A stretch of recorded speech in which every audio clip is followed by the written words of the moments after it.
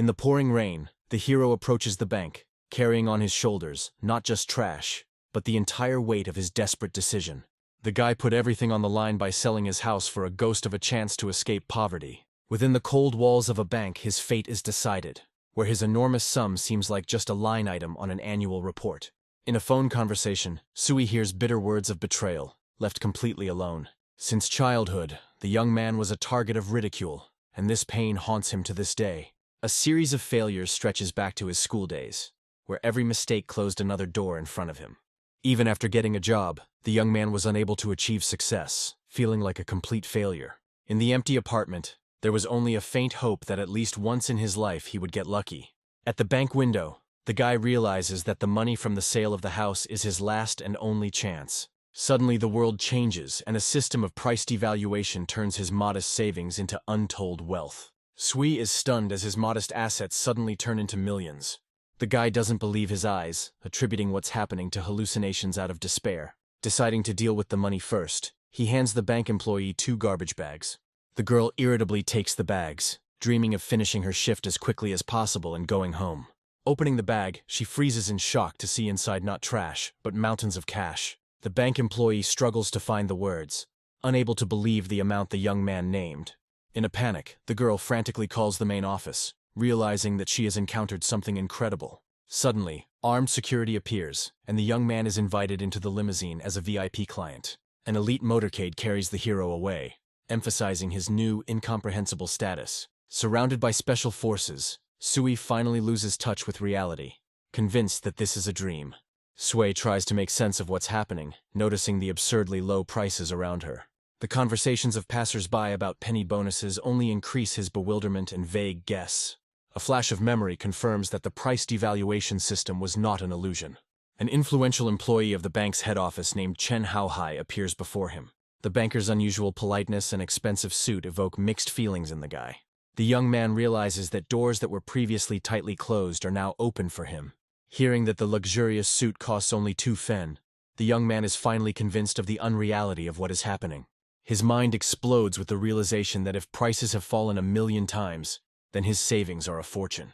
The hero examines the new, thicker banknote with curiosity, trying to understand the rules of this world. Chen Haohai clutches his head in despair, because for the rich, this devaluation has become a real disaster.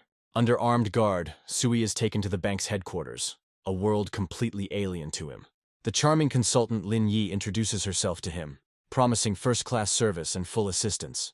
While handing over bags of money, the guy becomes embarrassed under the watchful gaze of a stunning girl. Left alone with the banker, the young man begins to suspect something is wrong, fearing for his life. Chen Haohai's tense silence only increases the hero's paranoia, who is expecting a trick. A sudden notification on his phone stuns the young man with a gigantic sum on his account. The numbers on the screen confirm the incredible, turning yesterday's loser into a billionaire. Sui looks at the interest on the deposit with bewilderment, considering it too small. Bankers are stunned, as the guy's fortune exceeds that of the richest man in the country. Lin Yi and Chen Haohai bow deeply, vowing eternal loyalty to their new, all-powerful client. With his new status, Sui leaves the bank with a smile, leaving the past behind. Lin Yi and Chen Haohai are thrilled to have the chance to work with the most enviable and wealthy client. Arriving at the gym, the guy can't shake off his paranoia, expecting a catch at every step.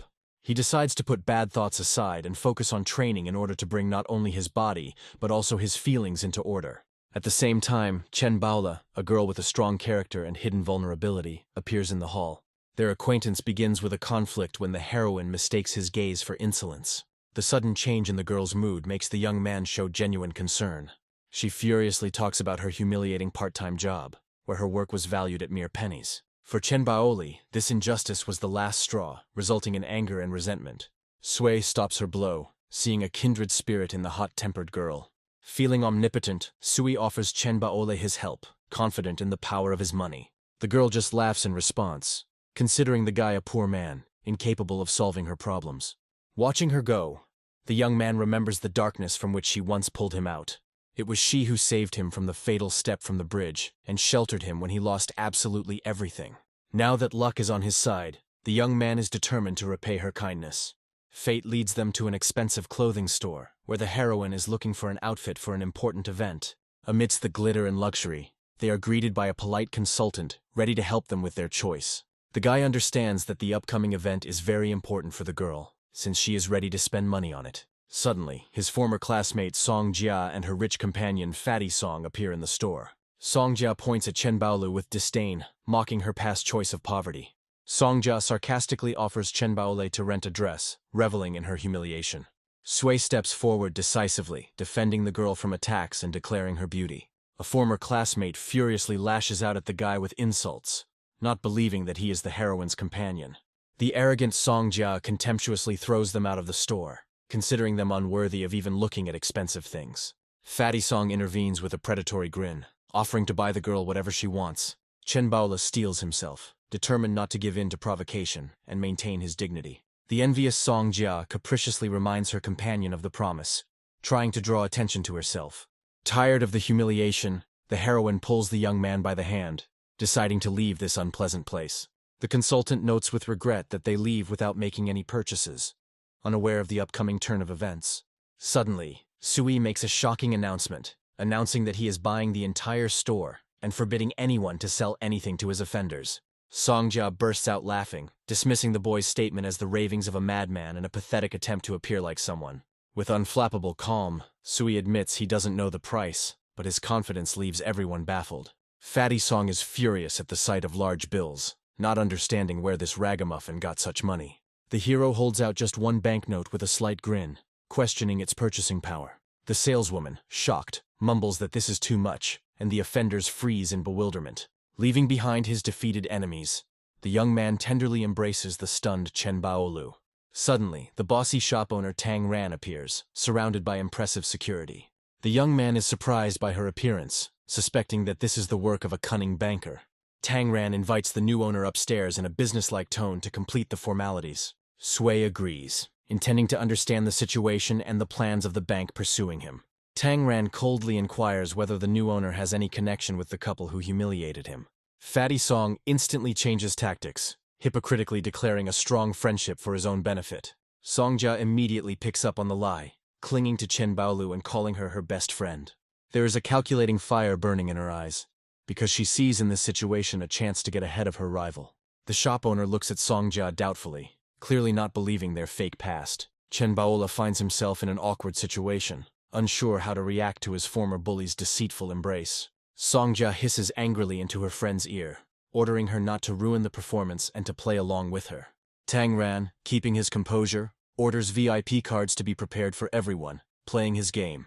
The shrewd housewife sees through their lies, deciding to first win the trust of a real rich man. Sui puts an end to this farce by forbidding them from using his name for their own gain. Sui leads Chen Baolu away, coldly declaring that such poor souls are unworthy of their attention.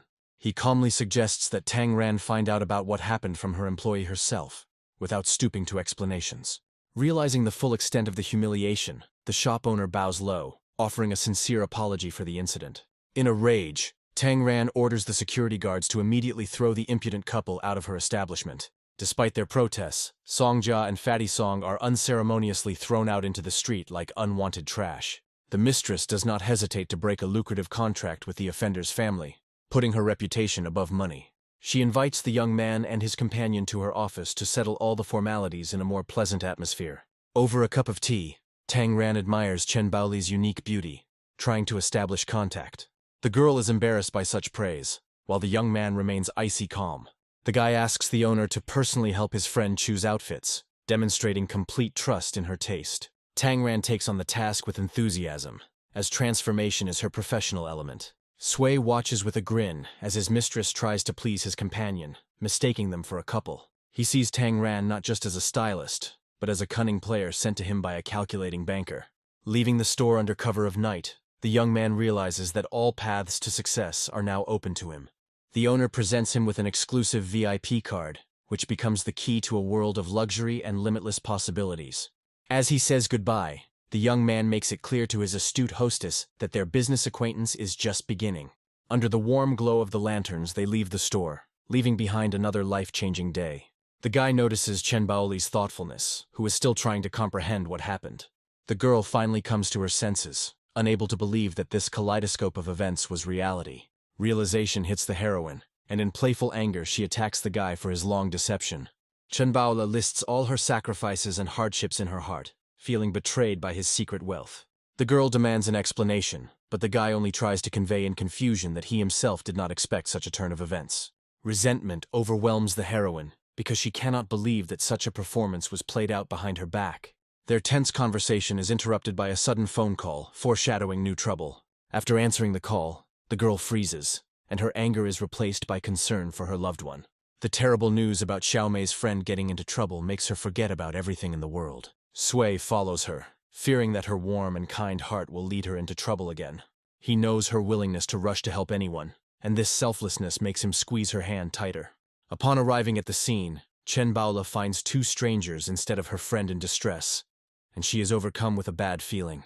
The girl is lured into a trap, and behind her back the hero sees the shadow of danger looming over them.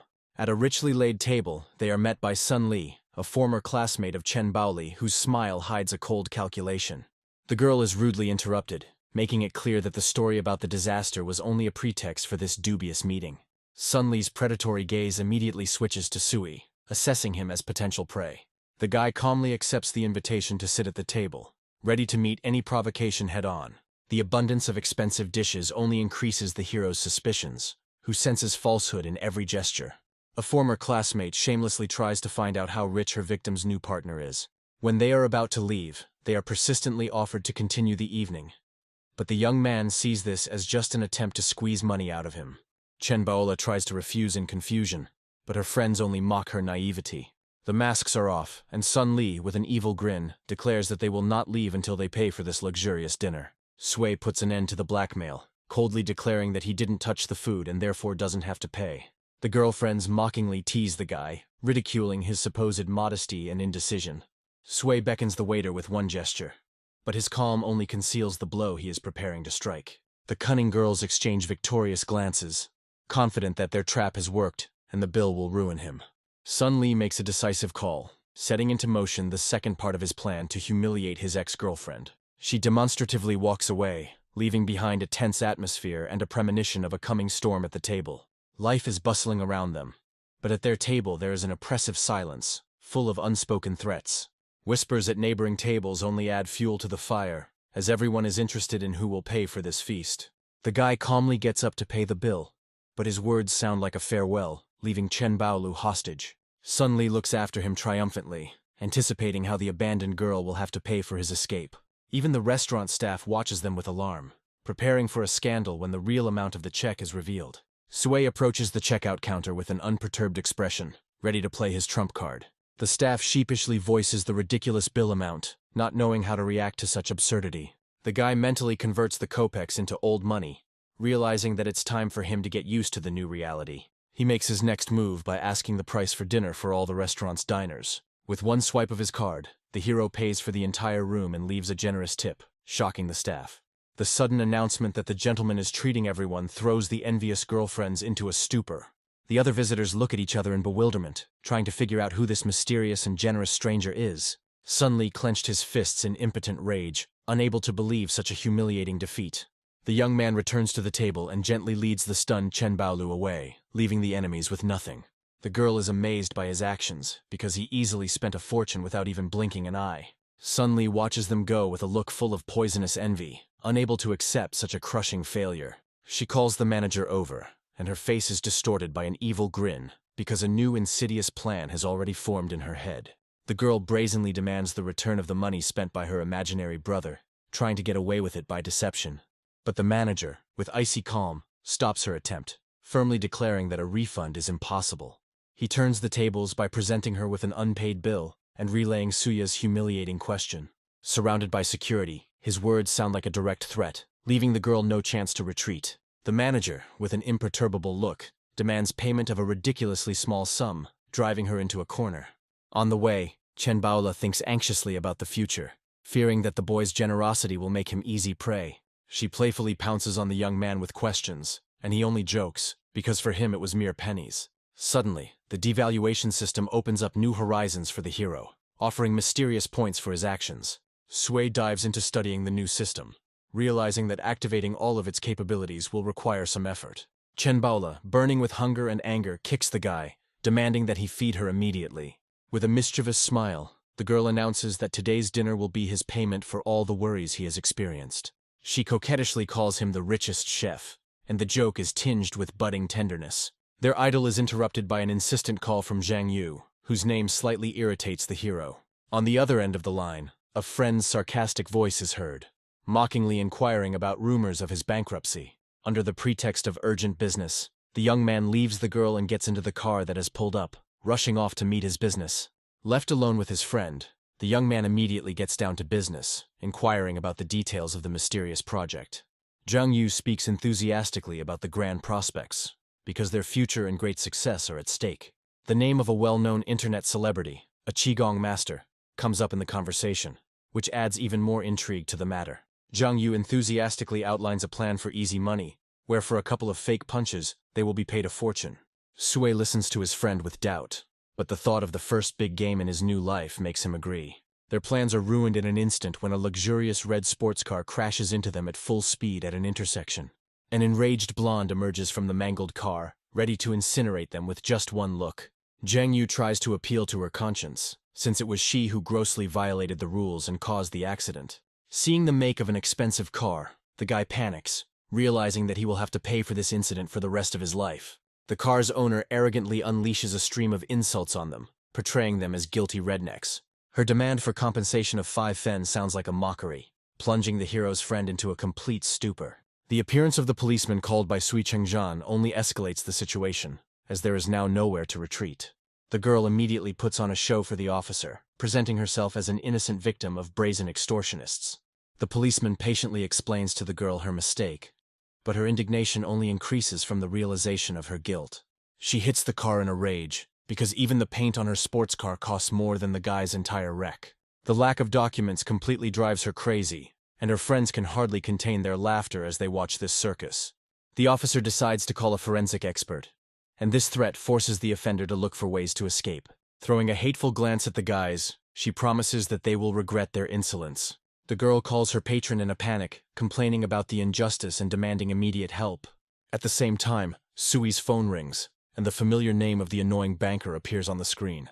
Chen Haohai enters the conversation from afar, announcing an upcoming event and a certain gift for Chen Baoli. With a sly lilt in his voice, he offers his help, trying to gain even deeper trust in his client. The guy coldly interrupts him, surprised at how quickly all the news and rumors reach the banker. Sui asks the banker with cold curiosity where he got the information, which should be confidential. He decides to use the all-powerful banker as his tool to test his true intentions and goals. Chen Haohai readily promises to solve any problem, not even suspecting what kind of test his new client has in store for him. The girl looks at the guys with hatred, dreaming that they will be forever deprived of their rights for humiliating her. She arrogantly threatens them with the imminent arrival of her influential boyfriend, who will grind them into dust. Zhang Yu suggests leaving, but Sui is calm, already looking forward to the upcoming performance.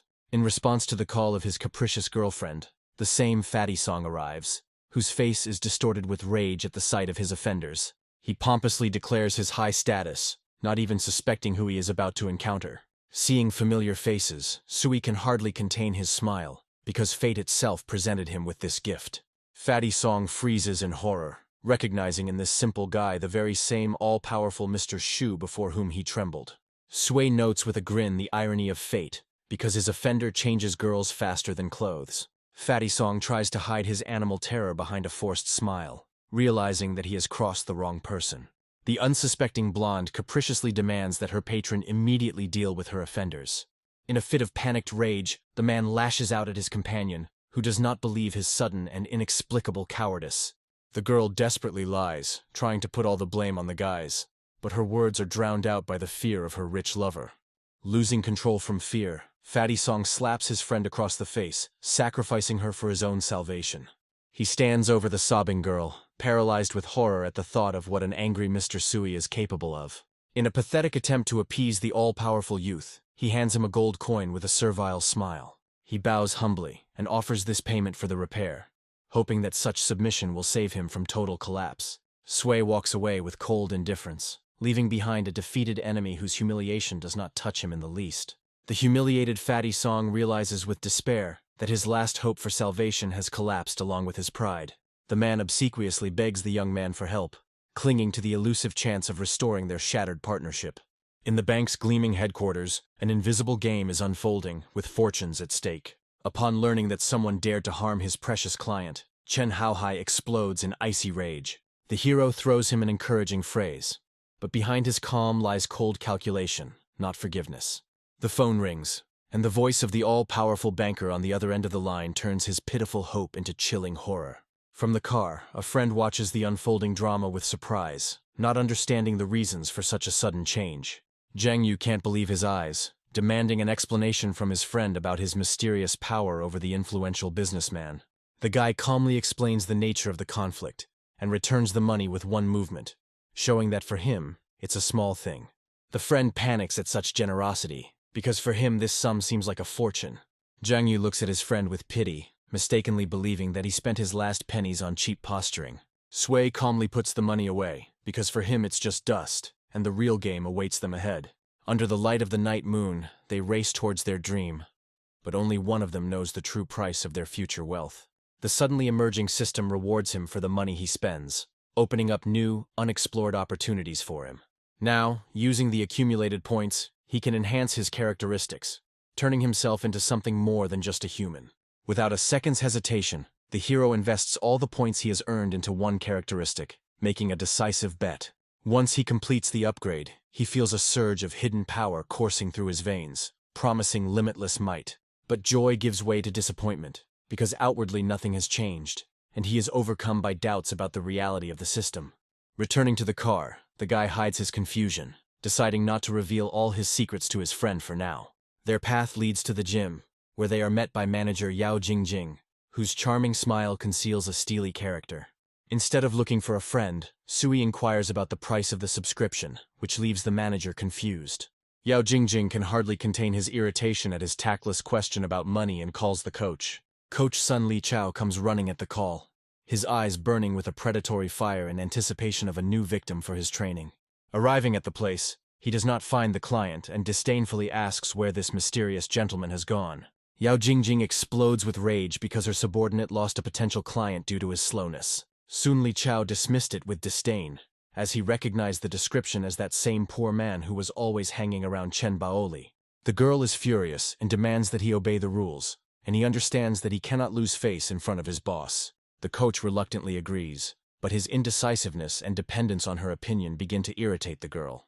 Sui suddenly appears and coldly declares that he will find another hall if he is not welcome here. Sun Lichao waves after him mockingly, shouting that their elite club has no need of the poor. Seeing his persistence, Yao Jingjing, with a heavy sigh, finally decides to give him some time. She begins to talk about the types of subscriptions, deciding to show kindness to her co-worker's friend. The request for 4 platinum cards shocks the girl, as their cost exceeds all imaginable limits. His request for 3 more cards seems like complete madness to her, and she freezes in a stupor from such impudence. The manager explodes with indignation, but the guy calmly offers to pay for the purchase, shattering her confidence. Having accepted the payment, she thinks with pity that he decided to throw all the money from the sale of the house down the drain. In the locker room, the young man decides not to disturb Chen Baolu for now, giving her the opportunity to finish her training in peace. The system instantly rewards him for his spending, awarding him precious points for further enhancement. Using his enhanced vision, he is surprised to notice his friend's name near the bottom of his grades. Sui covers his face with shame, realizing that his savior is not at all good at this job. The sudden appearance of a stranger in the locker room takes Suya by surprise. The dazzling fitness center owner, Liu Ziyuan, greets him personally, intrigued by his generous purchase. He shakes her hand with respect, because her name as a businesswoman thunders throughout the city. Every step she takes around the gym underlines her undeniable authority and popularity in the world of fitness. At the negotiating table, they are met by the stern accountant Sun Yue, who reminds them of the seriousness of this business. Sui states her goal directly, wanting to buy out all of her friends' training for the absurd price of 5 wen. Liu Ziyuan freezes, as his proposal sounds like a mockery and an insult to her best coaches. Her piercing gaze tries to penetrate his soul, suspecting that behind this generosity there is a cunning plan. The guy dispels her doubts with a disarming smile, explaining his actions only as a genuine concern for his friend. The owner breathes a sigh of relief, apologizing for her suspicion and becoming even more interested in him. Liu Ziyuan can hardly believe what is happening, because for her, his generosity is equivalent to an eternity of hard work. The guy asks not to tell his friend about his actions yet, wanting to surprise her after the results are announced. The accountant briskly suggests adding him to your contacts so that all financial matters can be resolved quickly. Meanwhile, a drama of its own is unfolding in the hall, with head coach Chen Zhao flirting with his colleague Chen Lili. He answers her question about the new student with disdain, not knowing what treasure he missed because of his pride. Chen Lili looks at Chen Baolu with envy, not believing that such a loser could get an elite client. Chen Zhao watches the unsuspecting girl with a predatory grin, making his insidious plans. His mistress capriciously demands that he give her a rich client, because she has no intention of giving him up to some upstart. Confident in his irresistibility, the coach promises to seduce and lure the guy to his side. He approaches Chen Baole with his phone in hand, ready to strike and tell her the stunning news. Chen Zhao, with a greasy laugh, tries to blackmail Chen Baolu, offering to share the client in exchange for her favor.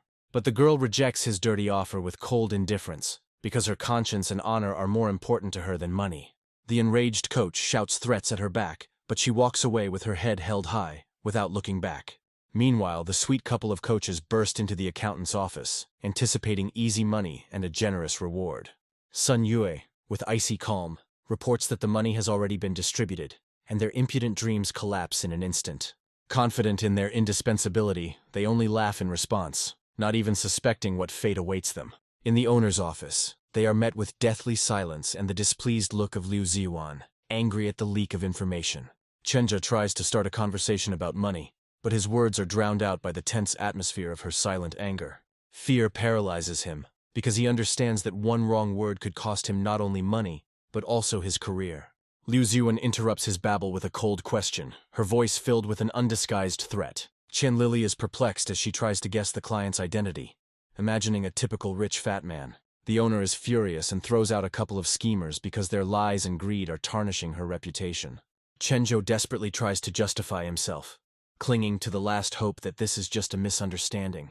Liu Ziwan looks at them with disdain, because they dared to arrange this circus behind her back. She delivers her verdict, declaring that the client has chosen Chen Baolu and orders them to get out. Humiliated, Chen Lili storms out of the office, swearing that she won't let this go so easily and will take revenge. Meanwhile, Chen Baola helps the unsuspecting Sui Chengzhan, unaware of the storm of hatred his choice has caused. Chen Lili takes out her anger on the innocent girl, rudely demanding an explanation that she cannot give. Her arrogance knows no bounds, and she pushes away her former friend's hand in disgust, considering her beneath her.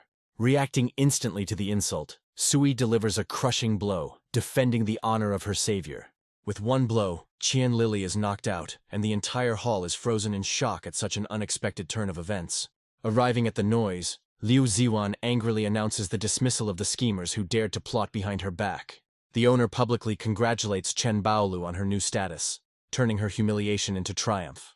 With cold contempt, she orders the defeated intriguer to be removed, putting a bold end to her career. Expelled in disgrace, Chen Zhao and his mistress leave the hall, hoping for luck elsewhere. Chen Baola shakes the guy in panic, because in her world, for that kind of money, you can buy an entire estate. The girl is still worried about his future, confident that such recklessness will not lead to anything good.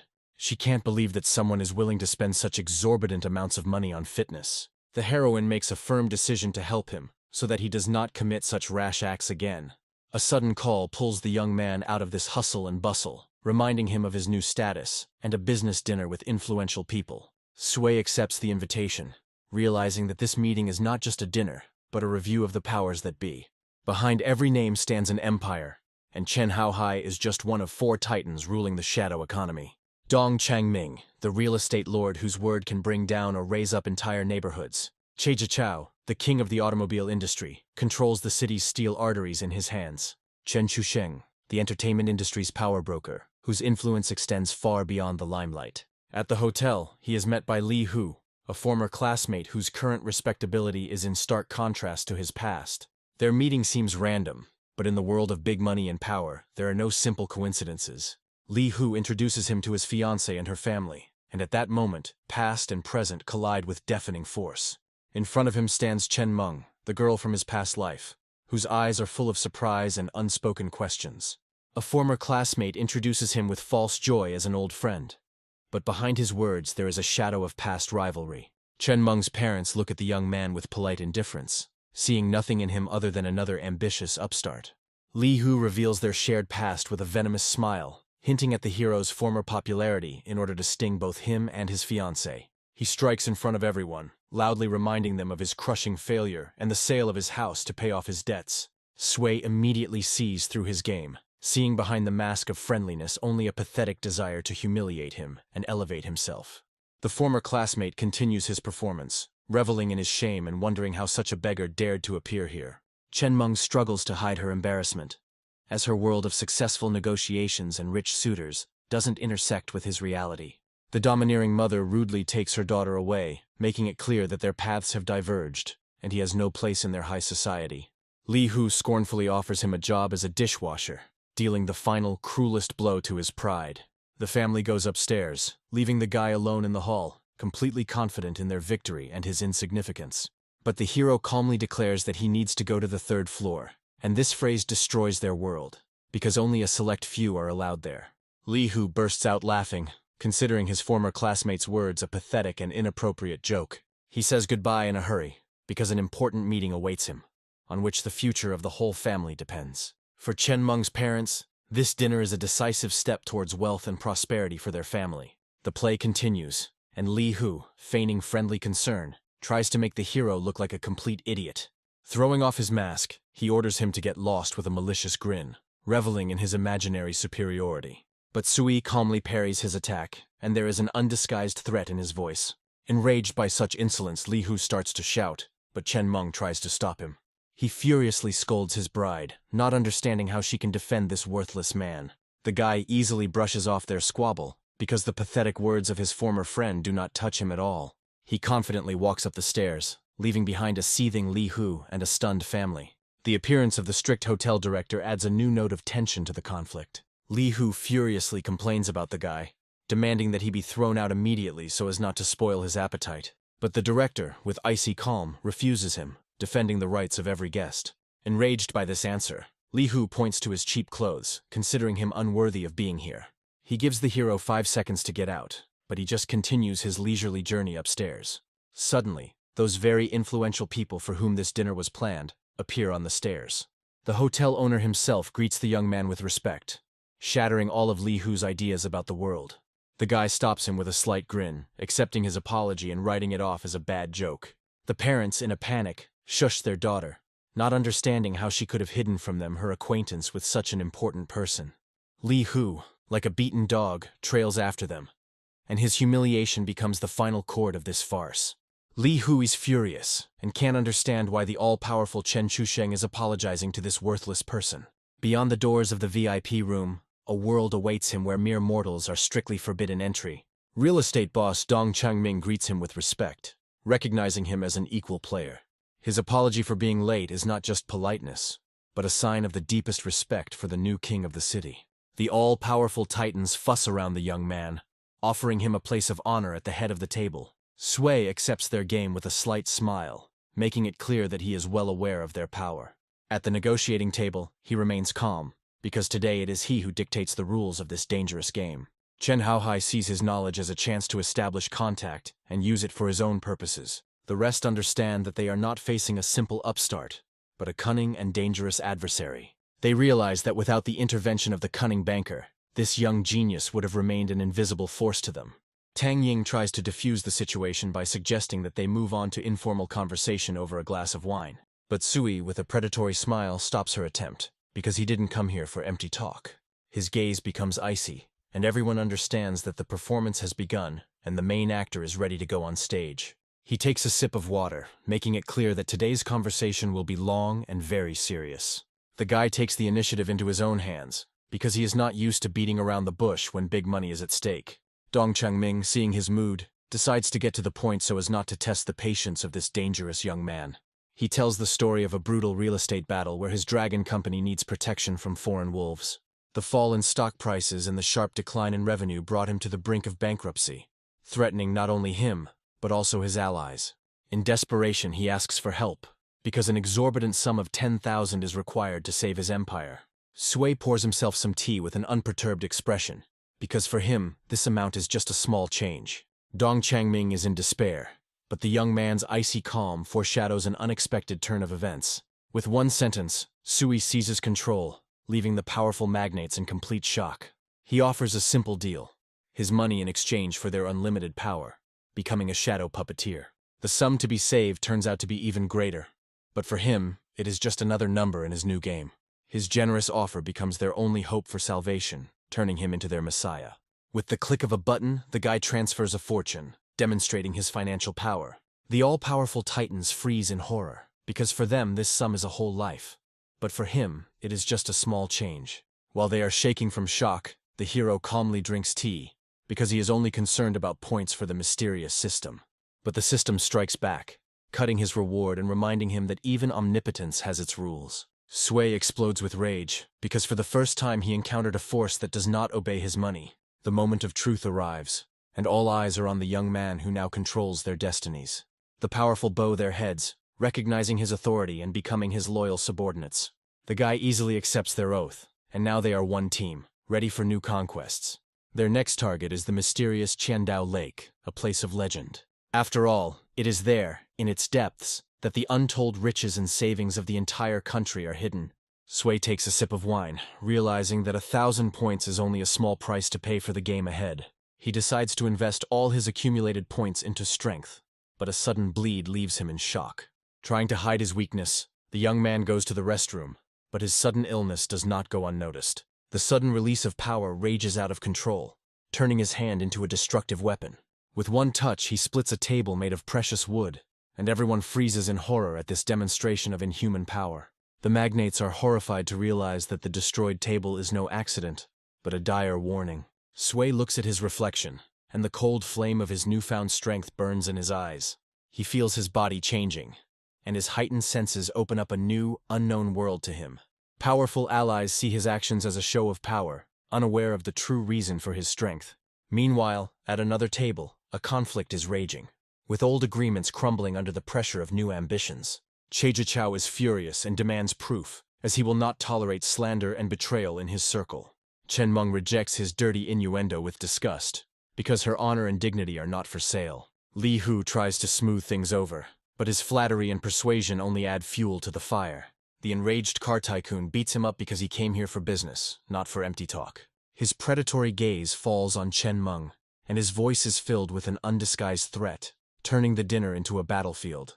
Sui stops the enraged tycoon with one movement, offering him his help in exchange for a favor. His sudden appearance leaves everyone in shock, as no one expected the intervention of this mysterious guy. Li Hu furiously demands that he get out, unable to believe that this loser is getting in his way again. But Chen Meng looks at her savior with tears in her eyes, while her fiancé only watches this scene helplessly. The hero makes a deal with Chejichao, demanding double the price for the chicken he so wanted to get. The girl looks at him with hope, but fear and doubt are fighting in her heart. How can she repay him for this? The car tycoon is furious because the guy's bold proposal calls into question his authority and power. No one expected Li Hu to dare to contradict such an influential person, but his anger already knows no bounds. Chejichao throws down the gauntlet, ready to destroy anyone who stands in his way. The mysterious warriors who suddenly appeared out of nowhere terrify him. The mysterious warriors easily deal with the guards, demonstrating their supernatural strength. Li Hu watches in horror as he watches, unable to understand how his pathetic schemes led to such a bloody end. Chen Meng seeks protection from her savior, and in her eyes, he is now the only island of hope in this chaos. Chejichao can hardly believe his eyes, because these warriors are obeying the orders of someone he thought was just a boy. Chen Chusheng, with a charming smile, hands the girl his business card, offering her his protection and patronage. Sui decides the fate of his humiliated enemies with a single glance, and his decision becomes law for them. He delivers his verdict with an icy smile, and there is a blood-curdling threat in his voice. The hero confidently moves forward, leaving behind defeated enemies and broken destinies. Chen Meng watches him go with pain, realizing that the gap between them has become even deeper and more insurmountable. Returning to normal life, the guy meets a friend, but the shadow of the events he experienced has changed him forever. Having decided to put things off, Sui suggests that his friend first rest and unwind. But as he gets into the car, he accidentally breaks the door, demonstrating his new, uncontrollable strength. The guy is in a panic, trying to figure out how to now control this power that has gotten out of control. Zhang Yu clutches his head in horror, because repairing the rented car will cost him a fortune. The offer to buy a new car sounds like a mockery, and he is ready to tear his friend to pieces with tears in his eyes. but the young man calmly hands him 1 bill, which is now enough to buy an entire fleet of cars. At the car dealership, they are met by a charming consultant, ready to help them choose in this world of luxury and speed. The friends still can't believe they're actually here to buy a car, and not just to look at it. Sui reminds him with a smile about his debt of honor, since it was because of him that he suffered such losses. Jiang Yu is deeply moved, because he sees this act as not just generosity, but a true manifestation of friendship. Jiang Yu is delighted because he can now afford a car he never even dreamed of before. A friendly consultant brings them coffee, creating an atmosphere of luxury and first-class service. My friend still can't believe what's happening, because buying a car from a showroom was an impossible dream for him. Sui reminds him with a smile about the times when he was the only one who didn't turn away from him in difficult times. Their conversation is interrupted by the appearance of a brazen trio who are trying to cut in line. The consultant politely asks them to maintain order, but her words are drowned out by their arrogance and rudeness. The girl furiously stands up to defend her client, because for her, rules and honesty are above all else. But the influential Mr. Lin just brushes her off, considering his time more valuable than any rules. The arrogant companion contemptuously scolds the saleswoman, because her client is much more important than some ragamuffins. The conflict reaches its peak, and the blonde furiously attacks the defenseless girl. An arrogant blonde screams and demands that no one interfere with her while she chooses a car, considering herself the master of the situation. With a predatory smile, she threatens to teach the consultant a lesson, reveling in her power and impunity. Sui calmly enters the conversation, and his cold question leaves everyone frozen in confusion. The blonde's rich companion dismisses this with disdain, declaring that poor people like them can only afford a grocery cart. He proudly introduces himself as the heir to a powerful pharmaceutical company, expecting general awe. But an innocent-looking young man challenges his company's reputation, dealing a crushing blow to his ego. The rich man's laughter is full of rage, because he cannot believe that some ragamuffin dared to humiliate him like that. Losing control, he lunges at the guy, unable to bear such a brazen insult. There is an open threat in his voice, because he is not used to anyone daring to talk to him like that. Jiang Yu clenched his fists in rage, because he would not allow anyone to humiliate his friend, even if it meant getting into a fight. The heir to a wealthy family, with a predatory grin, provokes a fight, unaware that his power here is not unlimited. The appearance of the car dealership director interrupts the brewing conflict, introducing a note of official investigation. The manager tries to please the VIP customer by asking others to leave if they do not intend to make a purchase. Seeing this blatant injustice, Sui realizes that she can no longer stand by. The arrogant blonde attacks the hero with her fists, confident that this poor man will not dare to answer her.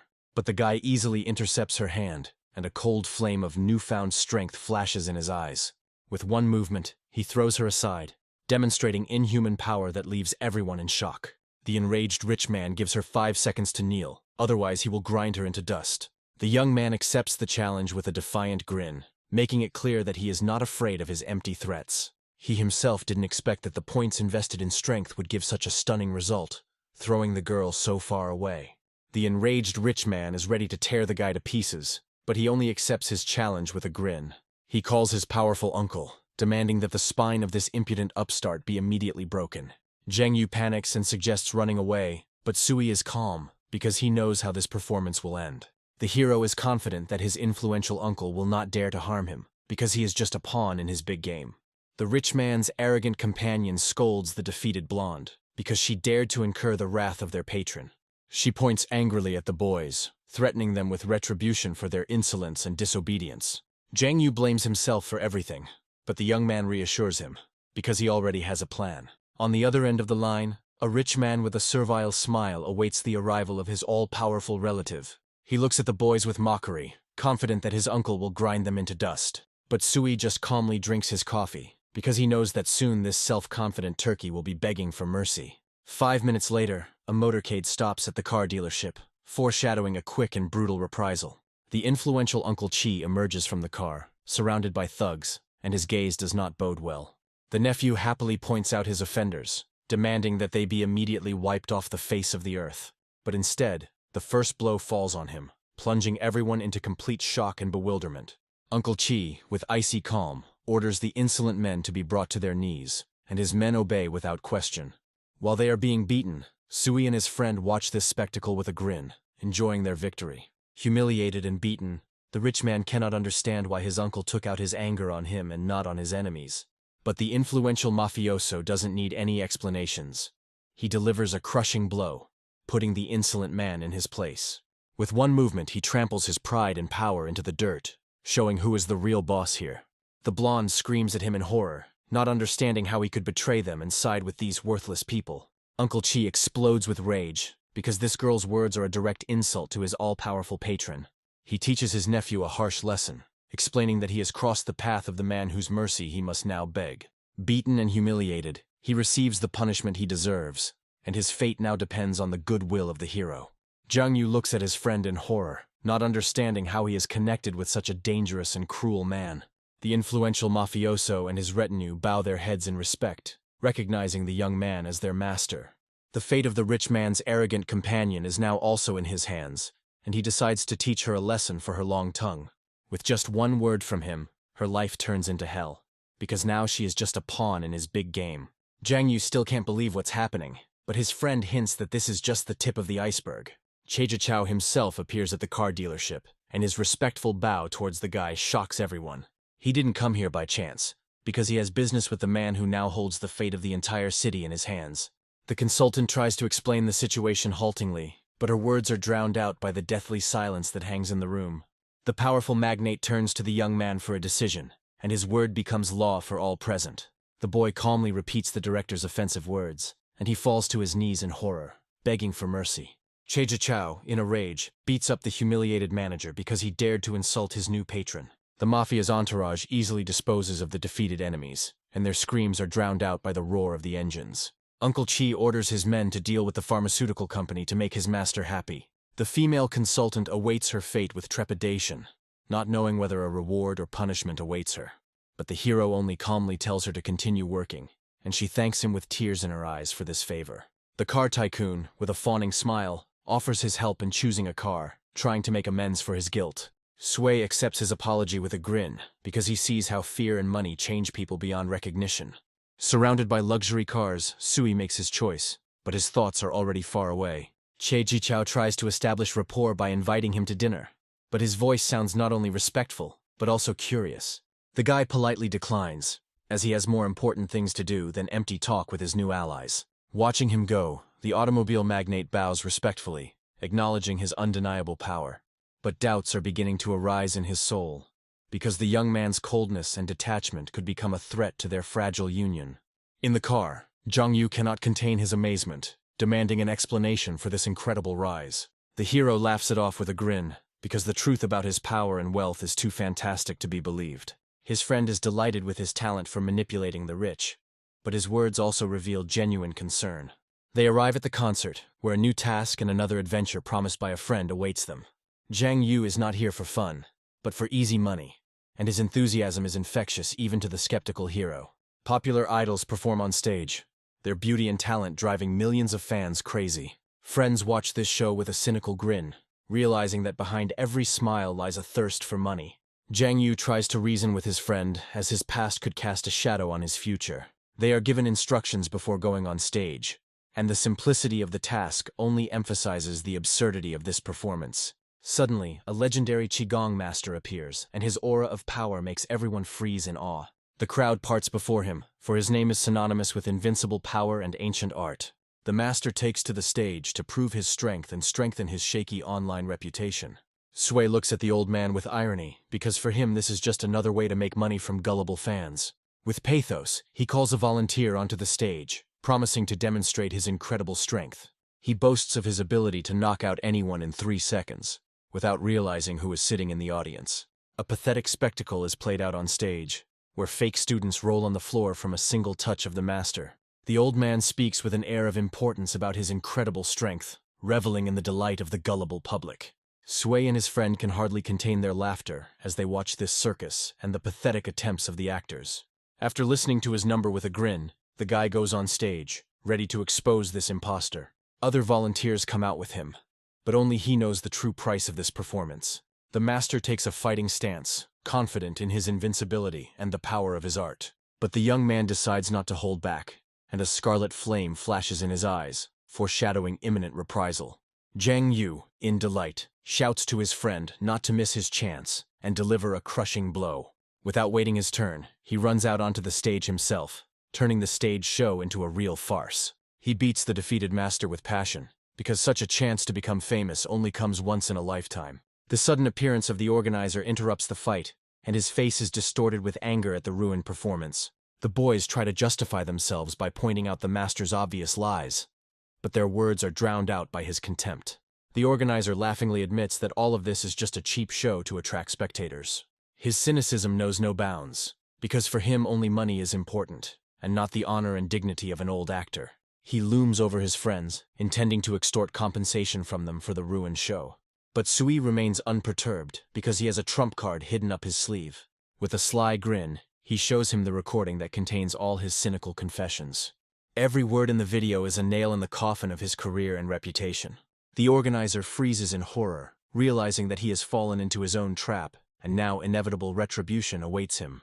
The hero looks at him with contempt, because he will not allow anyone to profit from weakness and deception. The organizer calls security in a rage, because he will not allow some students to ruin his business. Surrounded by thugs, he feels in control, confident that the video is an empty threat. He looks at the guys with disdain, because the ruined show deprived him of easy money, and now he wants revenge.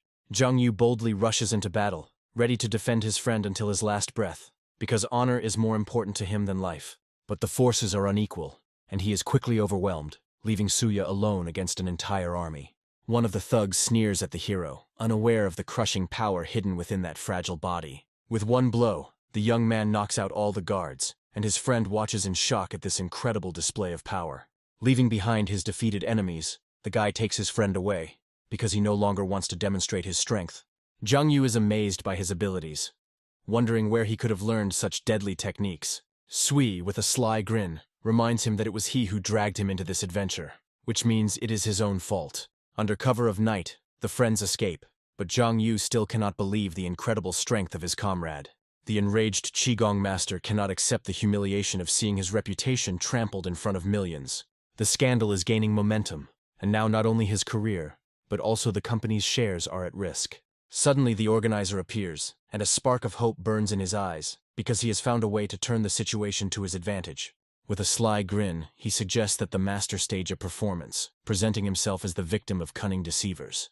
The old man agrees to this risky plan, because for him, it is the only chance to save his face and career. But the organizer demands not only a public apology, but also brutal reprisals against the impudent students. In the director's office, his assistant is worried about the incriminating video that could destroy them all. But he only grins smugly, because he has an ace up his sleeve, a mysterious patroness. In a luxurious office thousands of kilometers away, his call breaks the silence, and the fate of the scandal is decided by one word from her. The mysterious patroness is confused, because a compromising video ruins all their plans. She receives a desperate call from the organizer, who begs her for help in this hopeless situation. Intrigued by the guy's audacity, she decides to get the video first and only then deal with him. With one command, she sends her people out to search, and her voice brooks no objection. Meanwhile, the friends are quietly dining outside, and Jung Yu looks with admiration at his prudent comrade. Suddenly, a luxury car stops next to them, and a voice from inside invites the hero to talk. Jang Yu is delighted, because he cannot believe that such a gorgeous and rich beauty is interested in his friend. But the young man only sighs wearily, because he is not looking for new problems and showdowns, which he is so tired of. His refusal is not accepted, and a security guard emerges from the car, ready to use force. Zhao Xiaoman herself, the mistress of the powerful Zhao family, appears before them, and her gaze does not bode well. Zhao Xiaoman offers to buy the video without further ado, confident that money will solve any problem. Sui notes with a grin that things with the Qigong master are more serious than he expected. He realizes that now big players have entered the game, and the swindler's connection to the Zhao family becomes obvious. The girl, with a self-confident smile, hands him a blank check, asking him to write down any amount he wants. There is an undisguised threat in her voice, because she is not used to being rejected, and is ready to do anything to achieve her goal. She looks down on him, convinced that people like him are ready to sell their souls for their last penny. But the young man calmly returns the check to her, because his silence is not weakness, but a sign of contempt. She can't believe that this poor scum dared to refuse her, because she was used to getting everything she wanted. Her world is crumbling because he showed with one gesture that her money and power mean nothing here. With a predatory grin, he tears up the check, making it clear that she has not lived up to his expectations and is unworthy of his attention. With a mocking grin, Sui suggests removing a couple of zeros, because for him it's not money, but dust. The enraged guard rushes at him, unable to bear such humiliation of his mistress. But the hero easily intercepts his hand, and a cold flame of rage flashes in his eyes. With one movement, he breaks the table and chopsticks, demonstrating his superhuman strength. Zhao Xiaoman looks at her defeated bodyguard in horror, realizing that she underestimated this guy. He throws the guard aside with contempt because he dared to raise his hand against him. The girl understands that he is not as simple as he seems, and getting rid of him will not be easy. Leaving behind their defeated enemy, the friends depart. But Zhang Yu vows that he will not leave it like this. All the way he grumbles at his friend, because he again got him into trouble, from which they miraculously managed to get out. Nostalgia for the old days takes them back to the past, when they were simple students without a penny in their pockets. A few days later, the internet is abuzz with the scandal, and Master Niu realizes with horror that his deception has been exposed. The video of his disgrace is going viral, turning him from a legend into a pathetic fraudster. A member of the powerful Zhao family smashes his phone in rage because that scumbag Sui dared to cast a shadow on their clan. Zhao Yiming is seething with anger because the vaunted Qigong master was of no use, and the shame fell on their family. He snaps at Zhao Xiaoman, blaming her for not being able to handle such a simple task. His older brother intervenes in the conversation and coldly scolds him for his drunkenness and inability to control himself. Zhao Huashan, the second lord of the family, reminds with icy calm that anger is the most useless of all emotions. He puts his wayward relatives in their place, because their recklessness will never earn his grandfather's approval. He leaves with contempt, advising them to finally turn on their brains so as not to get into such troubles again. His words sound like a death sentence, because disappointing the head of the family is the worst of all possible crimes. Zhao Xiaoman looks at the master's photo with disdain, realizing that his pathetic reputation is not worth a dime.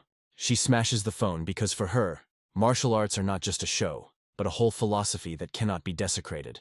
Meanwhile, Chen Baola watches the expose video with admiration, unaware of who is behind the scandal. She flirts coquettishly with the guy because his foresight and courage admire her to the depths of her soul. His video went viral, and although he was condemned, he still found himself in the spotlight, which is what he wanted. The scandal sent Chen Chusheng's short video app skyrocketing to the top of the charts. But Sui is troubled by the Zhao family's silence, knowing that the calm is only the precursor to a storm. Chen Baola invites him to a classmate's birthday party, and he agrees, as it's a great excuse to unwind. Arriving at the party, the girl immediately becomes the center of attention, and the guy remains in the shadows. Suddenly, they are met by Li Yizhu, another classmate, and her appearance adds a note of intrigue to the evening. Sui watches her friends with sadness, realizing that their friendship is just a fake show for the public. The disdainful glances of those around her made it clear that Chen Baola was an unwelcome guest here. Sun Li's appearance brings a note of venom to the evening, and her words are full of undisguised hatred. She starts screaming, accusing the girl of running away and leaving her to pay for dinner.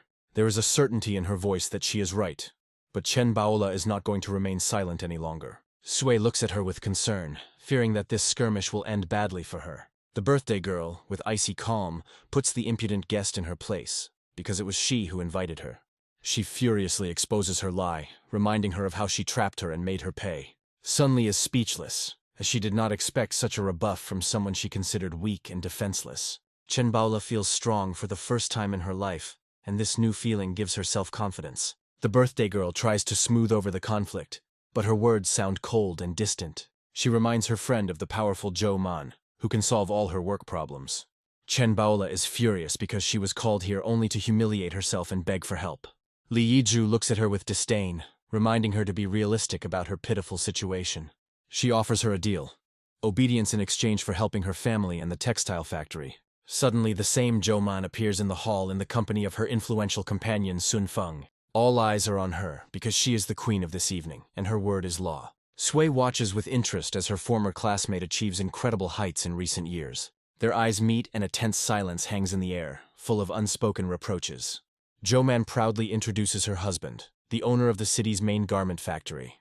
The guests enthusiastically discuss the new couple, but one of the girls ironically remarks that she has already seen this gentleman in a past life. Sui can hardly contain his laughter at such ridiculous flattery, because he is not used to such attention. He interrupts their conversation, reminding them that they came to a birthday party, not a bride show. With icy calm, He asks why they are so persistent in approaching his girlfriend, and there is a threat in his voice. The crowd is shocked, because this unknown guy dared to contradict Jo-man's husband. The rival looks at him with disdain, calling him a nobody, and predicting an unhappy future for Chen Baole. But the girl boldly comes forward, declaring that her boyfriend is not the subject of their dirty gossip. Jo-man mockingly reminds her of her failures, wondering how her worthless companion can help her. A flame of envy and malice burns in her eyes, because she revels in her superiority and her humiliation. Sun Feng, with a lordly smile, offers Chen Baole a job as a manager, completely trampling her pride into the dirt. Chen Baole hesitates, because although the offer is humiliating, it promises her a good income.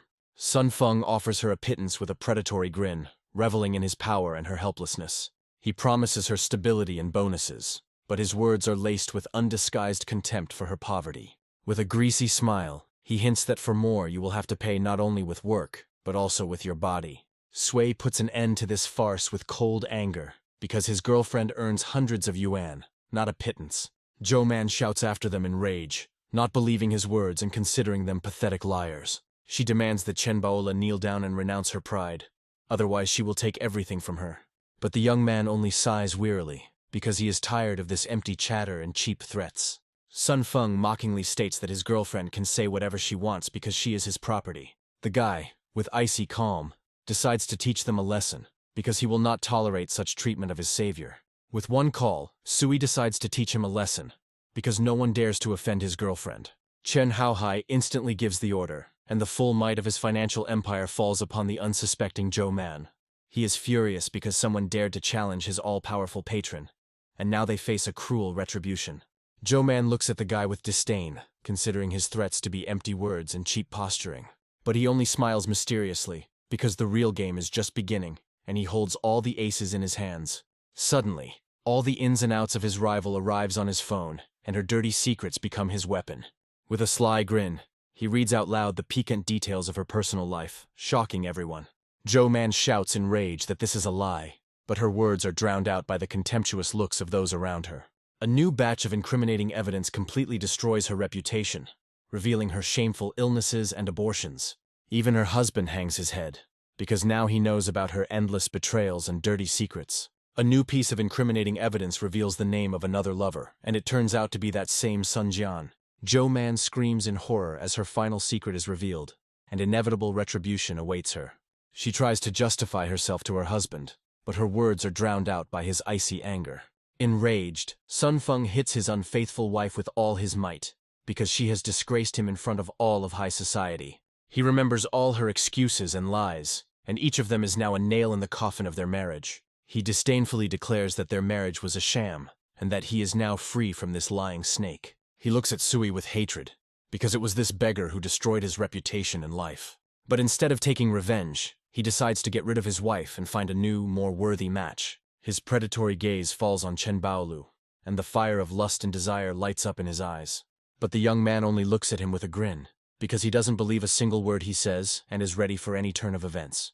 Sui, with a defiant grin, offers to call him, because he is not afraid of his empty threats. He knows that Sun Feng will soon realize who he is dealing with, because the 4 rulers of the city are his loyal allies. He calls his people in a rage, demanding that they immediately find dirt on this impudent upstart. But his search is doomed to failure, because there are too many people with that name, and time is running out. He understands that if he can't find anything on the guy, he will forever lose face in the eyes of others. The hero easily hands him his passport, because he is not afraid of any checks, and is ready for any turn of events. Sun Feng looks at him with hatred, but still takes the document, not wanting to miss his last chance. A few minutes later he returns triumphantly, confident that now he will expose this imposter. Everyone is eagerly awaiting his verdict, but a call from his people shatters all his hopes. The voice on the other end of the line is full of fear, because an order came from above. Do not touch this man. The voice on the other end of the line informs that this person's identity is classified, and they are not allowed to disclose it. Sui looks at his defeated enemy with a mocking grin, enjoying his absolute defeat. He understands that Chen Haohai himself is behind this ban, protecting his new master from any threats. Sun Feng panics and tries to escape, but Li Yizhu stops him as her game is just beginning. She sees this scandal as her chance to get rid of her rival and take her place next to the rich heir. There is a fire of ambition burning in her eyes, and she is ready to do anything to become the first candidate to become his bride. Dropping her friendly facade, she angrily attacks Chen Baolu, kicking her out of her birthday party. The girl looks at her in bewilderment, not understanding how their friendship could so quickly turn into hatred. But the birthday girl only revels in her power, because insulting her family is a crime that is not forgiven. Chen Baola sadly realizes that their paths have diverged, and now they are enemies, not friends. Suddenly, Tang Ying appears at the party, and her visit brings a note of intrigue and foreboding of change to the evening. Her appearance is a shock, because she is one of the most influential women in the city, and her visit here is not accidental. She approaches the couple to deliver a gift on behalf of Chen Baoli, her smile hiding a cold calculation. Sui mentally thanks her, because he didn't intend to let his friend down, but he doesn't intend to miss his chance either. He understands that sooner or later everyone will find out the truth, but now he needs to play his role to the end. Tang Ying presents the gift from the anonymous guest with a charming smile, and all eyes are on her. Inside the box is a luxurious gold bar, and its shine blinds everyone present. The birthday girl is in shock, because she cannot believe that someone could give her such a generous and expensive gift. Sunli is furious because even her all-powerful husband cannot afford such luxury. Li Yizhu looks at the ingot with a predatory smile, because for her it is not just a gift, but the key to power and wealth. Sui, with cold contempt, demands that they take back the gift, because these people do not deserve his generosity. Chen Baola supports him, because she will no longer allow anyone to trample on her pride and dignity. Sunli is furious, because this poor wretch not only dared to come here, but also to give orders to Lady Tang herself. The birthday girl starts screaming, accusing Chen Baolu of ruining her celebration and embarrassing her in front of an important guest. With a commanding gesture, she throws them out of the party, reveling in her imaginary victory and their humiliation. Li Yizhu is delighted, because now that Madame Tang is on her side, she will be able to achieve unprecedented heights. The crowd chants insults, and the friends are forced to leave under a hail of jeers and disdainful looks. Tang Ying looks at the scene in bewilderment, not understanding how the party could have turned into such a farce. The birthday girl realizes with horror her mistake, because she did not know that the influential guest came here for these two. She rushes towards her in panic, but Tang Ying only looks at her coldly, making it clear that she has made a fatal mistake. Li Yizhu watches them go in horror, unable to believe that these worthless people are acquainted with Madame Tang herself. She, with icy calm, exposes her lie, because it was Chen Baola who asked her to deliver this expensive gift. The birthday girl and her friend are in shock, because they cannot believe that this generous gift was intended for them. Sui puts an end to this farce, because he has no intention of wasting time on those who dared to humiliate them. Tang Ying leads Chen Baolu away with a gentle smile, leaving behind defeated enemies and broken hopes. Li Yizhu is horrified to realize that she has quarreled not only with her friend, but also with the powerful Lady Tang. She looks at the gold bar in panic, realizing that she has missed her only chance for wealth and power. In desperation, she rushes after them, begging for forgiveness and trying to regain their favor. Her words are full of falsehood and hypocrisy, but Chen Baola no longer believes in her crocodile tears. With pain in her heart, she recalls all the insults and humiliations that she had to endure from this so-called friend. Sui delivers his sentence, giving them 2 hours to disappear from his life forever. His gaze is filled with icy fury, and he warns that they will not get a second chance. Li Yizhu is horrified to realize that he is ready to destroy them for the sake of his girlfriend, and now they face inevitable retribution. Tang Ying looks after them with sadness, because she sees Chen Baole as just a naive girl who got into the world of big games. But she is confident that under the protection of such a person, she will no longer be in any danger. The guy smiles and says that he has already arranged a meeting, since his new status as a feng shui master requires confirmation. He needs a legend to explain his sudden wealth and lull the vigilance of the curious. Tang Ying gratefully accepts his help, because now her reputation is safe. She tries to tell him something important, but he just laughs it off, pretending not to hear anything. Chen Baola tugs at his ear in jealousy, not understanding why such a powerful woman is so kind to him. Sui offers to help her open a restaurant, because now he has the means to make her dream come true. He is determined to make her happy and rich, because he cannot use money obtained by deception. But the girl refuses, because she doesn't want to feel indebted to the richest man in the world. Her refusal hurts him, but he is not going to back down, because he is used to getting his way. The next morning they set out to find a place, and the first step towards their dream is taken. Chen Baola excitedly offers him to buy whatever he likes, because he is now a major investor. At the real estate agency, they are met by a polite manager ready to help them with their choice. Sui asks to find him a consultant, and his choice falls on one of the employees. But the girl refuses with cold contempt, because she only serves VIP clients. There are different rumors about her, but one thing is clear. She is not as simple as she seems, and her ambitions know no bounds. Sui looks at the girl with bewilderment, not understanding why she refuses the job. She looks at him with disdain, seeing him as just another poser trying to attract attention. The voices of gossips comparing her to his companion run through her head, and it makes her angry. The manager passes the client on to another employee, who happily takes on the case, anticipating a generous commission. They look at a huge space that would be perfect for a restaurant, but the price seems prohibitive. The consultant enthusiastically describes all the charms of this place, but Chen Baola just shakes his head. But the young man calmly declares that money is not a problem, because he is ready to do anything to make her dream come true. Suddenly the owner of the premises appears, and he turns out to be that same Zhao Yimin. The consultant tells them about his difficult situation, because he is forced to rent out the premises to pay for the children's treatment. But he already has another client, a wealthy foreigner who is willing to pay any price. Zhao Yiming tries to observe formalities, but his heart has already made its choice. The foreigner rudely interrupts him, because he is not used to waiting and considers himself above any rules. He approaches Chen Baole with a greasy smile, showering her with cheap compliments. His dirty thoughts materialize in the desire to touch her, but he is afraid of her reaction. The girl is perplexed, because she said hello to him, but he didn't even respond, immersed in his fantasies. The arrogant consultant scolds him with contempt, because he has violated all the rules of etiquette. Sui explains the cultural differences with a grin, putting the impudent man in his place. The foreigner is surprised to learn that the girl is also laying claim to this space. He declares with a smug smile that he has taken a liking to this place, and he is not going to back down. But upon seeing Chen Baolu, he decides to give in, because he doesn't want to compete with such a charming lady. Friends are perplexed, because the foreigner breaks all the rules, but for some reason he gets away with everything. He mockingly offers to give in to them if the rent turns out to be too high for them. The arrogant consultant proudly declares that his father is the owner of an entire empire, and money is not a problem for him. Zhao Yiming bitterly admits his defeat, because he cannot refuse a buyer when he is in such need of money. But Sui, with a sly grin, declares that he too is going to buy this building, not rent it.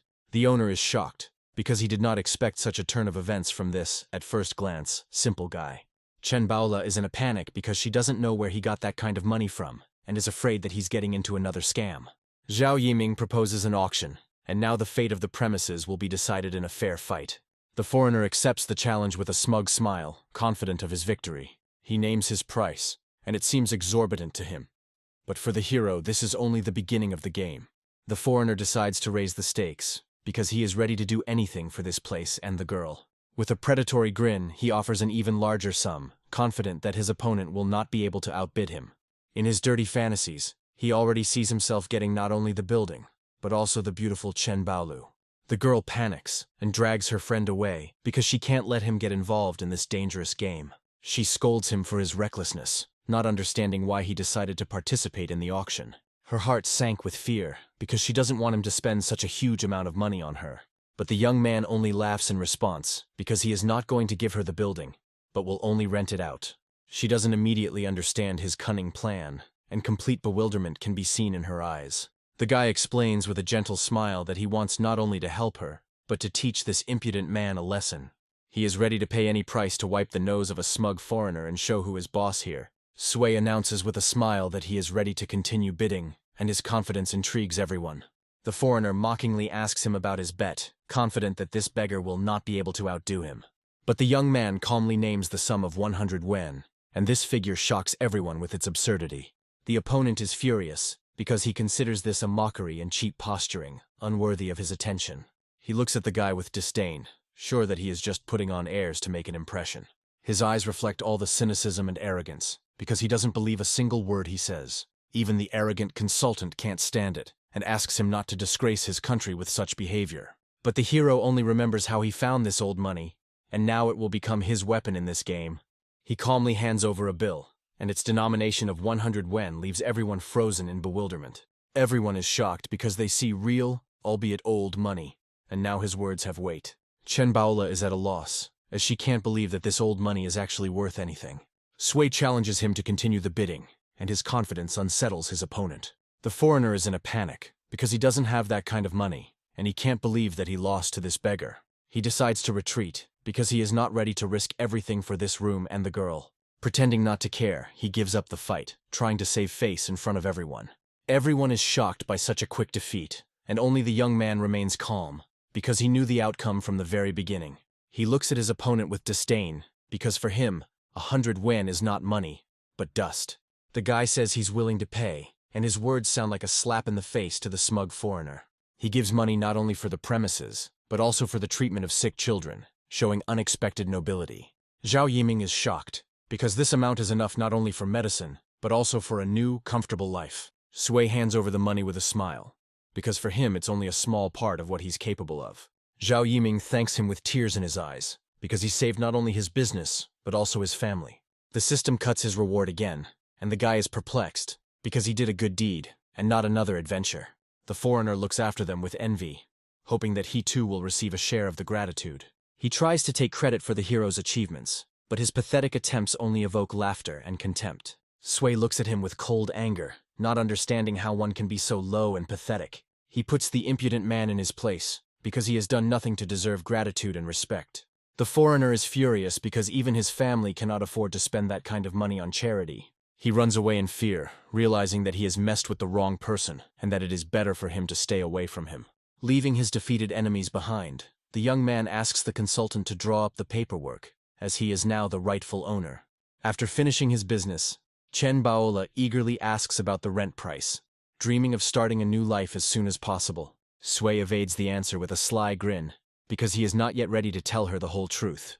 The girl is in a panic because she needs to save money, and he just jokes about feng shui lessons. She chases after him, not believing his lies, but he only laughs in response, enjoying her confusion. Suddenly he stops, and his face is distorted with horror, because he saw something that should not have happened. Under the pretext of urgent business, the guy runs away, leaving the girl completely bewildered. He sees a ghost from the past, a girl with fiery red hair who should have been dead. The guy rushes after her, unable to believe his eyes and trying to understand what is happening. But she turns out to be incredibly fast, and her movements are full of inhuman grace and strength. Even with his improved stats, he can't catch up with her, and that scares him to the core. Sui pursues the mysterious stranger, demanding that she show her face. But the girl only soars into the air, demonstrating incredible agility and superhuman abilities. He is in shock, because he has never seen anything like this, and it scares him to the depths of his soul. In desperation, the guy bursts into the security room, demanding the CCTV footage. Having got what he wanted, he leaves, leaving behind a stunned guard who does not dare to contradict him. At the same time, the director is informed about the visit of a strange man, and he immediately understands who they are talking about. In a luxury hotel room, Zhao Huashan and his sister look at a photo of a mysterious girl. They already know about her appearance, because their people are watching Suya's every step. Zhao Xiaoman recognizes her as a member of a secret organization she has long been interested in. She assumes that the girl is one of the so-called protectors, and this brings new intrigue to the case. Zhao Huashan studies the dossier, realizing that this mysterious organization is a force to be reckoned with. His sister suspects that Sui is connected to this woman, and this complicates their plans. Zhao Yiming offers to use his connections, but his older brother decides to act more cunningly. He wants to turn other enemies against the hero, so that he himself can remain in the shadows and not attract unnecessary attention. Their showdown must remain secret, otherwise they risk incurring the wrath of powerful defenders. Zhao Huashan understands that if the guy is one of them, then hunting him down will become a matter of honor for many corporations. Meanwhile, Sui enjoys his freedom, confident that his enemies will not recover from the blow anytime soon. He goes on a trip with Tang Ying, and she curiously asks about the purpose of their trip. Their path leads to a picturesque village famous for its tourist routes and beautiful views. But the young man is little interested in the beauty of nature, because he came here for his mother. At the entrance to the village they are met by a barrier, and this causes Tang Ying a slight confusion. A local woman with an impudent smile demands a fare, seeing them as easy money. Having received the money, she looks after them with disdain, because for her, tourists are just walking wallets. Tang Ying is outraged by such impudence, but Sui is calm, because he did not come here for a showdown. He decides to first sort out his own affairs, and only then teach these arrogant villagers a lesson. But local residents stand in their way again, and the guy realizes that it's not so easy to get rid of them. He decides to go out and talk to them, and a cold flame of rage flashes in his eyes. The woman, with a brazen grin, demands more money, confident of her impunity. The young man reminds her with icy calm that he is not a tourist, but this does not bother her in the least. She continues to demand money, and her impudence finally drives him crazy. Sui looks at the crowd with a grin, because he is not afraid of their empty threats and is ready for any turn of events. The woman points angrily at the traces of blood, trying to intimidate him into submission. One of the villagers swings a club at him, but the hero easily stops the blow. He looks at them with contempt, because the thirst for money has completely blinded them and deprived them of their minds. With one kick, the young man knocks out the insolent man, demonstrating his inhuman strength. Suddenly, armed men appear from behind him, ready to tear him to pieces, but the guy deals with them with ease, and his movements are full of deadly grace. One of the villagers calls on the crowd to kill him, and now his life hangs in the balance. Sui is furious because he doesn't understand how people can be so cruel and inhumane. Tang Ying calls Chen Haohai in a panic, begging for help because her master is in mortal danger. Sui calmly gets into the car, because he is confident in his strength and is ready for any turn. He leaves behind his defeated enemies, because for him they are just pathetic insects, not worth his attention. But an enraged woman blocks his path, ready to die rather than let him leave. Tang Ying offers to take all the blame on himself, but the young man only looks ahead coldly, because he decides his own fate. The car takes off with a roar of the engine, and the woman jumps back in horror. He easily scatters the crowd, and now nothing can stop him on the way to his goal. But the villagers are not going to give up, and now they are ready to do anything to stop this impudent man. They surround the car, demanding money and threatening violence, but the hero only looks at them with contempt. He declares with cold anger that he would rather give his money to charity than to these extortionists. There is an undisguised threat in his voice, and the villagers realize in horror that they have messed with the wrong man. Sui, with a defiant grin, suggests that they attack, since he is not afraid of their pathetic crowd. The enraged villagers rush to the attack, confident in their strength and impunity. But their leader receives a crushing blow, and his cry is drowned out by the roar of the engines. Suddenly, an army of men in black suits appears, and their leader, with icy calm, restores order. He is furious because someone dared to trespass on his territory and offend his master. With one blow, he puts the impudent fellow in his place, making it clear that the jokes are over. Bowing respectfully, he apologizes, as Chi's company has come to the rescue. The young man was surprised, because he didn't expect that Tang Ying would have time to warn his boss. He gives the order to deal with the extortionists and return all the money stolen from the tourists. Getting into the car, the hero decides to put an end to this lawlessness, because now he is here. Law and order. Sui breathes a sigh of relief because help arrived just in time, and now he is safe. Tang Ying looks at him with admiration, not understanding how he managed to deal with such a crowd alone. They arrive at his mother's house and a tense silence hangs in the air. The boy remembers his main problem, and his face is darkened by the shadow of the past. A stern man greets them at the threshold, and even the hero feels uncomfortable under his intense gaze. He announces his return with a smile, but his heart sinks with a premonition of imminent conflict. His elder brother Sui Lu stands in front of him, his eyes full of distrust and hostility. The young man tries to smooth things over by offering gifts, but his gesture only adds fuel to the fire. The brother pushes him away in a rage, because he sees in him only a spendthrift and a loser who has disgraced their family. But Tang Ying, with a sweet smile, intervenes in their quarrel, declaring that she is not a girl but only his assistant. Sui Li calls out to his wife, announcing the return of his prodigal brother, and there is an undisguised mockery in his voice. But Sui sees that he is not angry, and this gives him hope for a calm conversation about his mother. Chen Bixi, his brother's wife, runs out of the house, her smile full of genuine joy at his return. She looks at his companion in surprise, not understanding why he arranged a viewing without warning. The woman rudely pushes the guy away, dragging Tang Ying into the house, because family matters are not for strangers' ears. Left alone, his brother looks at him suspiciously, demanding an explanation for his sudden visit. The young man, with pain in his voice, reports that he saw their mother, and this news shocks his brother. He tells the story of a mysterious stranger who was captured on camera, but whose identity was never established. The boy looks at his brother with suspicion, feeling that he is hiding something from him about the fate of their parents. He asks him to wait, and goes into the house, leaving the hero alone with his disturbing thoughts. Sui senses that his brother is not telling him something, and his suspicions only grow stronger. Sui Liz returns with a ring, and in this simple piece of jewelry lies the key to solving the mystery. The boy finds it in his mother's box, and this discovery becomes the first step towards the truth. The brother remembers a mysterious man with a scar on his eyebrow who cremated their parents. The young man talks about the stranger's incredible abilities, and the brother understands that she is not an ordinary person. He confidently declares that he will sort this matter out himself, because now he has strength and power. The older brother looks at him doubtfully, reminding him of his past bankruptcy and failures. But the younger one calms him down, promising to help him with money and improve his life. Sui declines his help with a smirk, as he is not used to being indebted to anyone. Sui decides to buy him a car and transfer a large sum of money to prove the seriousness of his intentions. The next morning, Sui gives his brother a luxury car, and this gesture becomes a symbol of their reconciliation. Chen Bixiao gratefully accepts his help, because now she can rely on him in difficult times. Tang Ying notices her anxiety and realizes that there is some family secret hidden behind her smile.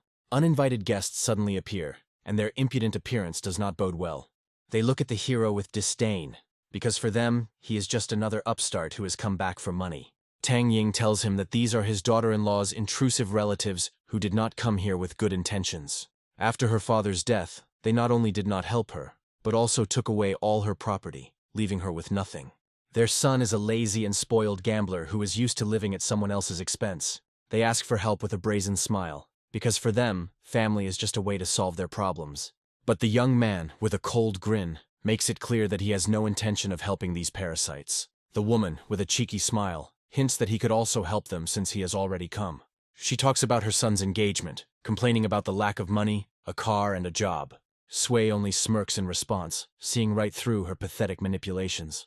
Considering him rich and successful, she does not hesitate to ask him to share his money. With a predatory grin, she names a ridiculous sum, confident that he will not refuse. Chen Bixia is furious because these parasites still haven't repaid their old debts.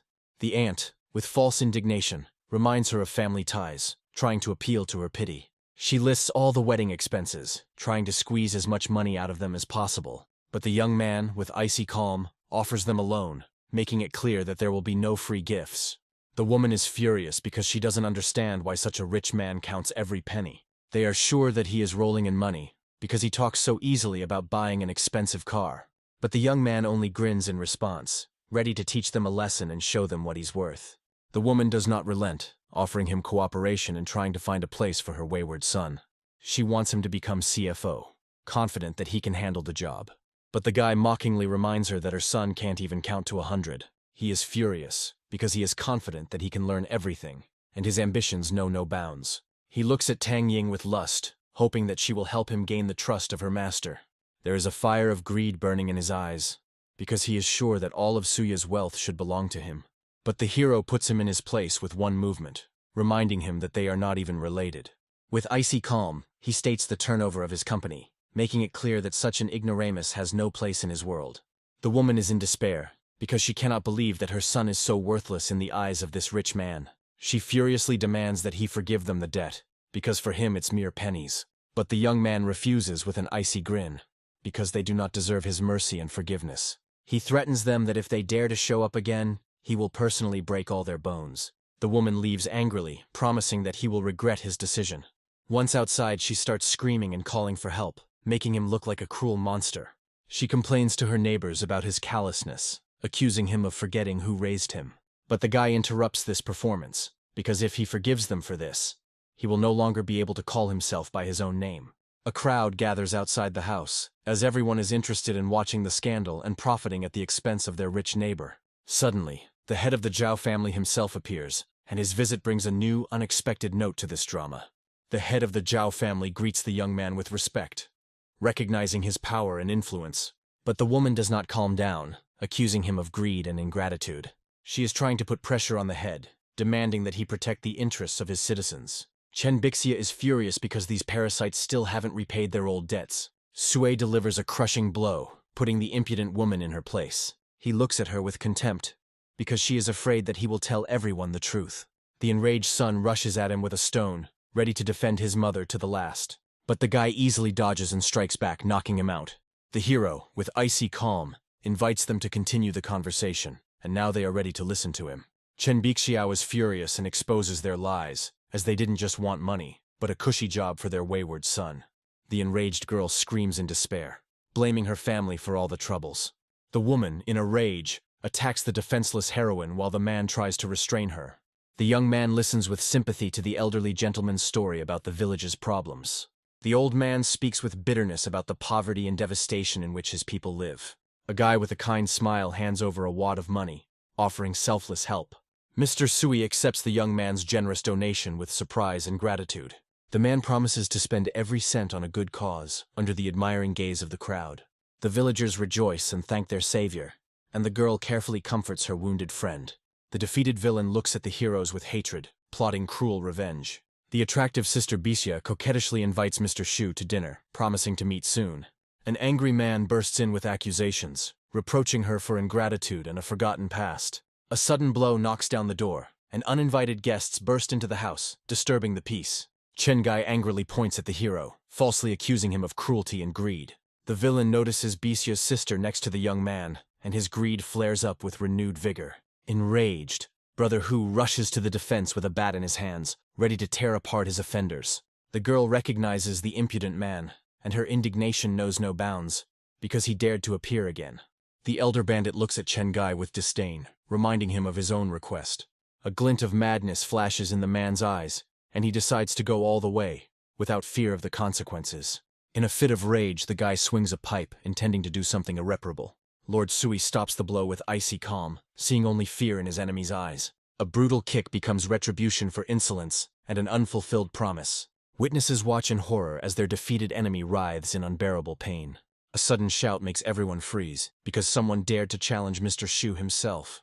The appearance of Brother Li and his formidable gang leaves no doubt that the situation has become mortally dangerous. The defeated villains tremble in fear as their fate is decided by a few cold phrases. The merciless offer of reprisal sounds like a sentence from which there is no escape. The young man unexpectedly shows mercy, stopping the inevitable bloodbath. Chengai desperately begs for mercy, swearing everything and promising to disappear forever. The hero looks at the broken enemy with contempt, delivering his final verdict. The strange order leaves everyone perplexed, as such a punishment seems more like a reward. With a cold smile, Mr. Sui announces a severe punishment, condemning the enemy to slave labor. Chengai's face twists into a grimace of horror as he realizes the full horror of his future. The hero puts an end to this matter, emphasizing that only he decides when this torture will end. The villain is dragged away, his pleas for mercy drowned in air, and the guy leaves with a sense of duty accomplished. The young man gives one last cold look, making it clear that there will be no second chance. The bandits fall to the ground in panic, desperately swearing eternal loyalty and obedience. The family sees off their savior, who has solved all their problems, with relief and gratitude. A few days later, the young man is driving in a car, thinking about plans and new opportunities. The girl behind the wheel rejoices at the trust she has earned, making ambitious plans for the future. A sudden sense of recognition hangs in the air, as its driver turns out to be a legendary racer. The young man calms his companion, hiding his own tension behind an outward calm. The girl timidly approaches the police officer, hoping for leniency and permission to see the victim. The young man, with a charming smile, takes control of the situation, radiating confidence. Enraged parents burst in with wild screams, ready to tear the culprits apart on the spot. The law enforcement officer tries to calm the troublemakers, but his words are drowned out by a stream of accusations. The victim's father is furious. His anger knows no bounds or common sense. Greed and a thirst for revenge push the man to make threats, demanding not only money, but also prison. The hero's patience snaps, and a predatory grin appears on his face, foreshadowing trouble. The parents are putting on a real show with hysteria and accusations against the inactive police. The policeman coldly puts an end to this circus, declaring that their own son is actually to blame. The police officer puts an end to the dispute by declaring that reckless driving without a license is a crime. The father, in blind rage, denies the obvious, demanding that the innocent be punished for his son's actions. The heroes watch this theater of the absurd with stony faces, amazed at human stupidity. The mother's hysteria escalates into a fight, because in her eyes grief justifies any madness. The officer's patience runs out and he throws out the troublemakers, reminding them who the real culprit is. Breaking into a scream, the law enforcement officer pours out all the pain and fatigue from people like their son. Justice has been served and the police officer is relieved to let the couple go, closing the case. The officer looks after them with bitterness, thinking about the parents who abandoned their son for the sake of vile revenge. The girl is lost in her thoughts, her confused look revealing how much this incident has affected her. The young man tenderly embraces his companion, promising that from now on everything will be fine and calm. His offer to stay at the hotel takes the girl by surprise, making her heart beat faster. A luxurious honeymoon suite comes as a complete surprise, hinting at an awkward mistake. A misunderstanding at the hotel puts the heroes in a piquant situation that makes their cheeks flush. The embarrassed girl timidly offers him the bed, ready to sacrifice her comfort. He easily takes the sofa, demonstrating his nobility and concern for her peace. Her quiet request for a shower is filled with embarrassment and creates a palpable tension in the room. The guy pretends to be asleep so as not to embarrass her even more, although his heart is pounding. The seductive silhouette in his soul forces him to fight the temptation, which becomes almost unbearable. Coming out of the shower, she looks incredibly vulnerable and desirable, unaware of his torment. Lying in bed, the girl drowns in thoughts of his kindness, and something more is born in her heart. Her quiet whisper breaks the silence of the night, full of unspoken feelings and timid hope. She approaches boldly, offering to warm him up, her gaze an unambiguous invitation. A desperate thought flashes through her head, that this is the only way she can thank her savior. A sudden sound makes him jump up. He looks at her with alarm, not understanding what is happening. An awkward movement and she falls right onto him, revealing more than she intended. The next morning, the awkwardness of the night gives way to a quiet drive, and she tries to make small talk. He's trying to find the right words to clear the air after last night, and her smile only makes things more difficult. Their playful argument about the previous night's misunderstanding adds a touch of flirtatiousness and slight confusion to the trip. He decides to change the subject by suggesting lunch, and she happily agrees, leaving the awkwardness behind. The sudden appearance of a familiar girl running towards them promises that the peace will not last long. A wave of jealous rage overwhelms the girl as she demands to know why he returned alone. He tries to quell her anger with a simple explanation, but she remains stubbornly distrustful. Meanwhile, Yu Ruan is alone, reflecting on his complex and uncertain relationship with Mr. Shu. She accepts her role as a helper, suppressing the timid hope for something more. A light conversation about unfulfilled dreams and talents creates a warm and trusting atmosphere between them. His eyes light up with impatience, because he sincerely believes in her success and is waiting for the opening. She anxiously lists off the endless to-do list, feeling the weight of responsibility pressing on her shoulders. The guy playfully teases her, trying to dispel her fears and inspire creativity. The sudden appearance of stern inspectors disrupts their idyll, foreshadowing serious trouble. Undeterred by the threat, they boldly step forward, ready to defend their dream together. The inspector looks at them with disdainful distrust, doubting the legitimacy of their rights. The young man retorts with a bold challenge, questioning his authority. His cold eyes show the understanding that this test is just a pretext for something more. The inspector makes a veiled threat, making it clear that their problems are just beginning. Their gazes clash in a silent duel, and the promise of future reprisals hangs in the air. He senses her fear and decides to act, realizing that these people do not come in peace. Stepping aside, he makes a fateful call, setting in motion a mechanism of brutal revenge. Realizing that he can't cope alone, he decides to seek outside help. The inspector delivers his verdict with a sly grin, declaring the failure of a case that has not even begun. His face is distorted by a malicious grin as he falsely accuses them of being completely unsanitary. The girls are desperately trying to prove their case, because in perfect cleanliness, there can be no talk of pests. The corrupt inspector, with a brazen grin, ignores their arguments, because his word is law. Her face twists into a grimace of horror as she realizes the hopelessness of fighting this brazen lie. The hero enters the game with icy calm, his predatory gaze hinting that everyone has their weaknesses. The veiled threat makes the inspector freeze, because he understands that there is more at stake than just a bribe.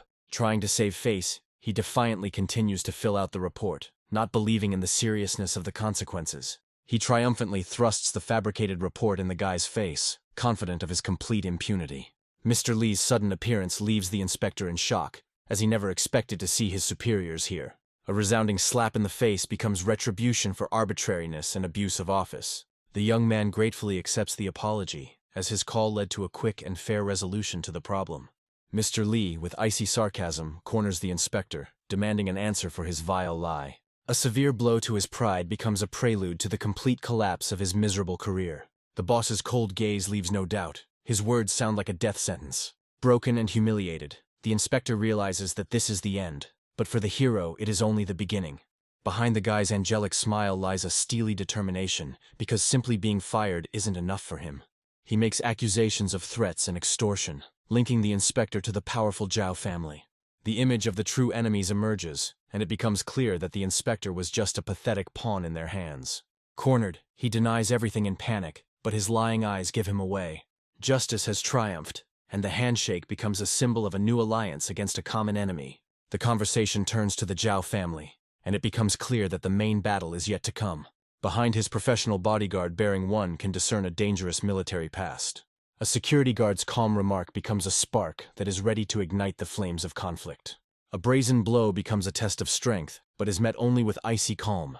With a slight blush from the blow, he holds back his rage, giving a final warning. The bandit's mad laughter fills the air. He revels in his impunity and power. Trying to humiliate a security guard with a lit cigar becomes a fatal mistake and a point of no return. The hero's sudden appearance disrupts the course of events, his steely grip bringing instant retribution.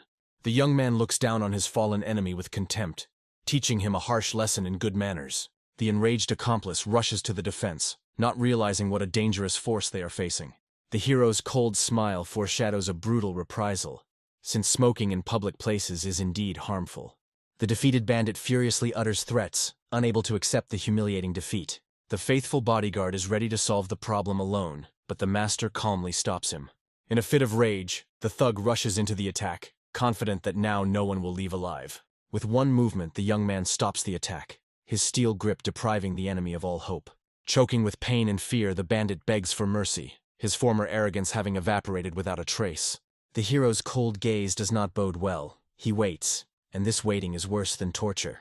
A friend's cry for help sounds like salvation, lighting a spark of hope in the bandits' hearts.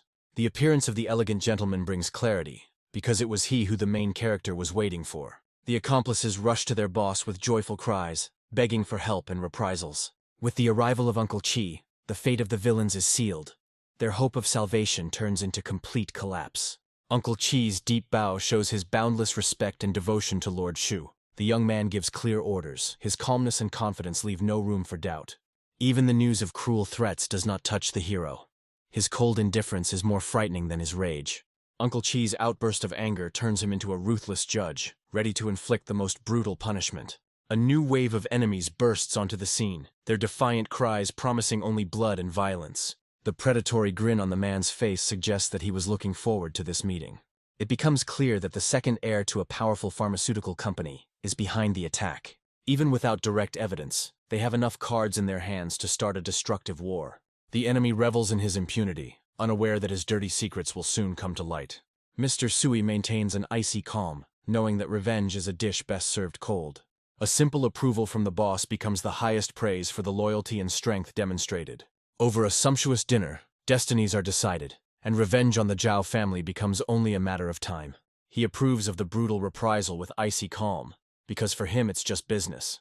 Uncle Chi's confidence can't hide the shadow of doubt in the eyes of the young man, who is already thinking one step ahead. A chance encounter with a security guard turns into an obsession, and he orders everyone to find out everything about him. His past is shrouded in mystery, but his military bearing reveals him as a man who has been through fire and water. A sudden insight transforms the security guard from a casual acquaintance into the perfect candidate for his team. The surveillance begins, but his initial impression of a simple security guard quickly turns to doubt. Every step the bodyguard takes in the dark alley only confirms his suspicions about a rich and dangerous past. The decision to continue surveillance becomes the first step into a world of mystery that they are only just beginning to discover. His sly grin leaves no doubt he knew of their presence from the very beginning. Suddenly, people in black appear from the shadows, forming a silent ring around their pursuers. Mu's icy gaze pierces right through me, his quiet question sounding like a threat. The young gentleman, with a disarming smile, defuses the situation, turning a dangerous situation into an awkward encounter. The subordinate's explanation of the day's incident only adds questions and heightens the tension. The guy decides to act forcefully. His brazen request for water is just a pretext to get inside. The woman's appearance brings a touch of domestic comfort and utter bewilderment to the tense scene. Her motherly hospitality ruins all plans, as she happily accepts strangers as his friends.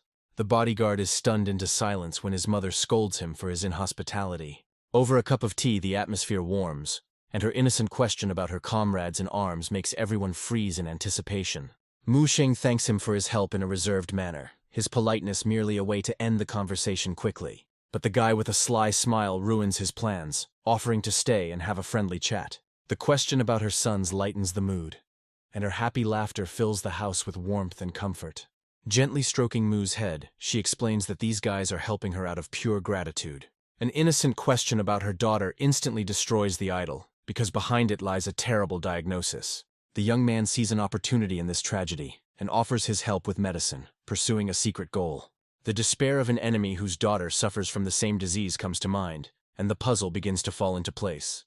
The contrast between the family's poverty and the villain's wealth ignites in him a genuine desire to help. He offers his help as a friend, and a timid, distrustful hope flashes in their eyes. But maternal pride proves stronger, and she angrily kicks him out, not wanting friendship for money. Her eyes flash with lightning, because her pride does not allow her to accept help, even for the sake of salvation. His mother's order sounds like a death sentence, and Mu Sheng is torn between filial duty and despair. The young man hits them where it hurts most, forcing them to wonder if their pride is worth their children's future. He furiously tears off the veils, telling of the humiliation Mu Sheng suffered because of their stubbornness. Leaving them alone with the bitter truth, he leaves, giving them one last chance for salvation. Despair pushes Mu Sheng to take a risky step, offering the lives of his brothers in exchange for hope. There is a steely determination in his gaze, because in order to save his sister, he is ready to go against his mother's will. Her wall of pride crumbles and she cries in frustration, feeling like a burden to her children. In this moment of despair, her sons become her support, proving that their love is stronger than any pride. One call to an ambulance becomes the first step towards healing, cutting through the silence of the alley with the sound of hope. While deciding other people's destinies over the phone, he doesn't even notice how a homeless cat cuddles up to him. He casually declines the meeting, mentioning dinner with Baola, and leaves her alone with her guesses. His playful whispers on the phone cause a storm of indignation mixed with embarrassment in his interlocutor. Suddenly he realizes that he has an entire team of elite retired special forces at his disposal. A slight smile touches his lips, because he understands that these wolves are now in his complete power. In his hands appears a personal intelligence department, the key to unraveling the secrets of the past and destroying enemies. An unexpected system update rains gold upon him, opening up entirely new horizons. The system's new capabilities open up exciting prospects where his team's skills are invaluable. He touches the virtual screen, realizing that the price of salvation is measured in hundreds of points.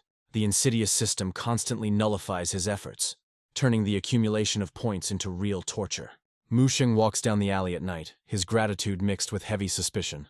The direct question hangs in the air, because he does not believe in selfless help and is expecting a catch. The hero takes him at his word, and their meeting in a dark alley becomes a test of honesty and intentions. He leaves, leaving behind only the promise of a good life and a vague job offer.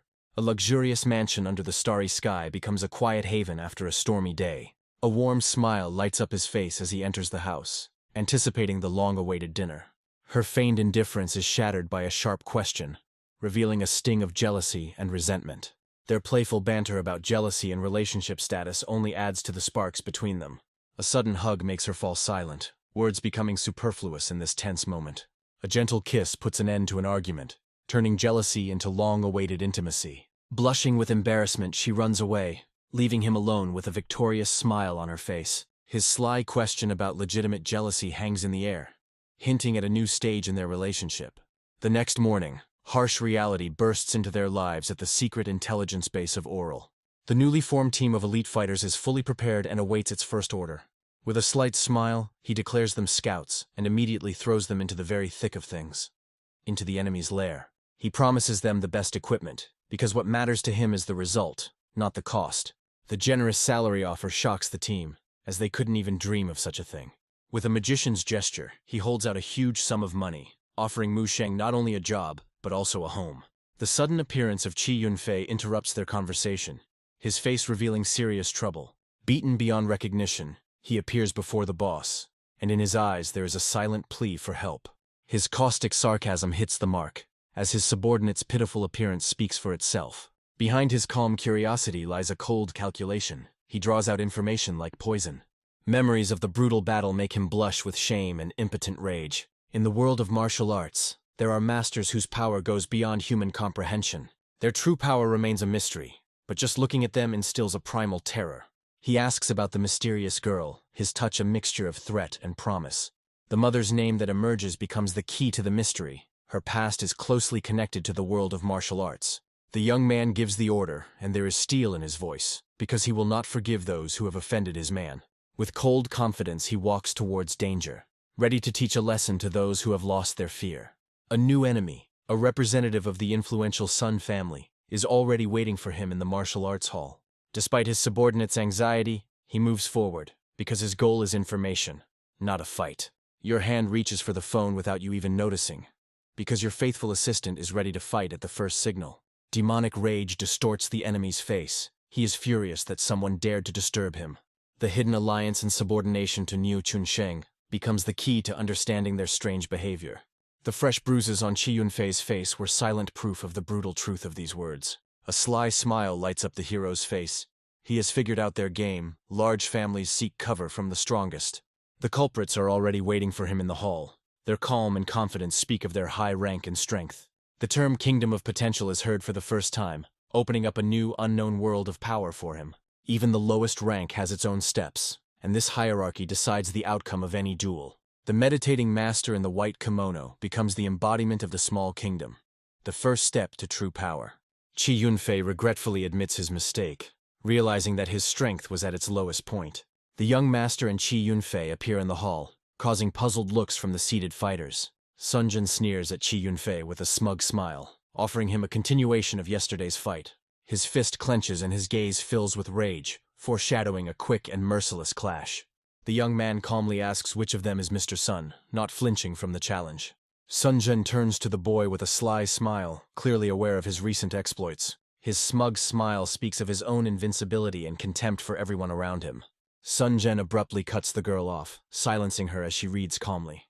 The girl looks up, her irritation growing from the constant interruptions. Sun Jian defiantly claims that the guests asked for trouble by trying to get closer to the young man. Sun Jian describes with disdain how the rich try to gain his trust, but the young man remains unperturbed. Zhang Juji starts shouting, accusing him of losing his dignity and wanting to curry favor with the guest. Sun Jian angrily points at the guy, demanding that he get out immediately. The girl leaves, leaving him alone to deal with the intruder, and tension hangs in the air. His face is distorted by a grimace of anger, because his father's order forces him to tolerate this impudent girl. The subordinates try to reason with Sister Zhuzha, fearing that her anger will bring trouble to everyone. A fire flashes in her eyes. She is no longer going to tolerate his humiliating behavior. Sun Jian's aura becomes threatening. He reminds her of his status and demands respect. The young man calmly explains that he is not interested in her, but in the personality and affairs of Mr. Sun. The girl is shocked. She does not understand how one can be so reckless and provoke the already angry Sun Jian. All his uncontrollable rage finds a convenient target, because it is easier to blame a stranger than his own weakness. Blind anger pushes him to strike first. He rushes into attack, not suspecting that this is his fatal mistake. He puts all his anger into the blow because it was because of this guy that Zhang Juji dared to go against him. The attack meets with emptiness.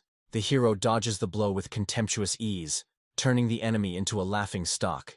A hail of helpless blows falls upon the void, its fury becoming a pitiful and meaningless performance. In an instant, everything changes, and the cold gaze of the young man foretells nothing but a swift and brutal reprisal. One crushing kick ends his flight, replacing the screams of rage with wheezes of pain and humiliation. Standing over his fallen enemy, he repeats his question with icy calm, his patience running out. The girl freezes in horror, unable to believe what is happening, because he was not looking for a fight, but just a conversation. Qi Yunfei was stunned. He finally understood the boss's true intention. The Lin family was the target from the very beginning. His words sound like a death sentence, because now he sees no point in negotiations and is ready for action. The bloody splashes on the floor become a silent testimony to his power and cruelty, destroying all hopes for peace. Standing over his beaten enemy, he wipes his hands with cold contempt, his anger not yet subsiding. He leaves, leaving behind only a fallen body and an ominous warning about the fate of the entire Sun family. Zhang Juji can hardly catch her breath, her gaze full of hatred and fear of this ruthless man. She warns of revenge from the Sun family, as their new guard is a potential ranked fighter. There is desperation in her voice as she offers him a deal. Protection for her family in exchange for representation. He rejects her offer with a smirk, because he has no intention of becoming a pawn in someone else's game. With determination in her eyes, she declares that she wants nothing to do with the Sun family, even at the cost of war. He finally understands her motives. She is fiercely protecting her family from an unwanted union. She stands with her head down, her rejected offer leaving a bitter taste of defeat and powerlessness. He changes the subject, returning to the conference, his calm a contrast to her inner turmoil. She is surprised to recognize his strength as he was able to withstand Sun Jian himself, a potential rank fighter. Her warning about the power of other families sounds like an attempt to save face after being rejected. A fire lights up in his eyes, because the conference is not only a battle of clans, but also the key to his mother's secret. Suddenly he changes his mind and agrees to speak on behalf of her family, offering a helping hand. She looks at the business card in her hand, her gaze full of hope, because he gave his word, and now it's too late to back out. In the car, Chi Yunfei talks admiringly about the boss's secrets, unaware that this is only the tip of the iceberg. The young man modestly denies his talents, his thoughts occupied with the upcoming battle and unraveling the past. He steps out of the car, ready for the next stage of his game, leaving his faithful assistant to wait for the signal. A friend's joyful cry cuts through the hum of the restaurant, welcoming the long-awaited guest. Jiang Yu's mother greets the young man with a warm smile, wanting to thank him for his kindness.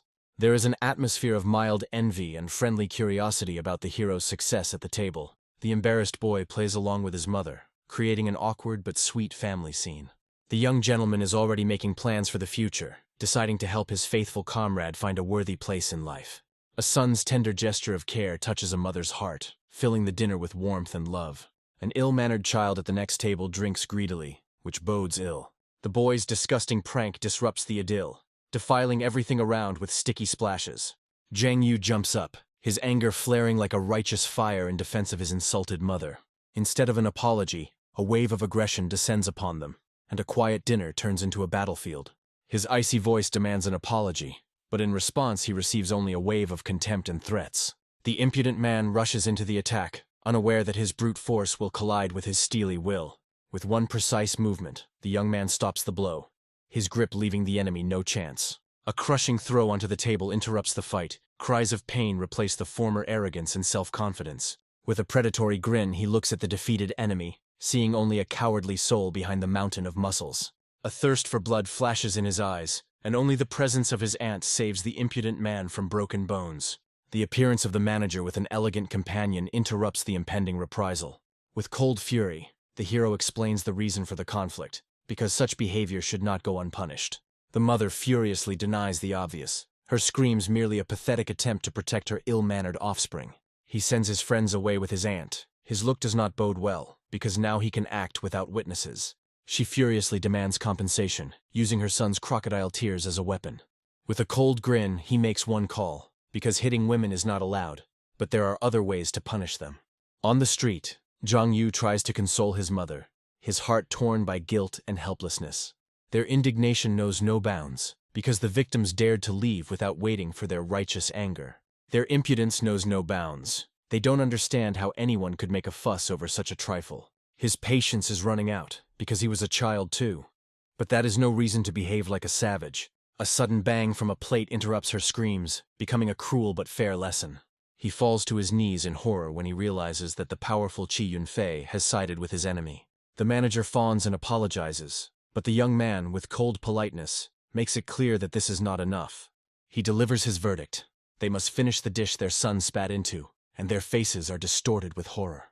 Aunt Lin is still in shock, but the young man easily calms her down, hiding the cruel truth. He talks with a carefree smile about the kind uncles who helped solve all the problems. She finally calms down, but Jiang Yu is already preparing a new surprise for his friend. Luxury cars outside Tian Yu's office become a symbol of a new, more serious threat. The enemy announces plans to take over his business, and the tension of an impending war hangs in the air. Chi Yunfei is alarmed by the insidious methods of their competitors who are trying to strangle them from all sides. Zhizhao is desperate. He feels like a pawn in a bigger game, and fear paralyzes his will. With a devilish grin, the hero reminds him that there is no place for weakness and pity in business. By calming his partner down, he shows that he is ready to take full responsibility. Once in the boss's chair, he transforms from a carefree youth into a cold and calculating strategist. The news of imminent negotiations with the main competitor hangs in the air, filling it with tense anticipation. The hero hits where it hurts most, reminding them of the loss of technology and key employees, exposing their weakness. Zhizhao bitterly admits his defeat, because the enemy cut off their oxygen supply, ruining all his plans. With the competitor's skyscraper in the background, it becomes clear that this is a battle of ideologies, and no one intends to give in. Despite their despair, they seek a way out, hoping to find a new partner and stay afloat. But the young man's pointed question brings them back to the harsh reality that they have catastrophically little time. A sudden message interrupts their conversation. The enemy is already at the door, and the time for strategies is over. With icy calm, he takes control of the situation, ready to meet the representative face to face. A key detail flashes through his mind. The competitor's foreign leadership could become their Achilles heel. The meeting begins with a shock, because instead of the expected negotiator, a familiar foreigner appears on the doorstep. Mr. Jack Leary, with a smug smile, exudes confidence as he prepares to deliver a crushing blow. The negotiations begin, and Chi Yunfei takes the floor, introducing his boss and his team. Her sweet smile hides a poisonous sting, for the offer of a chance is merely a humiliating sop. There is a note of distrust in his voice. He understands that behind this generous offer lies a cunning trap. She lays out their terms with feline grace, confident that the cornered beast will accept any deal. Her words hit hard, because the only benefit for them is to avoid complete and humiliating bankruptcy. A cold contempt flashes in her eyes, making it clear that their interests have no place in this deal. He looks into their eyes with a devilish grin, letting them know that they have greatly underestimated their opponent. Despite his assistant's confusion, Mr. Jack Leary remains calm, suspecting that this is just a bluff. He makes his move by brazenly rejecting their offer and declaring that their company is not for sale. She points at him furiously, her words full of contempt for his insignificance compared to her boss. Her scream turns into a squeal, because she cannot believe that this upstart dares to contradict them. His icy voice silences her, and his gaze promises a swift and brutal reprisal. A demonic aura envelops him. His eyes become bloodshot, and the smell of death hangs in the air. Primal terror paralyzes her. She falls to the floor, unable to withstand his deadly gaze. With icy sarcasm, he states her defeat, because she chose death over a humiliating deal. They leave, throwing behind them an ominous promise that sounds like a death sentence. Mr. Jack Leary is looking forward to the moment when he can trample their pathetic company. After they leave, the harsh reality hits them. The warehouse is almost empty, and things are worse than ever.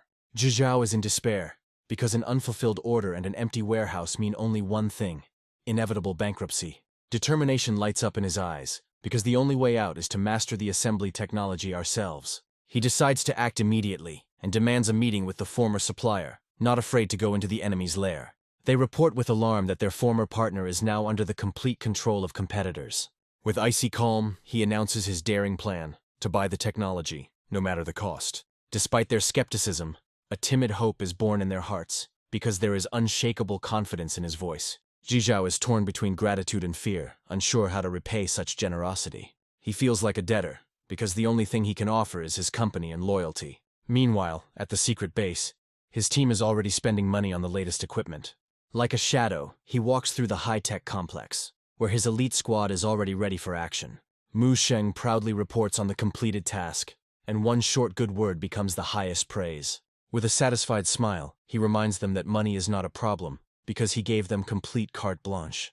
Mu Sheng is shocked by such expenses. His frugality and common sense rebel against such luxury. He accepts the costs, because the main thing is that his team is equipped with the latest technology. The news that they have purchased rare equipment on the black market takes him by surprise. The amount they spent turns out to be surprisingly low, and he can't believe his ears. His hopes for easy money are dashed when the system catches him attempting to commit fraud. The girl brings a bill for a huge amount, and he realizes with relief that the system is not omnipotent. He transfers money in one motion. His generosity and trust in the team know no bounds. The system fails him again, awarding him a paltry number of points for huge expenses. But the sly grin on his face suggests that he already has a plan to cheat this insidious system. He leaves, leaving them alone with the thought that money is just a tool, not an end in itself. She tries to convey to them that their value to the boss is measured not by money, but by loyalty. With a fiery speech, she inspires them to spend more, because the stronger they are, the more useful they are to the master. Her words make them wonder if they are ready to give all their strength to carry out his will. She calls on them to accumulate strength, so that at the decisive moment they can become an invincible weapon for him. Her fiery speech is interrupted by his sudden appearance, and she freezes in awkward silence. He strokes her head tenderly, acknowledging her talent as a motivator and loyal companion. The fighter starts shouting as he reports the start of a reconnaissance operation, his zeal going through the roof. With a mysterious smile, the young man takes out a small vial, the result of his friend's secret research. He hands over an artifact that can improve thief skills, and the price of 300 points seems like a mere trifle. He eagerly awaits the results, because if the potion works, he will have a new secret weapon. The fighter looks at the vial with disbelief, doubting that this liquid is capable of giving him superpowers. Despite his skepticism, he drains the bottle to the bottom, because the boss's order is law, and curiosity is stronger than fear. A sudden revelation strikes him. He feels his head clearing up and his knowledge becoming sharper. His teammates look at him with envy and suspicion, demanding an immediate explanation. The next morning, at the Haijing Hotel, he has a meeting that could change the course of the entire game. Shaking hands with Mr. Chen becomes the first step towards a new alliance based on mutual respect. With a disarming smile, he suggests getting down to business over dinner, hiding his true intentions. Jizhao and Qi Yunfei are shocked. They can't believe that this polite young man and the ruthless negotiator from yesterday are the same person. He takes the bull by the horns right away. His straightforward offer to buy the technology catches everyone off guard. He desperately tries to convince the hero that their common goal is the prosperity of the Tianyu company. With icy calm, the young man rejects his offer, hinting that the outcome of the battle has already been decided. He confidently states that he has enough time and money to find a new partner and win. He cannot be bought with empty promises, because he plays big and does not waste time on small things. The figure of 4,000 yuan shocked Mr. Chen, who was overcome with indignation and greed. His partner furiously threatens him, advising him to accept the humiliating offer before it is too late. With a devilish grin, he names a ridiculous price, enough to prove his sincerity and humiliate the enemy. Mr. Chen is confused. He can't believe that the hero is willing to betray their partnership so easily. He looks down at him mockingly, reminding him of lost profits and missed opportunities. There is desperation and greed in his eyes, because he was ready to sell himself, but his price turned out to be too high. They leave as victors, leaving behind only the echo of their triumph and a defeated enemy. From a skyscraper's perspective, their departure seems insignificant. But in the business world, it's an earthquake. He throws his hands up in glee, because the money saved means new opportunities for growth.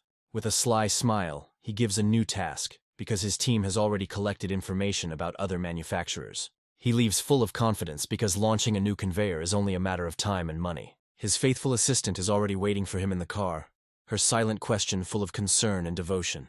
He heads towards Biole, his desire to help mixed with a slight concern for her fate.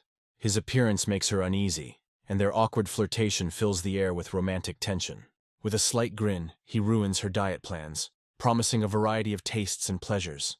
Meanwhile, Baola enthusiastically teaches the lesson, unaware that her main student is already at the door. His words shroud their arrival in mystery, because even he does not fully understand what awaits them.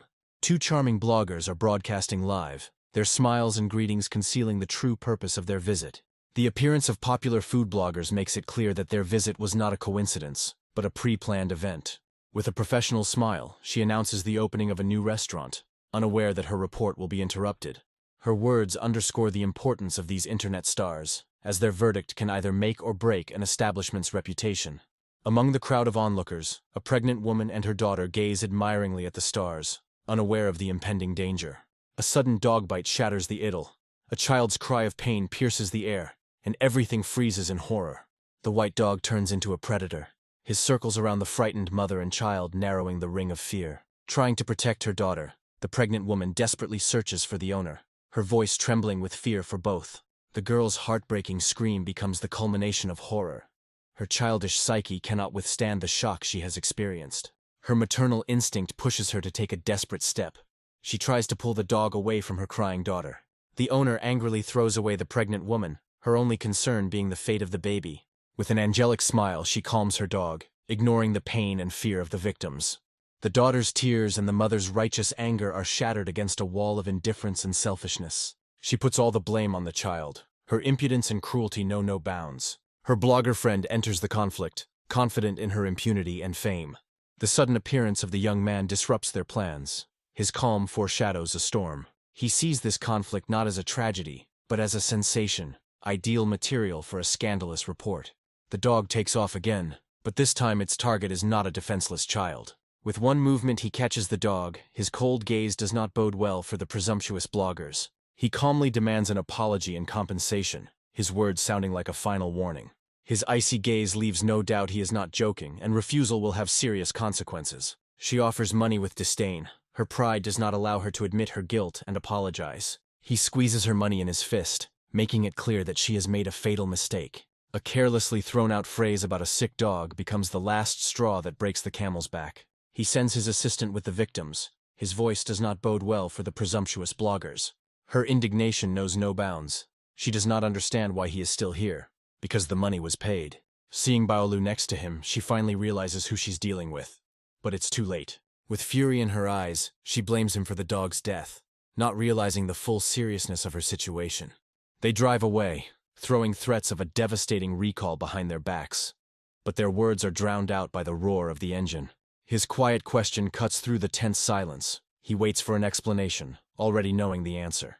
Paola clenches her fists in rage, because she herself invited these snakes into her house. He takes the drink silently, her anger and regrets drowned in his icy calm. She does not understand his inaction, because such a crime requires immediate police intervention. Taking a sip, he predicts with cold confidence the end of their pitiful popularity. Her cries about his indifference are broken against the wall of his calm. She is in despair from helplessness. She sinks into a chair, broken and humiliated, her grand plans for the opening in vain. As if teasingly, he suggests that she shouldn't stoop to leaflets, because she has an ace up her sleeve. Suddenly, the image of Tang Ying, the fashion queen and her last hope for salvation, flashes through her mind. The voice in her head reminds her of a former boss whose influence could be the key to success. Her head is spinning with the realization that she was set up, because the bloggers turned out to be pawns in a corporate war. The true enemy, the powerful Chen Chusheng, enters the scene, but his appearance only inflames the passion for the fight. Paola is in despair. The burden of responsibility is pressing on her, and she is frantically looking for a way out of this catastrophe. He watches her panic calmly, his cold calculation and lack of experience creating an explosive mixture. But even in the darkest hour, a ray of hope appears on the horizon, promising that all is not lost. Having thrown off the shackles of despair, she finds strength within herself, because confidence is her only weapon. In a playful impulse, she challenges him, trying to break through the wall of his imperturbable calm. A few days later, the restaurant is full of happy guests, their laughter the sweet sound of victory over enemies. Rave reviews of the food prove that true quality doesn't need false advertising. On the opening day, among a crowd of friends, she waits with bated breath to see if those two will show up to admit their defeat. The bloggers begin their broadcasts with false enthusiasm, their smiles just a mask for dirty play. They sample the dishes on camera, their showmanship becoming increasingly obvious and repulsive. Suddenly the girl feels a familiar taste, and her face distorts into a grimace of disgust. Fighting back nausea, she realizes it tastes like cheap, low-quality food. Her friend enthusiastically tries another dish, unaware that their deception is about to be revealed. But her face also changes, because the taste of additives and preservatives cannot be hidden behind a beautiful presentation. Paola watches this spectacle with fury, her hands clenching into fists in impotent rage. A cry of disgust breaks the silence when one of them finds a long black hair in her plate. She can't pretend anymore, her patience is running out and she is ready to return the money for this fake advertising.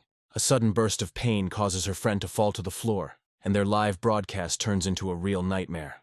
Paola looks in horror at the guests writhing in pain, and a terrible suspicion creeps into her heart. At Kuaito's office, their boss smirks and praises them for their resourcefulness and the fake poisoning report. Director Ma Zi is enjoying his growing popularity, as scandal is the best engine for his platform. With a predatory smile, he promises them millions of fans, turning their meanness into a springboard to fame. Girls fawn over him, blinded by promises and ready to do anything for the sake of their careers. They never dreamed of such success, as they managed not only to discredit the restaurant, but also to create a sensation.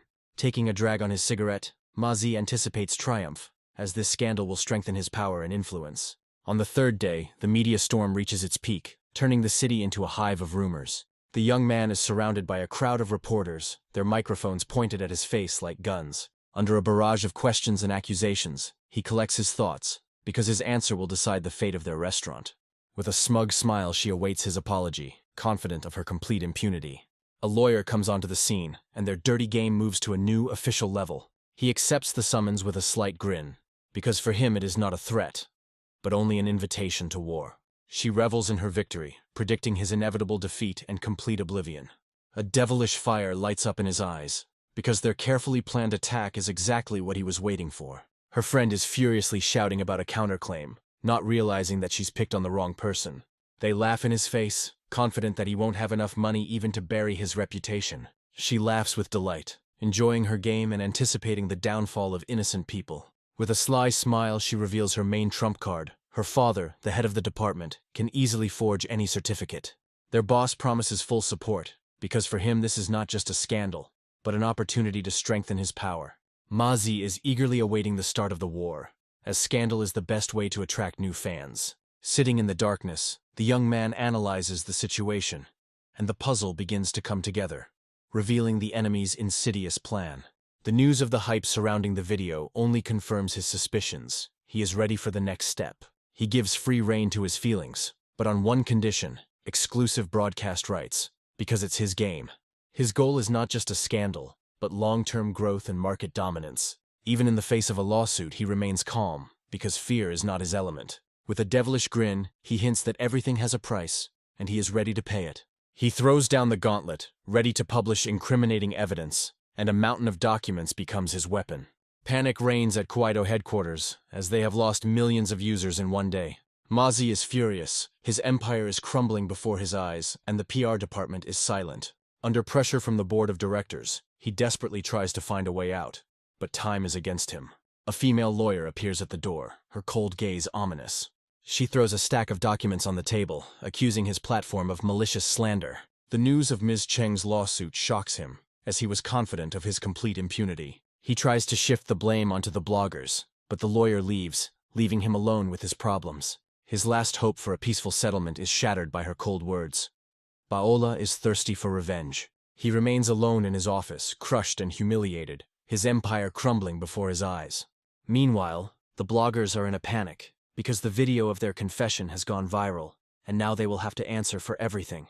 Mutual accusations escalate into a fight, and their friendship and careers collapse under the weight of their own lies. Their pathetic brawl is just the agony before the inevitable collapse that they have brought upon themselves. The lawyer hands them the summons with cold professionalism, their faces distorted with horror and disbelief.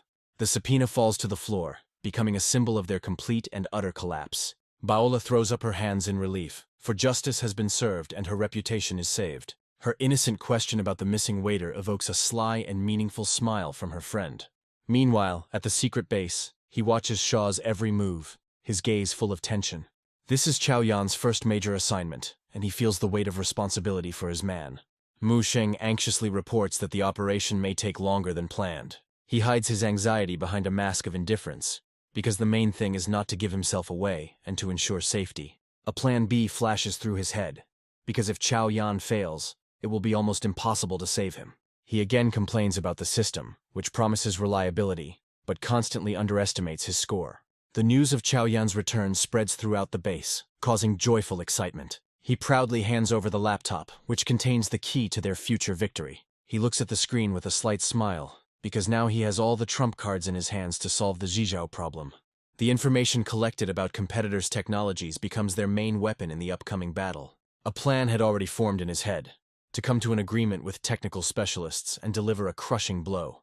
Zhizhao is desperate. He doesn't believe that he can find the right people in such a short time. He proudly declares that he is the most reliable specialist, ready to train everyone. The young man hands him a mysterious potion with a smile, offering a simple and quick solution to the problem. With a mysterious look, he promises that this biotech drug will reveal hidden talents in him. Without a second's hesitation, Zhizhao drains the bottle, because trust in the boss is stronger than any doubt. The potion unlocks his hidden potential, turning his brain into a supercomputer ready for achievements. He gives clear orders, his voice full of confidence, because now they have everything they need to create new technology. Zhizhao, his eyes blazing, swears allegiance, his body and mind filled with a new, unknown power. Returning home, he notices with alarm that Paola is still not there, and his heart sinks with a bad feeling. The picture that appears before him shocks him. Paola is lying on the floor, her eyes full of horror. A heartbreaking cry for help turns to comical panic when he realizes she is simply starving to death. Happy and well-fed, she talks with a smile about how things are going. Her energy is in full swing. The scandal involving the bloggers turned into an incredible success, and now their restaurant is the most popular place in the city. She proudly lists the new celebrity guests who are lining up to visit their establishment. He looks at her tenderly, and a new plan is already maturing in his head: the expansion of their small empire. He smiles and shifts all responsibility onto her, leaving only the finances for himself. Their playful bickering in the kitchen fills the house with warmth and coziness, blurring the lines between boss and subordinate. Even while washing dishes, he never stops thinking about business, his mind constantly searching for new opportunities. She suggests finding a new chef, because with their growing popularity they need fresh ideas and talent. A few days later, their car company celebrates its first major success. Zhizhao is delighted to report growing orders. Their new engine has caused quite a stir. Tears of joy flow down his cheeks, because he could never have dreamed that their small company would be able to create such technologies. But the young man knows that this is only the beginning, and after defeating one enemy, new, more serious battles await them. A sudden visit from representatives of the Mengyan company interrupts their triumph, heralding new negotiations. The news of a meeting with one of the richest men in the region puts him on edge, as there is too much at stake. The image of the previous handshake comes to his mind, and he prepares for a new, more difficult game. The owner of the Mengyan factory appears at the door, his confident appearance indicating the seriousness of his intentions. He recalls an old sentence, his words a veiled threat and a test of strength. With icy calm, he takes power into his own hands, making it clear that the past does not matter. With a smug smile, Chenzhe agrees to their terms, confident that he has the situation under control. But his question about the conditions reveals his confusion. He did not expect such a turn of events. He figures out their cunning plan. This is not a negotiation, but another trick of the old fox Chen. Chenzhe tries to bargain by citing his past achievements, but his words sound unconvincing. The young man ironically points out their incompatibility, as their technologies are too different for partnership. He turns the tables by claiming that they are the ones doing them a favor, and now they have to pay. With a devilish grin, he rejects their offer, because now he has everything he needs to cope on his own. Chenzhe is furious. He can't believe that this upstart dared to play with him like a pawn. With an innocent look, the young man reminds him that it was he who refused help at the most crucial moment. Old Fox Chen looks at him with hatred, anticipating the moment when their company will collapse under the pressure. Suddenly he changes tactics and feigns humility, admitting his mistake while hiding his true intentions.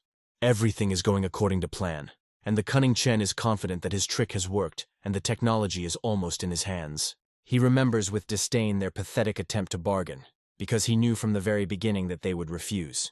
Rage and indignation distort his face. He cannot accept the fact that he was so brazenly deceived. Jizhao reports with concern about production problems, as their capacity is not sufficient to fulfill orders. Constant pressure from competitors leaves them at a loss, and the question of what to do next hangs in the air. He orders a free replacement of cars. His daring plan is a blow to the reputation of his competitors. His goal is not just to win, but to dominate the market, and he is willing to use any methods. He looks to the future with confidence, because his company is not just a business, but a symbol of quality and reliability. After a busy day, he invites his assistant to rest, and their relationship becomes increasingly warm. Her embarrassed answer and tired appearance make him feel uneasy, mixed with tenderness. She complains about poor nutrition and weight loss, her words full of coquetry and hidden innuendo. Her curvaceous figure, pinned by the seatbelt, causes him shock and awkward admiration. He suggests going to Baola's restaurant, his playful tone concealing his desire to see how she copes.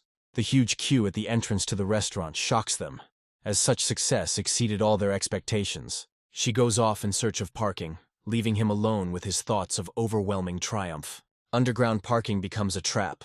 Empty spaces are just an illusion before the approaching storm. His carefree smile and joke about hunger contrast sharply with the tension in the air. Suddenly another car appears in the rearview mirror, its furious horn breaking the silence. He is shocked by her crazy behavior, because she almost caused an accident out of nowhere. Enraged people jump out of the car, their shouts and threats leaving no doubt about their hostile intentions. They pound on the glass, demanding that she get out.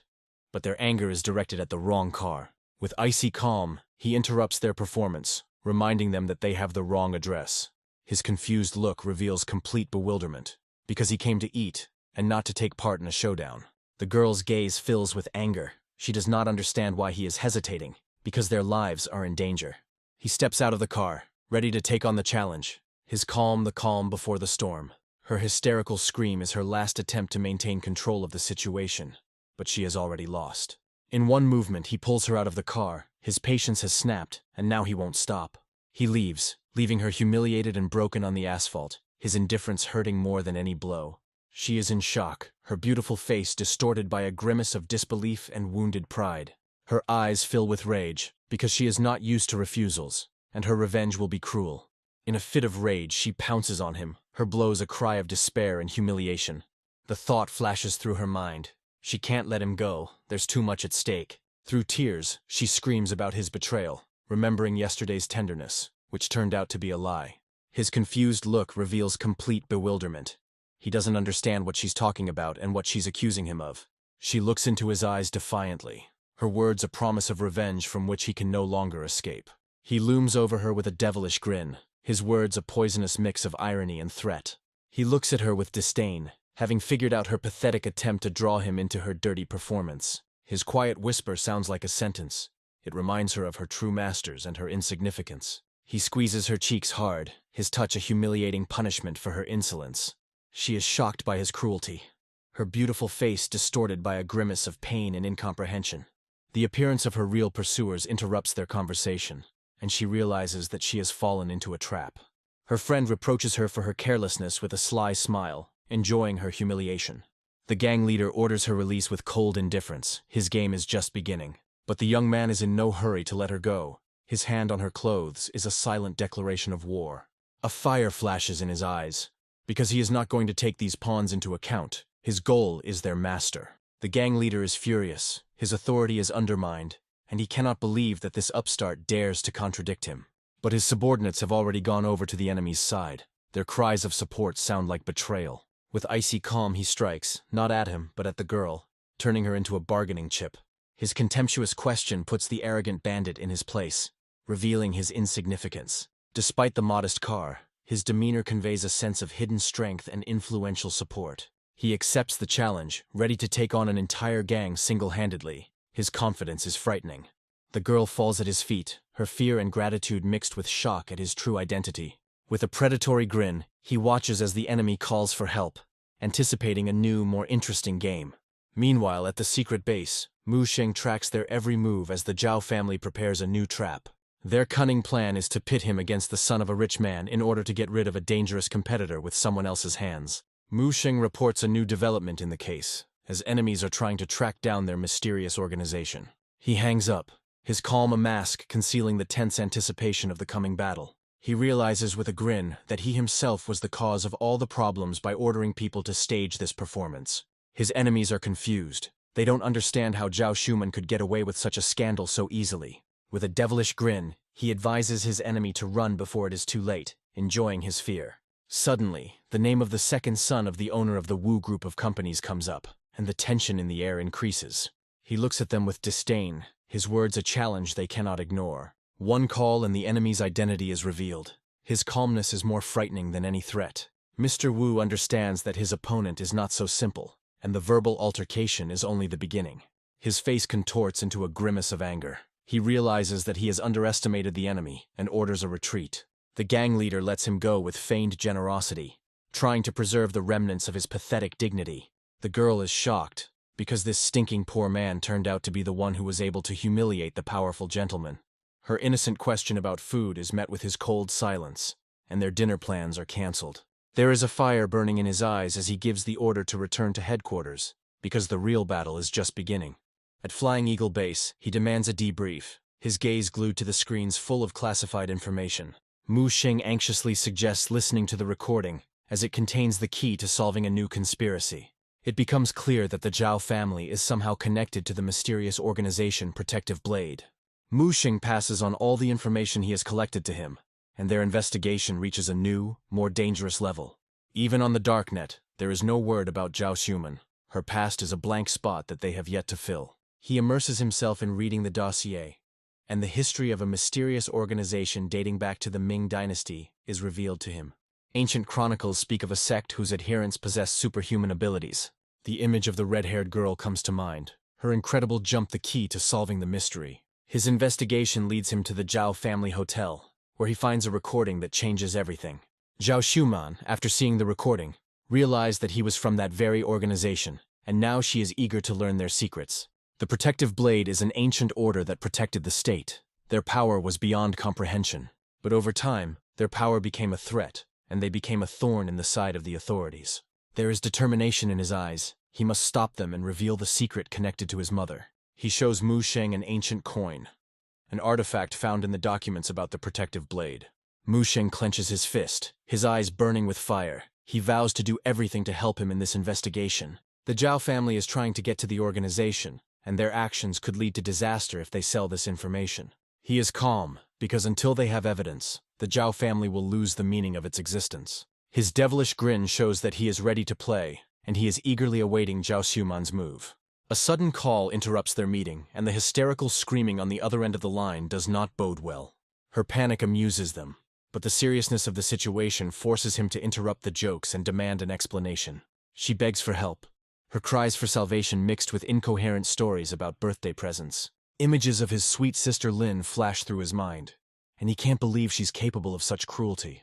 A happy smile lights up her face as she asks for time off to deal with family issues. He happily agrees, because a walk in the fresh air is the perfect way to find out what surprises his friend has in store for them. Tears of joy and relief flow down the boy's cheeks when he finally finds the one he has been looking for so long. She tries to find out what happened, but he falls on his face, his fear of his parents' wrath stronger than any words. His calm tone contrasts with her fury, as he sees no reason for such anger. Her face contorts into a grimace of rage. She demands an immediate report. Her patience is running out. With a trembling voice, the boy tells of his tragedy, the loss of his precious gaming account. He ran away from home to find justice, but instead of help, he only got new problems. His childish heart is broken, because the seller's deception destroyed his faith in people and justice. She looks at him with affection, her anger giving way to tenderness for this little gambler. His accusation of envy makes her burst into laughter, mixed with rage and bewilderment. Spanking him on the butt becomes her response to his insolence, because good grades are not a reason for permissiveness. She leaves, leaving behind only the echo of her screams and bewilderment at his strange behavior. With a slight grin, he asks for the recordings of the translations. His interest in this boy is clearly not accidental. His voice on the phone sounds cold and demanding. He gives the scammer one chance to fix everything.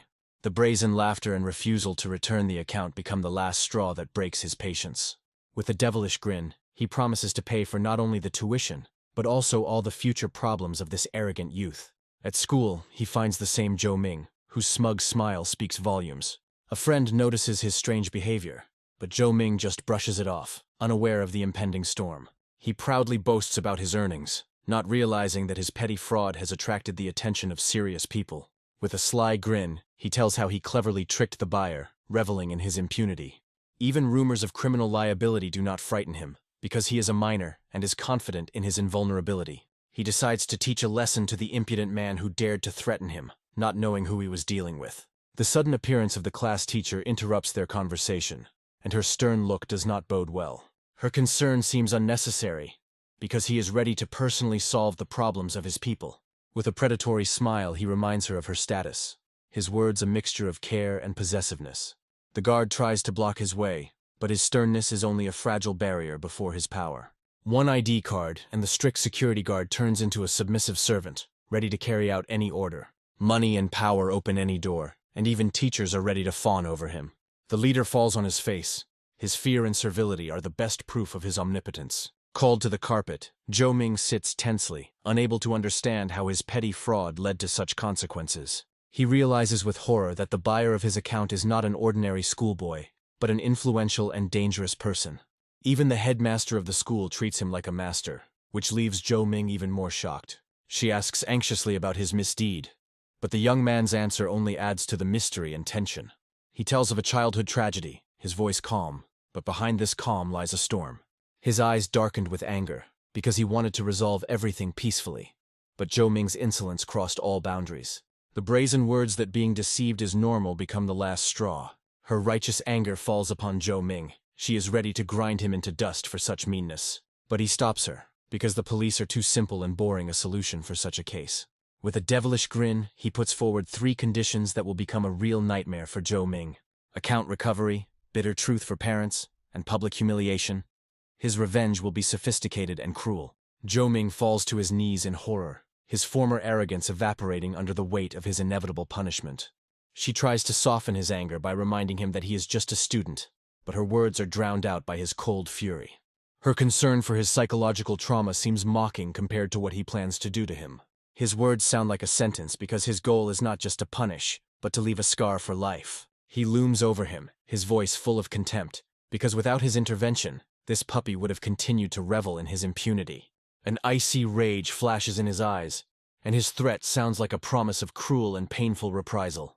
Joe Ming's heartbreaking cry is a cry of horror and remorse. He is ready to do anything just to escape his wrath. Her timid question about cruelty seems out of place given that this boy almost ruined someone else's life. He shifts responsibility to the school administration. His job is only to find the scoundrel, not to educate him. The boy looks at him with admiration. His cruelty seems to him to be an expression of incredible coolness. Her embarrassment and anger mix into a funny cocktail as she tries to scold her son for his naivety. Justice has triumphed, and now we can finally eat, because hunger is no aunt. Their path leads to the food market, where, amid the hustle and bustle, they can enjoy a well-deserved rest. In a dark corner of the street, she hugs her child, her eyes full of despair and hopelessness. He hands her the money, his gesture not alms but a silent offer of help. His generosity is boundless. He is ready to feed not only them, but the entire restaurant, just to see their smiles. But she proudly rejects his money. Her request for work is a cry from the soul, thirsting for dignity. He looks at her with irony, not understanding why she refuses easy money and seeks difficulties. With despair in her voice, she explains that simply washing dishes will not save her and her child from starvation. With cold indifference, he refuses to help her, but his gesture towards his assistant suggests otherwise. His subordinate leads them away, and he is surprised to find that she doesn't even try to beg him. He looks after her with disdain, not understanding how she can be so proud and stupid at the same time. Meanwhile, an old acquaintance of his is sitting at the next table, enthusiastically praising the food, unaware of the drama. He unceremoniously takes the next table, his insolence just a prelude to the coming conflict. A loud cry breaks the silence. His behavior is a challenge to all norms of decency. The sudden jolt makes her cry out in pain and surprise, and tension hangs in the air. She turns around in anger, not understanding how he could be so impudent and unceremonious. He compliments her with a greasy grin, his lustful gaze leaving no doubt about his intentions. His disgusting threats and vulgar gesture make her feel sick and righteously angry. A fire flashes in her eyes. She is ready to tear this pervert to pieces for his vile words. He looks at her with cold indifference. His question sounds like a slap in the face. With despair in her voice, she talks about her sick son. Her pride is broken, and she is ready to do anything. He asks her to prove her worth first. His cold calculation is a test of her will and determination. His greasy grin and vulgar hint become the last straw that breaks the camel's back. The bottle crashes down on his head, its fury an explosion that sweeps away everything in its path. Cries for help are drowned out by the roar of the restaurant. No one rushes to intervene in this brutal and bloody fight. In his eyes, she sees not just despair, but a wild, unbridled strength, perfect for the leader of his new squad. A sudden system update opens up new horizons. He can now create not only fighters, but also healers. With a devilish grin, he realizes that this girl is not just a find, but the key to his future victories. Her hand with the knife freezes in the air. She is ready to kill to protect her child and her honor. He stops her with one movement, his calm a cold shower for her blazing rage. Her name, spoken hesitantly, betrays her fear and confusion. She doesn't know what to expect from this man. He offers her his help. His words are not mercy, but a profitable deal that she cannot refuse. The girl's desperate gratitude was more eloquent than any words. The hero immediately takes the mother and child away, arranging for their safety and medical care. In the car, the guy begins to doubt the stranger's true motives. Her vague answer only increases the young man's suspicions. An unknown force awakens in the young man, and he takes on new responsibility. Meanwhile, a dangerous man in a white suit begins hunting for information about the heroine. Her tragic past, full of struggle and maternal dedication, is revealed. Having learned the truth, the boy casts aside his prejudices and decides to act out of compassion. He makes a promise to provide them with a new life, taking all expenses upon himself. But a sudden call from a certain parasite threatens to complicate everything. An alarm bell breaks the silence, foreshadowing new problems for the young man. A lavish charity event brings together the city's elite under one roof. Camera flashes create the illusion of a celebration, hiding the intrigue in the shadows.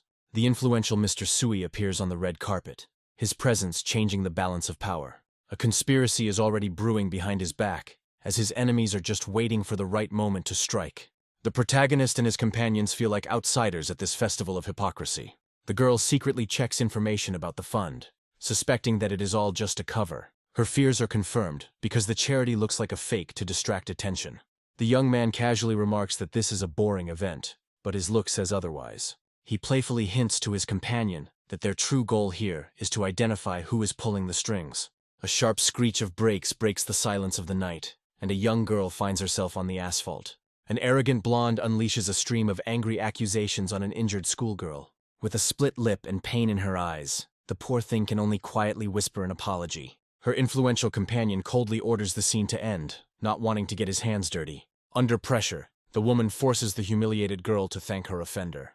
The car drives away, leaving her alone, abandoned and humiliated in the middle of the dark street. The hero witnesses this injustice, and cold rage freezes in his gaze. He quietly gives orders to his companion to help the stranger as soon as possible. Suddenly, his jealous companion throws a comical but furious jealousy scene. She drags the boy away, but the shadow of this event promises that revenge is yet to come. The guy promises his companion with a grin that their game is just beginning. A vibrant show unfolds on stage, distracting attention from the behind-the-scenes intrigues. The girl complains of boredom, not noticing the tension in the air. With a glass in his hand, the hero watches the hall. Because for these people today is a decisive day. Every sip of wine reminds him that in this world, ups and downs happen in an instant. The glare of the spotlight only masks the dark secrets and the willingness of the rich to do anything for power. A friendly waiter approaches them with an offer to make a donation, concealing the true purpose of the collection. The ease with which any amount can be given suggests the dubious purity of this charity. The young man takes the form with a sly look, already guessing where the money will actually go. His bold and cryptic answer to the question about the amount of the donation leaves everyone baffled. The news of the broken bones of the girl who was hit only strengthens the cold determination in the hero's eyes. He reassures his companion, promising that the culprit of this cruelty will certainly answer for what he did.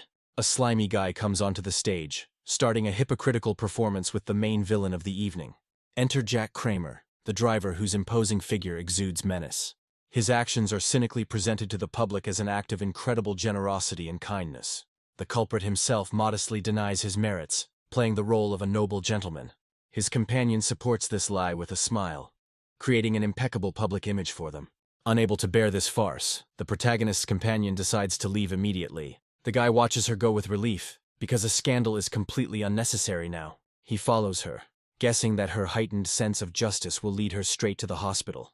In a fit of righteous anger, the girl takes out all her rage on her offender's car. The hero gently stops her, promising that she will not interfere with his own plan for revenge. With a sly smile, he points to an unnoticed punctured tire, hinting that retribution has already begun. Walking through the city at night, he notices her sudden silence, full of hidden experiences. She admits that the villain's arrogant grin awakened a burning hatred in her. Trying to relieve tension, the girl capriciously demands food and drink, dragging him along with her. A bold glint appears in her eyes as she invites him into her home to continue the evening. The air between them grows tense, filling with sensual tension and unspoken desires. But the romantic moment collapses under the onslaught of her belated, comically exaggerated rage. He gently calms her down, watching this storm of emotions with a slight smile. The guy's sly look betrays his thoughts, because sleep was clearly not part of his plans. Drunk and tired, the girl, with her last strength, asks to be taken to bed. He gently lays her down, regretting that he let her drink so much that night. Her serene sleep creates a deceptive sense of peace and tranquility. In this moment of intimacy and vulnerability, the young man finds himself on the threshold of an important decision. The morning greets her with a headache and a vague feeling that the past night was wrong. His morning reproaches are interrupted by a sudden call that will change everything. The alarming news leaves them both frozen in tense anticipation. Injustice rains down on them from the phone screen, because the villain has become a hero in the eyes of the public. Rage overwhelms the heroine when she realizes how brazenly and cynically the truth was fabricated. With icy calm, the hero understands that there is big money behind the distorted news. In a panic, the girl demands an immediate plan of revenge from him, unable to contain her anger. But the enemies strike back, presenting their revenge for the punctured tire as vile hooliganism. Despair overcomes her, but the young man remains unperturbed in the face of the new threat. Meanwhile, panic is growing in the Allied camp due to the reputational blow to their business. It turns out that the company behind the publication of the incriminating evidence is seeking revenge for the bloggers. Opponents are furiously trying to silence the press, realizing that the situation is getting out of control. Tensions reach their limits, and comrades demand an immediate response to the South China Company. But the guy on the phone, with a disarming smile, assures everyone that there is no reason to worry. He hangs up, and his next question suggests that the real game is just beginning. A split is occurring in the enemy camp, as the ostentatious apologies are merely a cover for more insidious plans. This false truce turns out to be a thinly veiled threat, the beginning of a new attack. The hero only grins, because the unification of enemies against him only confirms his strength. Paid protests spill out onto the streets, and the restaurant's reputation is under attack. The young man realizes that the time has come to act to suppress this artificial rebellion. His cold-blooded plan of waiting frightens the girl, but he knows that he must strike at the very peak of tension. He turns around, ready to face the crowd alone and protect what is dear to him. In a fit of despair and faith, she throws herself into his arms, completely trusting him with her fate. Her sudden kiss becomes an unexpected reward for him and the best motivation to win. The enemies burst into the restaurant, unaware that they have just walked right into a trap. An aggressive girl with leaflets leads the attack, demanding justice and the closure of the restaurant. Her righteous anger is met with the cold irritation of a simple visitor who wants to have a quiet dinner. The man explodes because he doesn't care about other people's squabbles, he just wants to eat in silence. The girl's partner joins the scandal, and now the quality of the food also comes under fire. Suddenly, an elderly woman, tired of this senseless farce, intervenes in the conflict. Her caustic remark hits the mark, calling the protesters what they are, more fools. The insult hits a nerve and the situation escalates to the limit, threatening to escalate into a brawl. The protesting girl furiously accuses all visitors of being brainless and aiding evil. She points the phone at the man's face, trying to prove her point with irrefutable facts. But he looks at the photo of the victim with a smirk and completely destroys their position with one question. The injustice of the situation finally dawns on the protesters, and their confidence begins to crumble. The truth comes to light, and the caring girl in the video looks nothing like the villain. A skeptic with a phone only confirms how easy it is to manipulate crowd opinion with lies. The activist girl is consumed with shame, realizing what a stupid puppet she was in the hands of others. Whispers behind one's back turn into a death sentence, and now the protesters will have to beg for forgiveness. Trying to escape the shame, they receive stinging advice for the future that feels like a slap in the face. A powerful girl blocks their path, and her words about the trial sound like a final verdict. Her furious gaze leaves no doubt that every false word will have to be paid for in full. The skeptical man was finally conquered, because her strength and beauty turned out to be much more convincing than any slander. A pathetic attempt to hide behind the status of students is shattered by the cold voice of a mysterious stranger. His cold voice falls upon the girl, accusing her of betraying her own ideals. Under his icy gaze, she falls to the floor, her world crumbling with the realization of her mistake. The restaurant owner thanks the crowd, and the atmosphere instantly changes from hostile to friendly. In a generous gesture, he declares all the food free, turning the scandal into a real celebration. Visitors explode with delight, because justice not only triumphed, but also turned out to be delicious. Next to the winner stands his faithful assistant, and her question about the future is full of hope. With a sly grin, the young man hints that this is only the beginning, and the main blow is yet to come. Meanwhile, a furious roar is heard from the enemy camp, because their perfect plan has suffered a crushing collapse. The enraged villain takes out his anger on his subordinate, unable to accept his own defeat. Horrified, she swears she has destroyed the evidence, but Suyan's name already sounds like a harbinger of their doom. The enemy smashes furniture in a rage, unable to come to terms with the humiliating failure of his plan. In a rage, he gives orders to increase the pressure, intending to destroy the enemy financially. A cold look from behind dark glasses promises that those who are objectionable will face cruel reprisals. Meanwhile, his ally panics after learning that their lie has been exposed by an irrefutable video. Her humiliation reaches its limit, because their fake apologies now look like a pathetic laughingstock. The assistant reports that internet users have turned against them, and the wave of public anger is growing. The situation is getting worse as even official media outlets are beginning to publicly expose their dark dealings. Gritting her teeth, the woman realizes that she has underestimated her enemy, and this game will cost her everything. At this time, the hero calmly inquires about the mood on the internet, as if he already knows the answer. With a triumphant smile, his assistant announces that the winds of change have blown in their direction, and their reputation is saved. The hero is surprised at how quickly they managed to turn the situation around, but enjoys the moment of calm. A new wave of rage overwhelms the heroine when she discovers even greater impudence of the hypocritical foundation. The guy playfully tries to calm her righteous anger, ready to direct this energy in the right direction. She shows him irrefutable evidence, a list of donations that reveals the entire scheme of deception. Her rage reaches its limit, because her enemies not only lied, but brazenly erased her name from the list. He shares her indignation completely, and they immediately set off for answers, ready for a new battle. The young man begins to see the connection between the foundation and the plant, and the whole puzzle begins to fall into place. His predatory smile promises that if there is no apology, he will teach them a lesson they will not forget. Suddenly, that same slimy guy from the charity event appears on the threshold with a poisonously polite visit. His gaze is full of hidden contempt, and he has no idea what a dangerous force he is about to face. With a cheeky grin, the hero throws down a direct challenge, cornering the villain with an awkward question. The foundation's yesterday's glory becomes the backdrop for today's revelation of its true nature. The director of the fund feigns bewilderment and denies everything, trying to make them look like fools. The heroine's anger breaks out, and she is ready to throw irrefutable evidence in the liar's face. With a poisonous smile, the villain goes on the offensive, turning the accused into accusers. His threats become more and more brazen, and he already anticipates his victory over them. The young man's gaze darkens with rage, and he gives his opponent one last chance to avoid the inevitable retribution. The villain's self-confidence blinds him, and he scornfully rejects this chance, not seeing the trap that has been set. The hero's unexpected turn leaves the girl completely perplexed, because it seemed like he had simply given up. But his next sudden and strange action proves that he has his own, unpredictable plan. She is outraged by his apparent inaction, because they had the main trump card in their hands. With a mysterious smile, he hints that a simple lawsuit is too easy a punishment for such scoundrels. The villain overconfidently believes that the forged records will solve everything, underestimating the cunning of his opponent. He dismissively brushes off the problem, believing that the small amount is not worth the fuss. It turns out that this was all part of a big plan, and now the enemy is patiently waiting for the victim to fall into the trap. His accomplice is already ready to set the crowd on the hero, anticipating how public opinion will destroy his reputation. He is absolutely confident of his victory, because he has in his hands the most powerful weapon, the controlled hatred of the masses. Meanwhile, the hero leaves the city, leaving his enemies perplexed and waiting for his next move. But the young man doesn't look defeated at all. He's enjoying the moment, as if going on a well-deserved vacation. His faithful companion is nearby, and her question only confirms that they are beginning a new, decisive phase of their plan.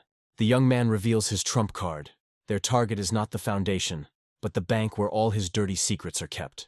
Realizing that they cannot win in the enemy's lair, he decides to strike at the very heart of their financial empire. His companion finally realizes the full scale of his daring plan, and admiration can be seen in her eyes. He maintains an icy calm, because before the decisive battle he needs to gather his strength and think through every step.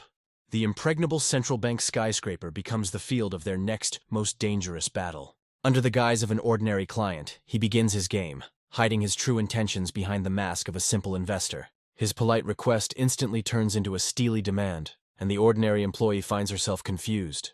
The female clerk tries to brush him off using standard procedures, not even suspecting who she is dealing with. The hero's patience runs out and he challenges her, making it clear that her authority here is insufficient. Her irritation spills out, but by doing so she only helps him create the chaos he needs for his plan. Her professional mask is cracking at the seams, and she resorts to open rudeness. The threat to call security becomes her last, desperate argument in this dispute. The guy agrees with icy calm, and his gesture with the briefcase changes the entire balance of power. The glitter of a huge sum of money in the case becomes his silent, but most convincing argument.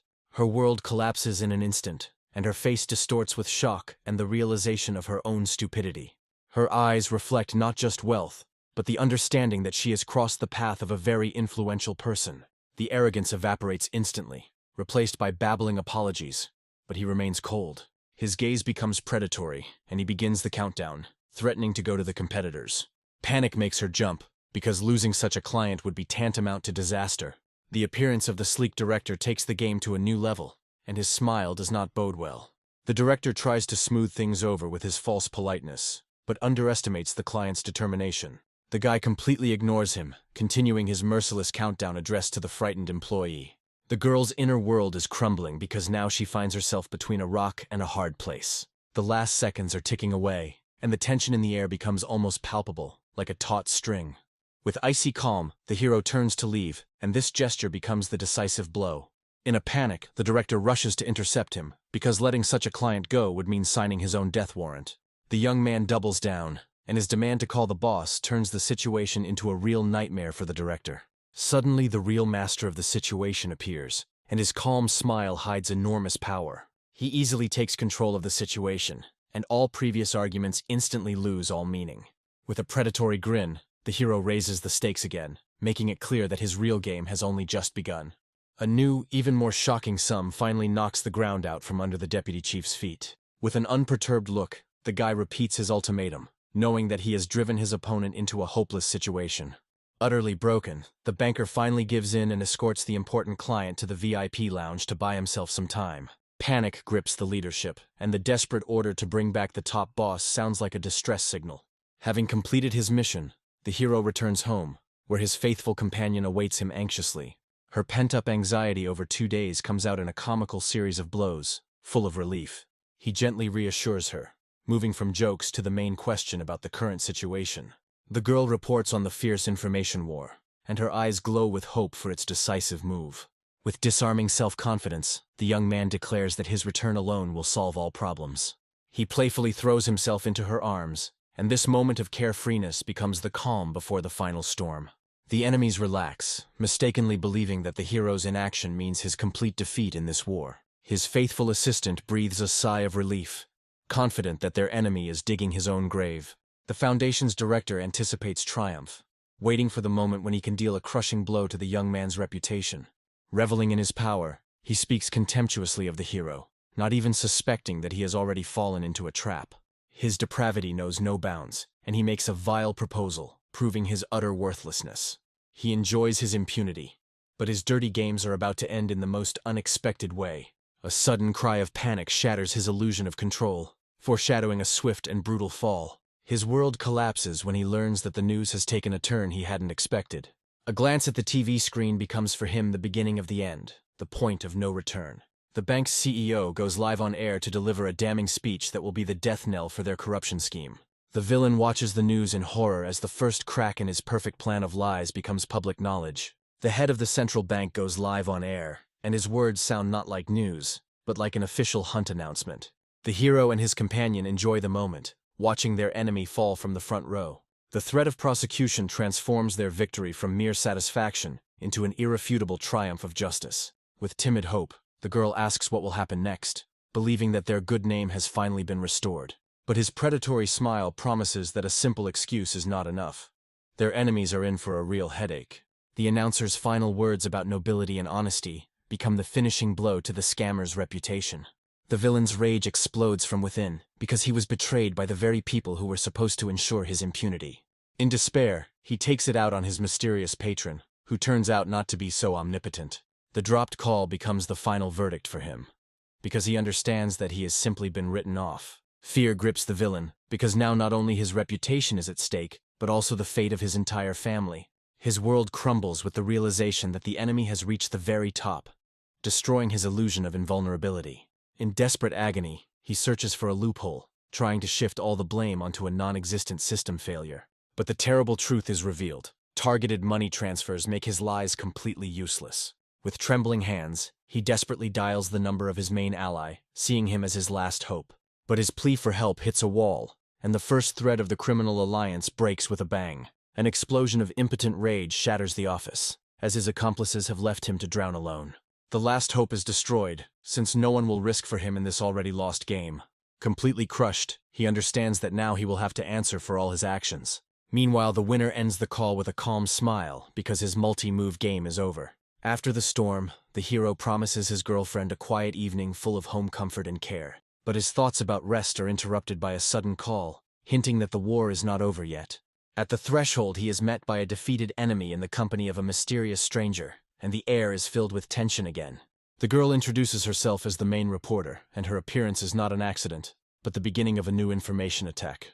With icy calm, the young man makes it clear that the conversation will take place only on his terms and according to his rules. This odd couple tries to appeal to his conscience, using their last desperate arguments in an attempt to save themselves. The reporter acknowledges the Foundation's sins, but tries to cover them up with a veneer of good deeds, appealing to the common good.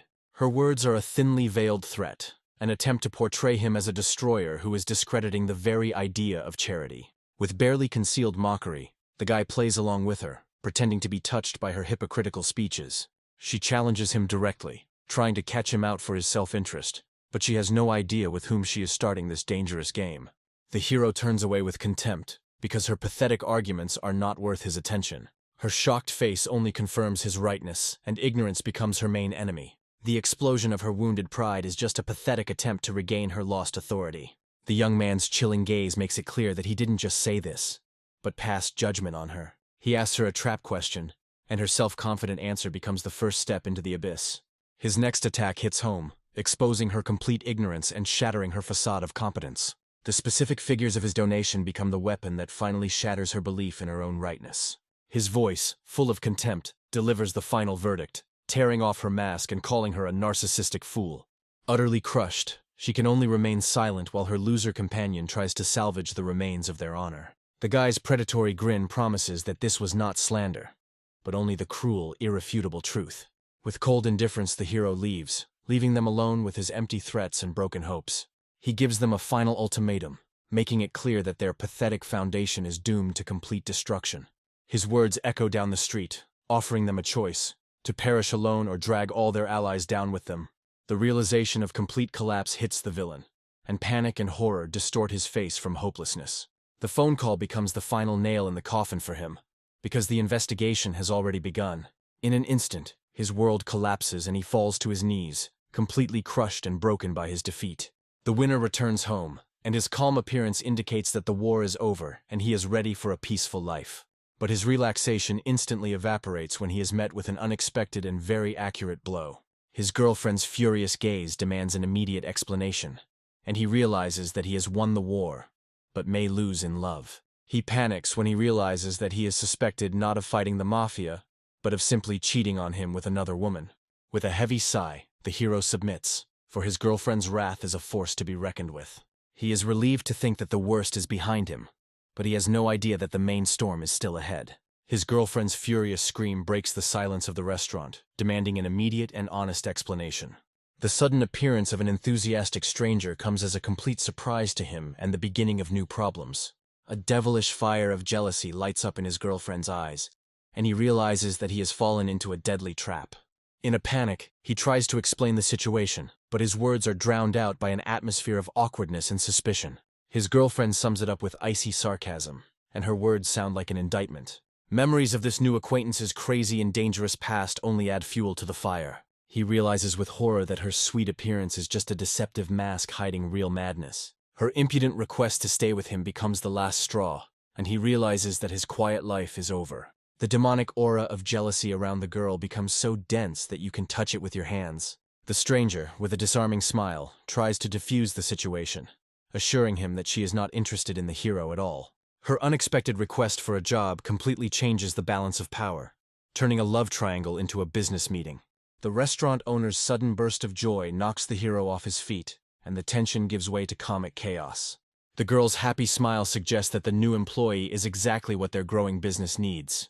The guy leaves the battlefield with relief, glad that he managed to extinguish this fire of jealousy. He looks at his brainchild with pride, as it transforms from a simple eatery into a true symbol of success. The young man returns to the restaurant, and his question about the new girl is full of hidden anxiety and hope. She reassures him, but her thoughtful look suggests that not all problems have been resolved yet. Her keen eye sees the real reason for the new employee's arrival, and she understands that the real battle is yet to come. Her words are full of mistrust, but deep down she is glad that he remains faithful only to her. The demonic aura of jealousy returns with renewed vigor, and its threat sounds frighteningly serious.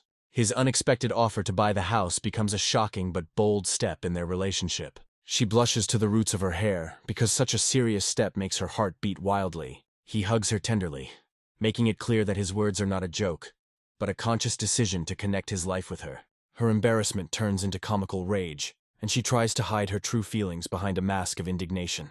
The happy smile on her face gives her away completely, because she is already mentally choosing curtains for their new home. Meanwhile, a mysterious benefactor from the past recalls how meeting the hero changed his whole life.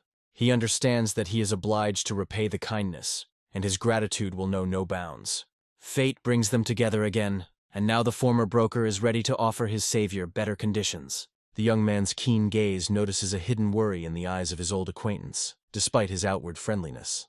He tries to hide his confusion behind formalities, but the hero already suspects that something is fishy. A grateful friend offers him his best, but behind his generosity there is something hidden. The appearance of the realtor's sister with drinks only momentarily diffuses the situation, but the tension remains in the air. The empty office arouses the hero's suspicions, because a thriving company shouldn't look like a ghost town. The broker's confused expression confirms his worst suspicions. The company is on the brink of total collapse. A young man offers his old friend his help, and his offer is not just a gesture of goodwill, but a lifeline. But the CEO's shadow looms over them, and his dissent could ruin all their plans. Despair breaks through in the sister's voice. because the boss's inaction is leading them all straight to the bottom. With cold calm, the hero offers a simple but cruel solution, making it clear that he is ready to do anything for his friend. The realtor feels humiliated and crushed because his career is ruined. The sudden appearance of a mysterious young man with a piercing gaze gives a faint glimmer of hope. The guy with a dazzling smile announces that the lawyer has secured complete freedom for them. Brother Sui can't believe his luck, asking with bated breath about his future. The young man confirms that there are now no obstacles to returning to sales. His sly look betrays confidence that all reliability issues have been resolved. The director becomes furious when he realizes how brazenly and impudently he has just been intimidated. The girl tries to calm the boss down, because Mr. Zhu's companion is nearby. Xu notes with a slight grin that his friend Baola is not at all against what is happening. But inside Baola, an uncontrollable rage and thirst for revenge for his brother Li boils. Li playfully reassures Baola as new important things lie ahead of them. Sui bitterly admits his helplessness, refusing to help the one who came for him. But the young man is unperturbed and calm, his confidence telling him that this is only a minor obstacle. Their new goal is a luxurious mansion, a symbol of a dream that is unattainable for many. Realtor Sui describes the house professionally, although he himself is amazed by its magnificence. He names a staggering price, testing the seriousness of the young man's intentions. It's incredible how money that was previously only good for shawarma can now be used to buy an entire house. Sui admires the hero's talent, and he, in turn, instills in him faith in his own strength. Looking at the construction site, Li reflects on his brother's unrealized potential and missed opportunities. Suddenly, a menacing stranger appears, and the air fills with tension from his direct threat. The realtor tries to appeal to the director's duty, but in response he feels only icy contempt. Director Zhang, in a rage, humiliates his subordinate, reminding him of his insignificant position. An attempt to justify oneself is broken against a wall of arrogance and complete disdain. Zhang approaches the girl with feigned politeness, barely concealing his true intentions. Recognition and anger flash in Li and Baola's eyes, because in front of them is the very same offender. The man tries to smooth things over with false politeness, but the tension only mounts. The heroine cuts him off coldly, her disgust for him becoming almost palpable. The memory of her past humiliation fuels her with an icy rage and a determination to fight back. The director straightens his shoulders smugly, absolutely confident in his irresistibility. He throws down his main trump card, revealing influential connections in order to finally suppress everyone. The director offers his business card with a smug grin, not noticing the girl's icy contempt. But Li abruptly puts an end to this attempt, showing with one movement who is in charge here. The hero's gaze flashes with rage. His quiet anger promises the impudent man a cruel reprisal. The humiliating flight to the ground becomes a bitter lesson for the director about real power. Lai teases Zhang with a sly tenderness, hinting at his pathetic dependence on his sister. The couple leaves, leaving a confused Xu alone to process the chaos that has just unfolded. The director is in a panic, looking for the culprit. His trampled pride demands immediate revenge. All his anger falls on the defenseless realtor, who is unable to object. A sudden collision interrupts his hysteria, but he blindly continues to vent his anger. The appearance of Mr. Zhu and his men changes everything, and a mortal threat hangs in the air. Director Zhang babbles in horror about a misunderstanding, unable to believe that Li Yunjie is related to this guy. Baola reproaches Li with fear. For a moment she believed that he would actually kill the villain. The young man gently reassures her, his confidence telling her that everything was under complete control.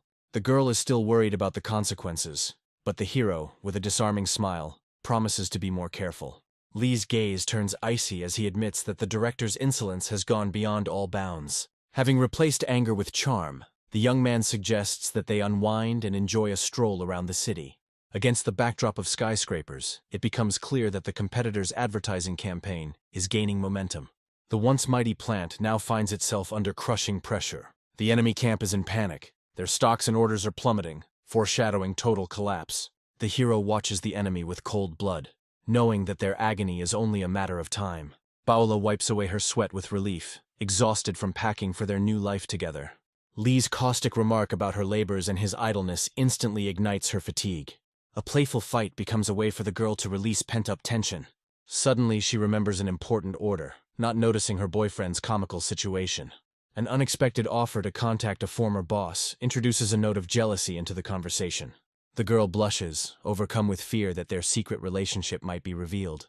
The young man looks at her with genuine bewilderment, not understanding the reason for her sudden anxiety. He easily deciphers her fears, realizing that she is afraid of gossip and condemnation. The guy's words touch her deeply, and she fiercely defends their feelings from other people's gossip. Lee gently calms his hot-tempered friend, making it clear that the opinion of the crowd means nothing to him. Confused but determined, Paola hands him the list, entrusting him with important matters. The girl quickly runs away, her concern for her friend stronger than her fatigue. The hero's brief moment of peace is interrupted by a ringing bell, bringing him back from bliss to harsh reality. Zhu's appearance brings an aura of danger and a perfectly fulfilled duty into the silence. His predatory smile betrays satisfaction at the brutal solution to the garbage problem. Lee coldly dismisses his subordinate, his calmness only emphasizing his absolute power. A plan for using the enemy's company for his own purposes had already matured in his cunning gaze. An elegant stranger appears on the threshold, her admiring gaze promising new intrigues. The empty walls of the new home are filled with anticipation of the future they are just beginning to build. A simple shopping list in her hands becomes a link between the two women in Lee's life. The businesslike atmosphere is shattered when Sister Lin, studying the list, shares her thoughts on the purchases. The idyll is interrupted by her sudden weakness, and Lee barely manages to catch her limp body. The scarlet trickle of blood on her pale face looks like an ominous and frightening omen. Anxiety grips the young man, because he cannot understand the reason for her mysterious and sudden illness. Fear for Sister Lin is reflected in his eyes as he tries to reach her. She comes to her senses, but her attempt to write it all off as a trifle looks pathetic and unconvincing. Her excuses cannot deceive the hero, and doubts fall like a heavy burden on his heart. Lin desperately tries to hide her vulnerability behind a fragile mask of a carefree smile. Despite her protests, the guy insists on seeing her off. His concern speaks louder than any words. An unexpected call from Biola introduces a sharp dissonance, reminding us of another, no less complex reality. The image of the weak Lin Cheyu won't leave his head, and Lee realizes that Biola holds the key to her secret. At the restaurant, a friend tries to calm Biola, whose resentment smolders under a mask of feigned calm. It turns out that the brazen Duan Yu got into a fierce fight with the customers, defending her honor. The situation is spiraling out of control as video of the fight has surfaced online, sparking a storm of public outrage. But a powerful countergame has already been launched. The enemies have been identified, and public opinion is changing before their eyes. Lee understands with a cold grin that this provocation is just another pawn in someone else's dirty game. He gently reassures Biola, as stirring up a scandal is exactly what their enemies are waiting for. A picture of the battle flashed in her memory, where Duan Yu, pushed to the limit, fought like a wild beast. Mr. Zhu's decision sounds like thunder. A cold and final dismissal for Duan Yu. The staff is shocked, because she acted for the good of the restaurant, and this dismissal seems the height of injustice. Duan Yu is seething with righteous anger, as the arrogant clients almost drove her to the brink of a breakdown. But Mr. Zhu, with icy calm, gives the order to sort things out. His authority is beyond question. He watches silently as Zhou Jun leads the dismissed girl away, leaving him alone with his thoughts. Jealousy flares up in Bale, and she clings to the guy with the suspicion that he is building a harem for himself. Lee whispers his secret in her ear, and her world is turned upside down by a shocking revelation. His plan to create a business intelligence department leaves her with a mixture of fear, bewilderment, and concern for the legality. He playfully reassures her, showing that even in the most dangerous games he knows his limits. The goal is simple and brutal. Gather information to strike enemies before they can get away and prevent them from making mischief. Baola accepts his adventure with a sly smile, already mentally trying on the role of the mistress of his house. But all her worries instantly vanish when she recalls Lin Cheyu's visit with childish delight. Lee feigns casualness in reporting Lin Cheyu's illness, hiding his true concern. The memory of fragile Lin in his arms makes the boy doubt his actions. Baola, in playful rage, tries to beat the truth out of him, but he only laughs it off. A casual touch explodes into a spark as he realizes her sheer boldness. Her seductive innocence deals a crushing blow, forcing him to struggle with himself. The chaos of the kitchen rudely intrudes on their intimate moment, bringing the couple back to reality. The embarrassed hero quickly retreats, escaping from an awkward and explosive situation.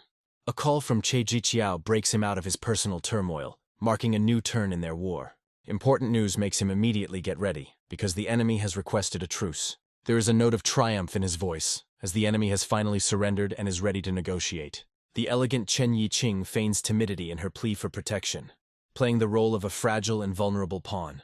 Young Master Zhang exudes complacency. His promises are just a cover for greed and ambition. Sweet talk about her specialness dispels the girl's doubts, immersing her in the illusion of her own importance. Tensions mount as Lee faces an unknown enemy whose tactics remain a mystery. A cold determination burns in his eyes. Today he is ready to tear off the masks and punish the villains. The scene of vulgar intimacy that unfolds before him instantly reveals the whole essence of their business meeting.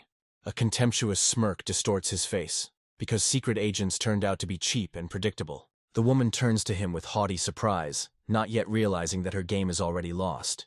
Lee confidently takes his place at the head of the table, destroying their plans with one gesture and taking all the power for himself. A sudden recognition pierces him, for his enemies have sent people from his distant past against him. The hero's gaze fills with cold rage. He understands that he has fatally underestimated his opponent. The woman in the blue dress exudes dangerous confidence, openly mocking his attempt to seize power. Her words, full of poisonous sarcasm, call into question his every step and his newfound status. Chen Yiqing's predatory smile reveals her true nature, complete contempt for what she considers his pathetic attempt. But suddenly his assistant explodes with a dark aura, her silent fury a chilling warning. Only a slight smile touches Lee's lips. He is calm, because their audacity only confirms that he is right. Mr. Zhang still tries to pick on him, but the hero brushes off his petty quibbles. The girl reveals her true motives, her greedy gaze aimed at Tianyu's company. A sudden realization hits the enemies. They couldn't even imagine that he would be sent to negotiate. But even at this moment, Mr. Zhang's gaze is fixed on his beautiful secretary. A fatal mistake. Mr. Zhang revels in his supposed irresistibility, mistaking the flirtation for the truth. A cunning plan is maturing in his head, because he is sure that light pressure will break the beauty's will. Chen Yiqing angrily voices their humiliating proposal, which sounds like a real insult. Her scream is an attempt to crush him with authority and force him to accept obviously losing conditions. But Lee, with disarming calm, smashes their pathetic tactics, calling a spade a spade. His gaze turns icy, and his voice takes on a steely threat that leaves them no chance to retreat. The girl understands that she will have to give in, but her pride still does not allow her to admit defeat. The hero begins his attack, reminding them of the treacherous plan to destroy his Tianyu company. He takes pleasure in describing their failure, driving his enemies into a corner of their own lies and greed. Lee rejects their offer with contempt, as he is no longer interested in being pawns in this game. His decision is final and irrevocable. He rejects their pitiful handouts with cold contempt. Chen Yiqing explodes with rage, her crushed pride unable to accept his brazen refusal. She gets personal, accusing him of petty revenge for their long-forgotten breakup. The sudden appearance of the assistant shocks the ex-girlfriend, revealing a new facet of humiliation. Lee reminds her of her past betrayal with a caustic grin, devaluing her choice back then. He notices how his assistant is getting angry, and understands that he needs to intervene before it's too late. Mr. Zhang demonstratively hugs Chen Yiqing, reveling in his imaginary superiority. His lustful gaze and greasy wink reveal his entire pathetic and narrow-minded nature. The assistant is torn apart with disgust. She can't believe that this idiot is winking at her. With difficulty holding back her laughter, she whispers how easily this fool fell for her simple trick. Mr. Zhang, in despair, makes empty threats, his crushed pride unable to accept defeat. Lee's cold gaze on the departing hero's back becomes the final nail in his coffin. He couldn't understand how this insignificant offspring, who had once asked him for help, dared to humiliate him like that. The sudden appearance of menacing messengers from Mr. Jack makes him freeze with fear. Struggling to find his words, Zhang is forced to report the complete and utter failure of the negotiations. He tries to put all the blame on Lee, calling him just his girlfriend's former classmate. In a pathetic attempt to save himself, he demands new negotiations and a cruel punishment for Suya. But his babble is interrupted by a crushing blow that instantly puts him in his place. Humiliated and defeated, he hears only contemptuous reproaches from Jack's assistant. Only then does Chen Yiqing, in horror, reveal to them the truth that they have failed in their negotiations with the Tianyu leader himself. Jack's assistant is seething with rage, unable to believe that their powerful connections have proven powerless. The hero leaves, leaving behind the ruins of hope and burned bridges, his decision unwavering. In the shadows of the big city, a secret ally reports that their multi-move game against the enemy has begun. Lee's gaze is fixed on the future, and he coldly issues orders, launching a new phase of his vendetta. There's a devilish glint in his eyes because he knows it's time to hit his opponent where it hurts. A few days later, a storm is brewing in the glass skyscraper, ready to fall on the heads of unsuspecting enemies. Xiaoli cries out for justice in despair, his heart broken by the betrayal of his new partner. Chairman Chen Yuan humiliates him with icy contempt, reminding him of his insignificant place in this big game. The old man cynically takes away his well-deserved victory, promising a paltry handout as compensation for his ruined career. The realtor's eyes were frozen in a silent question. He realized that he had just been thrown out like an unnecessary pawn. Xiaoli can't wrap his head around this betrayal, because just yesterday the boss's smile seemed so sincere. The chairman coldly points to the door, with one gesture throwing him out of the deal and out of his life. A new player appears on the scene, his smug look indicating that he has come to take someone else's laurels. The mustachioed man's gaze is full of poisonous mockery. He revels in the helplessness of his young rival. The realtor bitterly accuses them of theft and betrayal, predicting a quick and inglorious end for the company. In response to the bold truth, Chen Yuan explodes with anger, throwing the guy out without a shred of regret. The realization dawned on Xiaoli that this cooperation was a favor to his brother Shu, not his own merit. He clenches his fists until they hurt, torn between his thirst for revenge and the fear of harming his only ally. The opponent dismisses him with disdain, as if he were an annoying child interfering with adult games. The mustachioed sycophant proudly reports to his boss how easily he dealt with the presumptuous youth. Chairman Chen Yuan is pleased to get rid of the obstacle, anticipating the signing of a lucrative contract. A new player enters the room and the atmosphere fills with tense anticipation of the decisive moment. Director Wang Kai appears with a predatory smile, his confidence indicating complete control over the situation. He asks an innocent question about the absent Li Tan, setting the first trap for his opponents. The mustachioed trader explains with false sincerity that he was entrusted with the deal due to force majeure. Wang Kai feigns concern, his penetrating gaze trying to find a hole in their false story. The sycophant relishes throwing mud at his former colleague, not noticing how he is digging his own grave.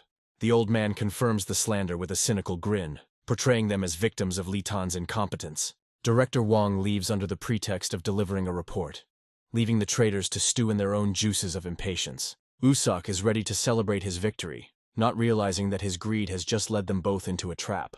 The sycophant is in a hurry to sign the contract, his impatience betraying the fear that luck might slip away. But Director Wang explodes in icy rage, their brazen attempt to lecture him becoming the last straw. He leaves to report to his boss, leaving the traders completely unaware of the coming storm. On the other end of the line, the true leader learns of the vile intrigue and betrayal of his confidant. Meanwhile, Mr. Sui calmly explains the situation. He saw through their pathetic plan from the very beginning. He gives the order to stop the deal and bring back Li Tan, his calm tone sounding like a death sentence. Sui calls the humiliated realtor, his voice full of sympathy and a veiled threat to their mutual enemies. Xiaoli still can't believe Chen Yuan's treachery, his voice trembling with resentment and anger. The hero gently reassures him, but his next question is already the beginning of a new, sophisticated plan for revenge. The realtor's answer becomes the key to success, because his connections within the company are now a weapon in Shu's hands. Sui is eagerly preparing a surprise for the realtor, which will mark the beginning of his triumphant return. He gives clear instructions on how to stage a show to lure the traders into a cunning trap. A loyal ally readily accepts orders, his devotion leaving no doubt about the success of the operation. On the other end of the line, the manager explodes with rage, unable to believe such meanness on the part of his partners. In the negotiation room, the traders are shocked, as Director Wang Kai makes an unthinkable demand, the return of Li Tan. He makes it clear, with cold force, that their interest was directed solely at one irreplaceable employee. The ultimatum sounds like a death sentence. Either Li Tan signs the contract, or the meeting is over. The mustachioed sycophant tries to wriggle out of it in a panic, his pathetic excuses sounding unconvincing and pathetic. He can't comprehend how their grand plan could have collapsed because of some simple manager. Director Wang leans back in his chair with icy calm, his willingness to wait only adding to their agony. Chairman Chen Yuan tries to smooth things over with a fake smile, but his panic is already obvious to everyone. Fear makes him lash out at his subordinate, because he understands perfectly well that going against the Penglong Company is tantamount to suicide. In desperation, they rush to search, because now the return of Li Tan is a question of the survival of their company.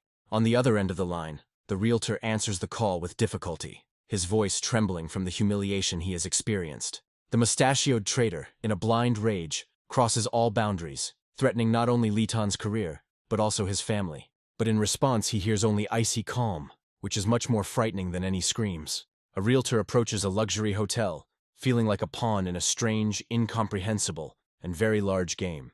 The staff's warm welcome and respect overwhelm him, making him feel important for the first time in a long time. Shu's charming assistant confuses him with her beauty and mysterious smile. He follows her into the unknown, his heart pounding with anticipation and fear of what Brother Sui has in store for him. The assistant reports with a smile that the humiliated realtor has arrived, and their plan is entering its final stages. Li Tang enters the room, his heart skipping a beat as the scene of power and big money unfolds before him. Bewilderment pierces the realtor when he sees a familiar, but completely unexpected face at the table. Recognition gives way to shock, because in front of him is Chung Chung himself, Deputy General Director of the Penglong Company. Li Tang tries to hide his shock behind a mask of flattery, instinctively playing by the rules of the big players. But Brother Sui quickly brings the conversation back to business, his gaze promising something grand. A stunning revelation hangs in the air. Sui reveals his ambitious plan to take over the real estate market. An offer you can't refuse sounds like a bolt from the blue for a simple realtor. Li Tan can't understand how Brother Sui, whom he himself recently helped, was able to reach such heights. Meanwhile, a call from the real Li Tang to the Penglong Company spells the beginning of the end for the unsuspecting traders. The mustachioed trader smashes the phone in a rage, his blind anger falling on the only one who remained nearby. But Chairman Chen Yuan blames him for everything, because it was his threats that caused their crushing failure. The old man cannot understand why they were abandoned so easily, because he was confident in his power and influence. Director Wang enters, his icy calm and disdainful gaze foreshadowing a swift and brutal reprisal. The traders babble pathetic excuses, but their attempts to postpone the meeting sound like a plea for mercy. Wang Kai, with a cold smile, informs them that their services are no longer needed, as they have just fired their only trump card. He reveals the truth to them with pleasure. Their company was interesting only because of one person. Chen Yuan tries to salvage the situation, but his pathetic attempts to justify himself are shattered by a steel wall of contempt. The phone call becomes the final blow for him, and he listens in horror to the news of the collapse of his empire. 90% of the employees went to Li Tang, and on the ruins of the old company, a new, invincible legend is born.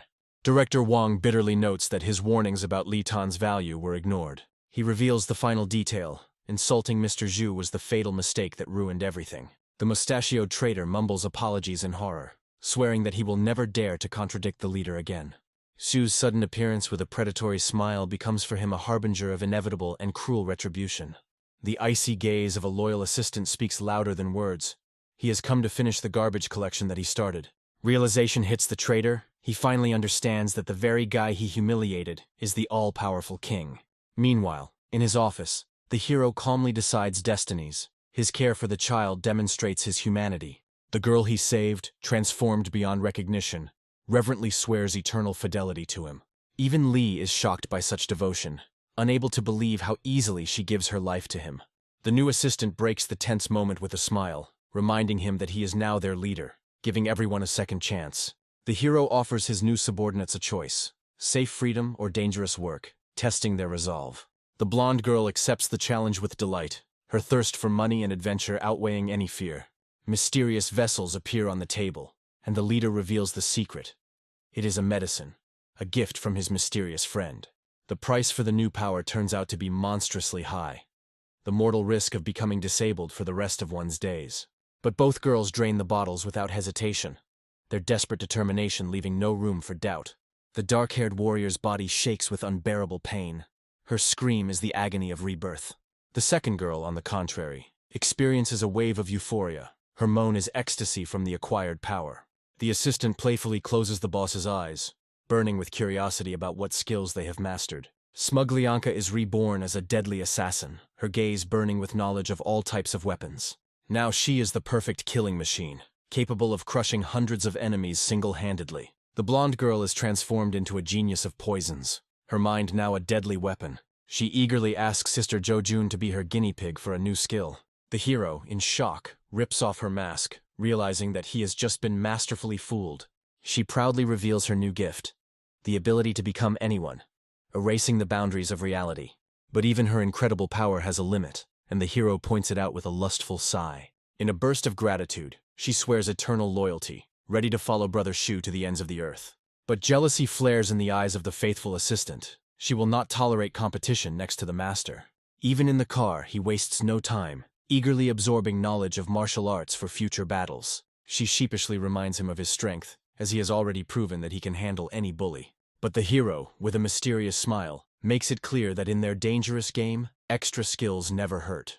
The hero's new power amazes him, because he can now master any machine at first sight. A daring thought flashes through his mind. With such abilities, he will soon become a walking scanner.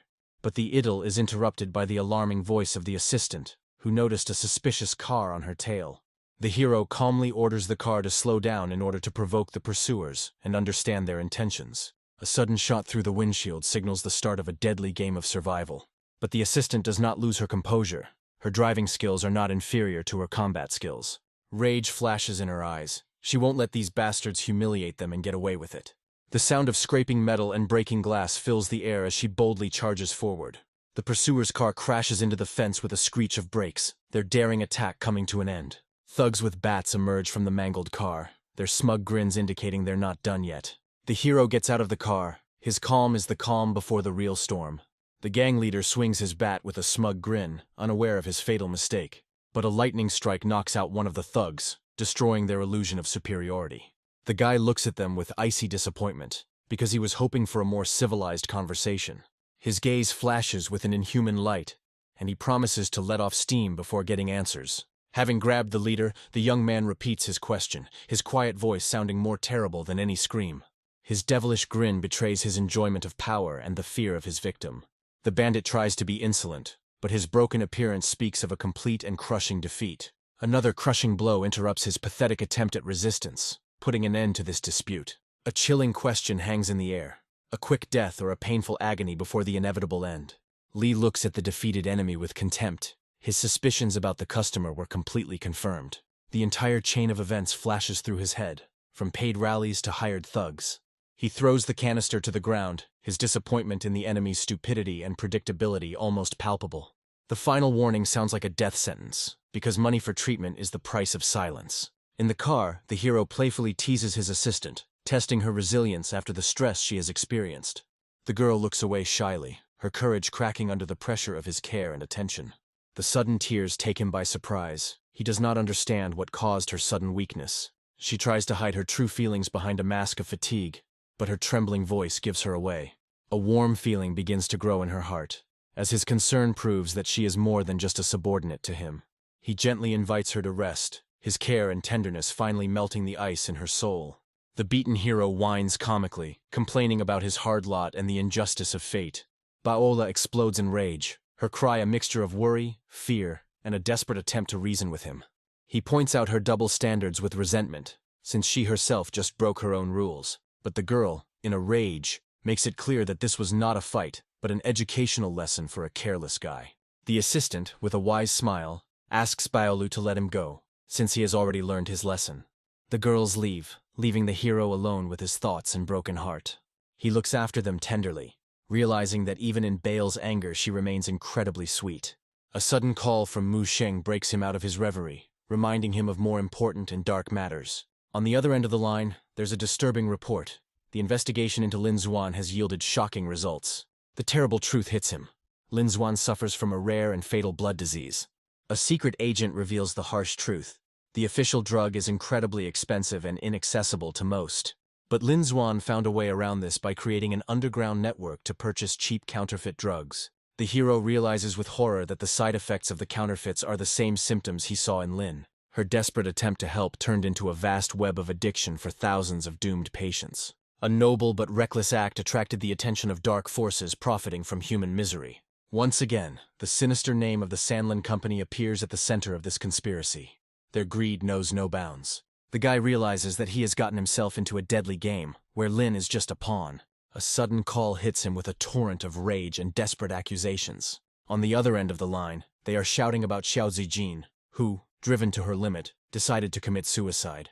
He responds coldly to his desperate friend, suspecting that this is just another cruel manipulation. A friend's desperate cry breaks the silence. She blames Shu for everything, and demands that he come immediately. The hero remains cool, his instincts telling him that this is just a cheap show and a trap. Jealous Paola suddenly appears behind him, her insidious question catching the guy off guard. Their playful banter about his death and her legacy only highlights their strange but strong connection.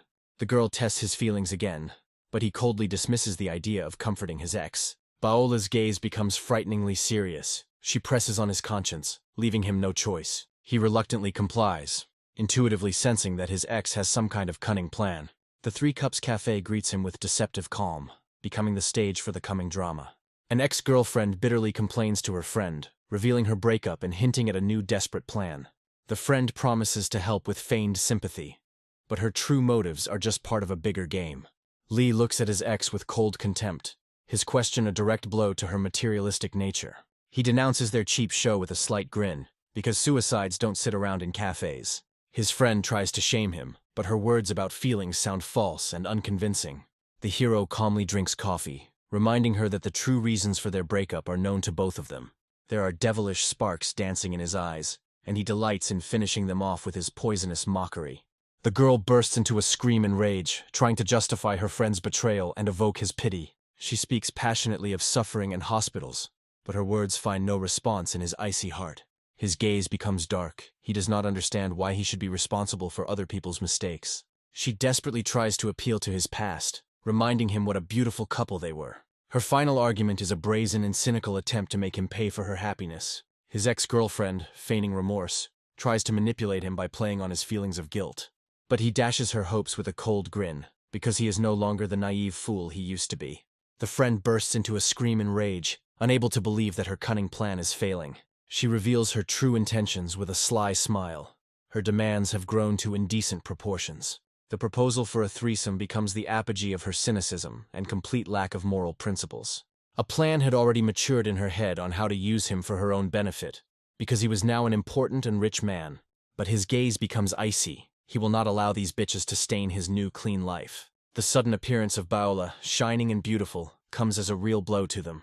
She exposes his lie with an innocent smile, showing everyone that he did not come here alone. The friend is shocked to realize that their cheap show has failed, and Sui has become completely out of reach for her. Anger flares in her friend's eyes, because now she understands that he has a new cunning fox. Baola reminds her with a venomous grin about the past betrayal, when Shu was abandoned for wealth. Her ex-girlfriend tries to sting her, accusing her of playing with her feelings, but her words sound unconvincing.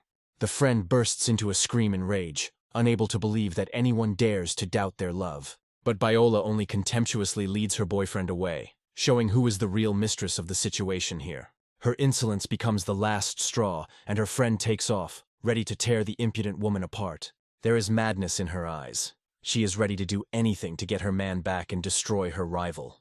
Baola easily intercepts the blow, her calm only emphasizing the attacker's helplessness. The sudden intervention of a loyal assistant turns a women's quarrel into a brutal beating. The hero is at a loss. He doesn't understand why his faithful assistant intervened in this women's squabble. The hero quickly carries away his enraged girls, leaving his defeated enemies in complete bewilderment. The assistant, full of righteous anger, promises to severely punish the bitches if they dare to appear again. In the car, the guy can't help but laugh, because this comical scene is worthy of the pen of a humorist. But Baola quickly brings him to his senses. Her jealousy flares up with renewed vigor from his carelessness. A new message catches his attention, and his jealous girlfriend immediately accuses him of another affair. He heads to the apartment complex where Lin Xuan lives, sensing that he's in for a tough conversation. The silence and semi-darkness of the apartment greet him, creating an atmosphere of mystery and hidden danger. The sudden appearance of a girl in a revealing outfit takes him by surprise. Her appearance promises temptation and seduction. She asks about his health with a slight smile. Her calmness seems unnatural and frightening. The girl clings to him, her request a desperate attempt to find protection and salvation in his arms. Her embrace takes him by surprise. He does not understand the true motives of this desperate and seductive girl. She tenderly asks him not to think about anything. Her words are an attempt to hide from the cruel reality, but he demands an explanation. Her strange behavior makes him anxious and suspicious. A terrible thought flashes through his head. What if the pills didn't help, but only worsened her condition? The vulgar thought of her dying wish distracts him for a moment, but he immediately pushes it away. He tries to calm her down, but his own voice trembles with uncertainty and fear for her. She admits with fatal calm that she wants to leave behind a special, last memory. The girl shifts responsibility for her life onto him, because he is the only man in her arms. He laughs it off sheepishly, trying to defuse the situation and hide his own confusion. Deep down, he knows he couldn't stand by and just watch her fade away. A sudden call brings terrible news to Lin Xuan. A warrant for her arrest has already been issued. Panic distorts her face as the voice on the other end of the line begs her to run before it's too late. But the hero interrupts her despair. His calm words about what he knows about her illness sound like thunder. He mercilessly rips off all her masks, revealing the secret of the counterfeit drugs, leaving her in shock. There is no doubt in his gaze as he takes control of the situation, ordering her to get ready. With one call, he erases all traces of their presence. His power proves stronger than any laws. His icy calm in the face of the police only emphasizes that he plays by his own rules, which are inaccessible to them. Even in such a tense moment, he finds time for a joke that makes her feel embarrassed and forget about her fear. But he immediately brings her back to harsh reality. His direct question about death leaves her no way to retreat. She bitterly admits that she only has a year left, and even medication is just a slow agony. There is despair in her voice, because the future she sees only as a slow decline in a hospital bed. He teases her with irony, because her desperate act was just an attempt to escape from the cruel truth. But his gaze softens. He believes that her good deeds and saved lives will not go unnoticed. An encounter with Biola, armed with a knife, adds a comical note to the tense atmosphere of their hideout. The hero whispers Lin Xuan's secret to Biola, and her world is turned upside down by the shocking truth. Baola's eyes flash with admiration, because now she sees Lin not as a rival, but as a true heroine. But harsh reality brings them back to Earth, because a real hunt for the sorceress will now begin. Shu's passivity irritates Baola. She doesn't understand how he can calmly eat an apple at such a moment. Baola's sudden move knocks Shu out, and Lin realizes they'll have to lay low. Tears of admiration and compassion sparkle in Baola's eyes. She believes that not all is lost for such a heroine. Lee understands that a long and grueling battle awaits them, and mentally prepares the girls for the worst. He decides to separate them, realizing that Lin Xuan will be safer with Baola. The girls discuss their plan, their voices full of anxiety and uncertainty about the future.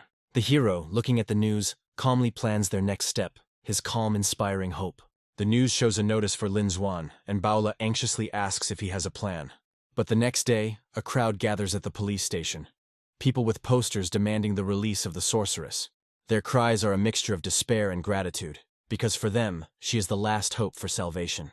Baola shows Lin the news with admiration, because now the whole world knows about her feat and self-sacrifice.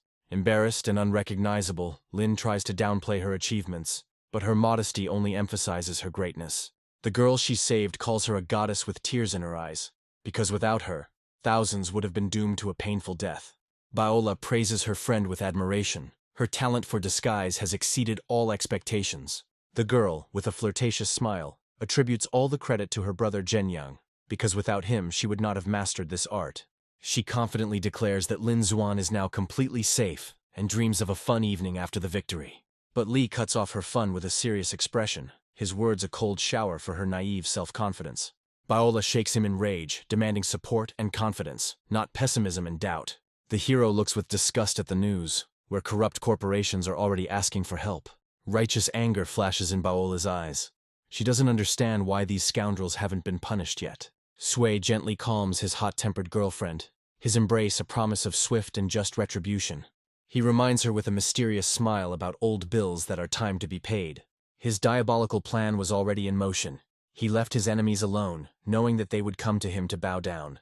Li bitterly recounts how Sanlin not only participated in the fraud, but still portrays itself as a victim. Baola's eyes flash with rage, and she regrets not having dealt with them earlier when she had the chance. The hero playfully reassures her, reminding her that she, fortunately, did not suffer any losses in this battle. But the girl indignantly denies her luck, because she is not some kind of fool who just gets lucky. He looks at her with tenderness, realizing that her kindness is her main strength, inaccessible to any swindlers. Suddenly, their solitude is interrupted by a crowd of reporters, their intrusive questions disturbing the fragile peace. Lai coldly retorts that he doesn't know Lin Xuan. His words are an attempt to protect her from hungry vultures. But he immediately realizes his mistake, because his denial only fuels their interest and suspicions. A memory of their only meeting, which marked the beginning of this complicated story, flashes through his mind. A persistent journalist with a video recording in her hands leaves him no choice. She demands an answer, and now he will have to play. Li asks the question with cold calm, his gaze piercing the crowd of reporters, searching for the source of the leak. The journalist confidently reveals the origin of the video, her words a direct challenge and provocation. He takes her phone. His answer sounds like a death sentence. He is not going to play by their rules. The hero leaves, throwing into the crowd a promise to find the culprit and prove his innocence, his words full of determination. But a storm is already raging online. A bloodthirsty crowd is ready to tear him apart, without regard for the truth. Meanwhile, the real villains watch the unfolding drama with delight. Their plan worked perfectly. They admire their boss's genius move, as Sui is now the public enemy #1. They thank their savior, not realizing that their gratitude is addressed to the one who started this whole mess. CEO Sanlin looks at the crowd with disdain, his words about the brutal thugs revealing his cynical nature. The true puppeteer appears on the laptop screen, his devilish grin indicating that this is only the beginning of a great and cruel game. A villainous laughter fills the room as Suya's reputation is destroyed, and he himself has disappeared without a trace. The CEO, with a cold grin, reveals his plan to use the company's name to finish off the enemy. They decide to put pressure on him from the shadows. Their goal not just to win, but to make him fail with a deafening crash. The head of the Zhao family proudly praises his daughter, as she was able to turn an entire corporation against Shu. Their alliance seems invincible, and they are now confident that Sui will not be able to escape their cruel punishment.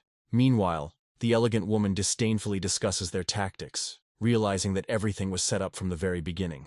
She notes with amazement how cleverly they used naivety and slander to create the perfect show. The sudden appearance of her brother interrupts her thoughts, his furious cry indicating a new, unexpected problem. Sui published the news, and now the whole world is waiting for his public response, which will change everything. The press conference room is tense as everyone wonders what Sui will say and how it will affect the game. Journalists are whispering, surprised that Sui was not arrested after yesterday's scandal. Their conversation turns to the main victim, the girl from the video, and it becomes clear that her family has declined to be interviewed. CEO Sanlin comments on their refusal with disdain. His cynicism knows no bounds. Ms. Zhao is surprised to note his personal involvement in this dirty game against a simple restaurant owner. But he curiously asks what such an influential figure as she sees in this insignificant guy. With a sly smile, she promises to reveal all her cards, but only after they finally get rid of Suya. A hero appears on the scene, his calm and confidence causing only a contemptuous grin from his enemies. The thought of his insignificant origins flashes through their heads.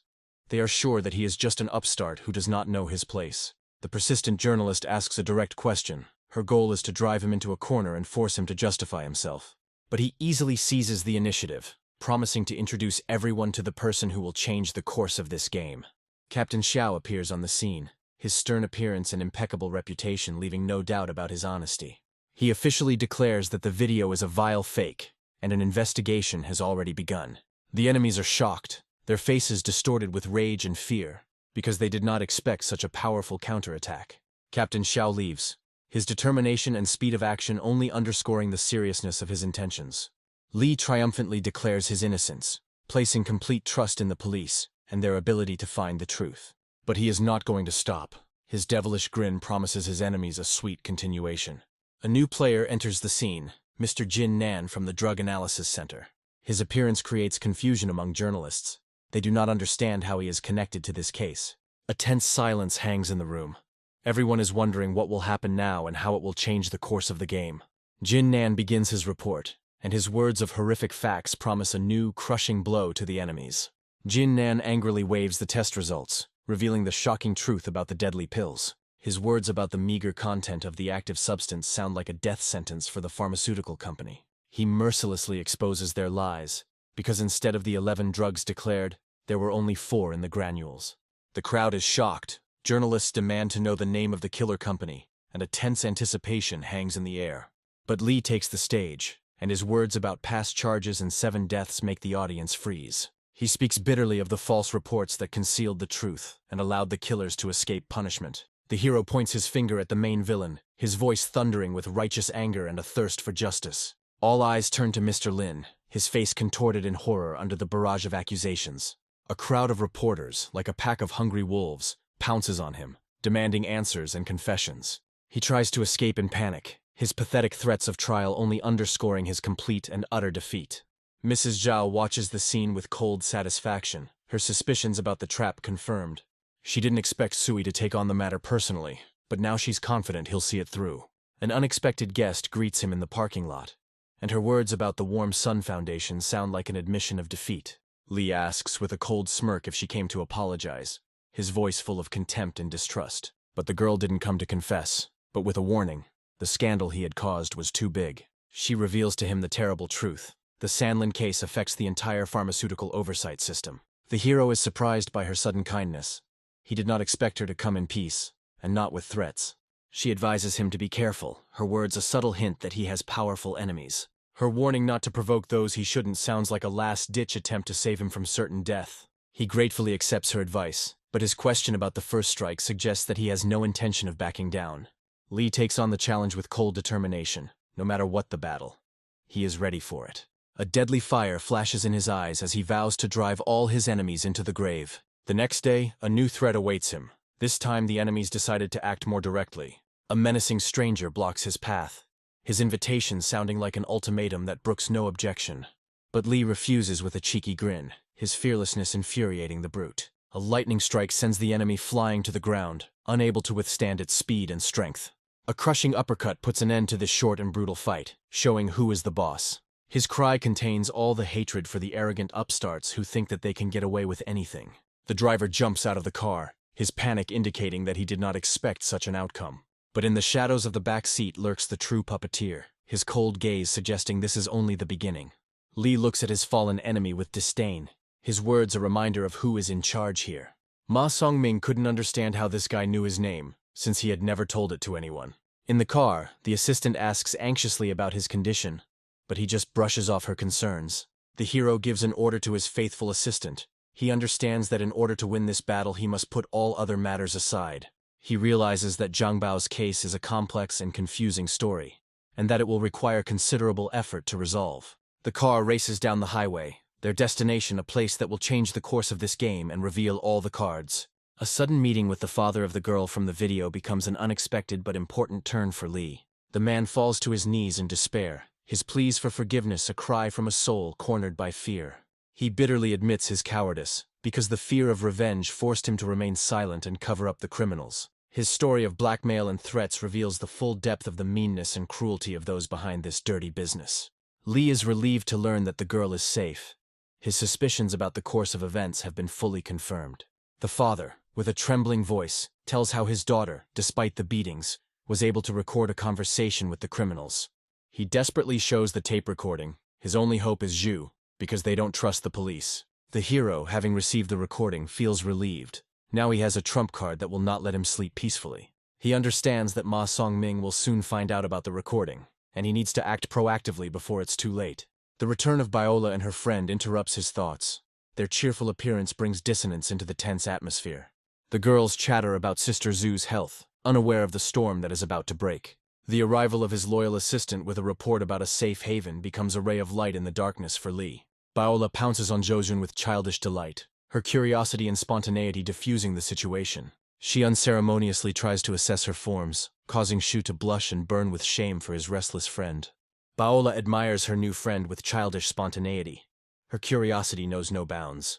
But the idyll is interrupted by an alarming message, and Lee's face distorts with anger and determination.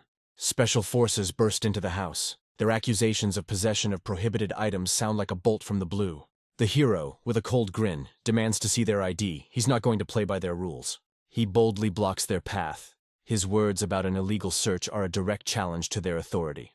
The squad leader understands that this is no ordinary citizen and orders them to act quickly and harshly. Lee grabs the Special Forces soldier's hand in a rage. His patience snapped, and he's ready to fight. A lightning-fast blow knocks the insolent man out. His words about self-defense sound like a mockery. Suddenly, new fighters appear in the room, their threats and weapons only adding fuel to the fire. But instead of attacking Lee, they point their guns at the Special Forces, adding further confusion to the chaos. The sudden appearance of Captain Xiao adds further confusion to the already chaotic situation. He asks with icy calm whether their appearance is connected with the recent attack on Mr. Shu. The Special Forces are shocked. They cannot believe that Chief Xiao foresaw their illegal raid. The hero offers his help with a grin, but Captain Xiao coldly rejects his offer. He leaves, reminding Lee of the limits of the law, and that justice must be achieved through honest means. But then an alarm bell rings, and the guy learns that Lin Xuan has fainted. The doctor's terrible verdict sounds like a death sentence. She has only a few months to live, maybe less. Lee asks his trusted ally to provide shelter, as the police won't set foot in a private hospital. He understands that he needs to act quickly, help Lin Xuan and call off the search for her as soon as possible. The hero entrusts the care of the sick woman to his faithful friend Baola, knowing that she will not let him down. The assistant reports on the corpses found by Jin Han. and this becomes their main trump card against Sanlin. Hope flashes in Lee's eyes, because now they have a chance not only to shut down the company, but also to call off the search. His calm in the face of the new challenge only underscores his confidence in the success of their risky plan. The Lin Xuan Protection Society is gaining momentum. Her identity has been revealed, and now people are ready to fight for their goddess. The hero decides to first deal with the assistant's problem, realizing that he cannot do without her help. A meeting with Lin Yurong's friend, Ma Qiangqiao, becomes an unexpected but important alliance for them in the fight for justice. Lai watches the spontaneous rally with a sly grin, realizing that it could benefit Lin Xuan. Ma Qiangqiao introduces her friend to new allies, and their first meeting promises to be fruitful. She proudly introduces her best friend, revealing her past and emphasizing her worth. New acquaintances look at Lin Yurong with admiration. Her beauty and influence do not leave them indifferent. Ma Qiangqiao tries to pressure Lin Yurong, reminding her of her influential position and the need to help the goddess. But the assistant remains adamant. For her, the law and loyalty to the master are more important than any goddesses. The friend bursts into a scream in rage, unable to understand how anyone could refuse to help the one who has saved so many lives. A whirlwind of doubts runs through Lin Yurong's mind. She cannot understand how her once honest friend has fallen to this point. She coldly ends the conversation, realizing that their friendship is over and she cannot help her. The new allies are at a loss. Without Mr. Shu's support, their chances of victory are zero. In the car, the assistant bitterly talks about the meeting. Her refusal to help her old friend was not easy for her. Ma Qiangqiao rushes to the car in despair, her pleas for help her last hope for salvation. She asks for help with a broken voice, hoping that Shu's heroic image on the internet is not just marketing. But Li coldly cuts her off, accusing her of selfishness and unwillingness to think about the consequences for himself. Ma Qiangqiao is furious and shouts that Li is selfish because the goddess has done much more for people than he has. The new ally tries to smooth things over, explaining her behavior as impulsiveness and a lack of malicious intentions. He reveals their plan with a sly grin, to hold support events, but to do this they need financial assistance. The guy gently rebukes Ma Qiangqiao, forcing her to apologize and admit her intemperance. The assistant comments on her apology sarcastically, but Ma Qiangqiao doesn't seem to understand her subtle irony. The ally, feigning concern, continues to play on pity, telling about Cao Cao's experiences and financial difficulties. Li hands his assistant a wad of cash with cold calm, his gesture a test of her loyalty. She looks at them defiantly. Her words about obeying the boss are a direct warning and a show of force. The allies are shocked. They cannot believe that she is ready to obey so blindly and betray their common cause. The assistant leaves, leaving them completely bewildered. Her actions are the beginning of a new, even more complicated game. Ma Qiangqiao is happy about the money, but her joy is overshadowed by disappointment in Shu. Hatred flashes in her eyes. She can't believe that her idol turned out to be so cold-blooded. The guy with a wad of money in his hands feels like a winner, but his joy is clouded by a shadow of doubt. He bitterly admits that he underestimated Shu, and his plan was not so flawless. Ma Qiangqiao furiously calls Shu a moral monster, praising his new ally. The purple-haired girl confidently hands over all her money and her destiny to him. He can hardly contain his emotions. Their trust becomes a heavy but welcome burden for him. Now all responsibility lies with him, and he is ready to act to justify their hopes. In the car, the assistant is still seething with rage. She cannot understand how her childhood friend could do such a thing. Her anger is so strong that she is ready to tear Ma Qiangqiao apart for her betrayal and stupidity.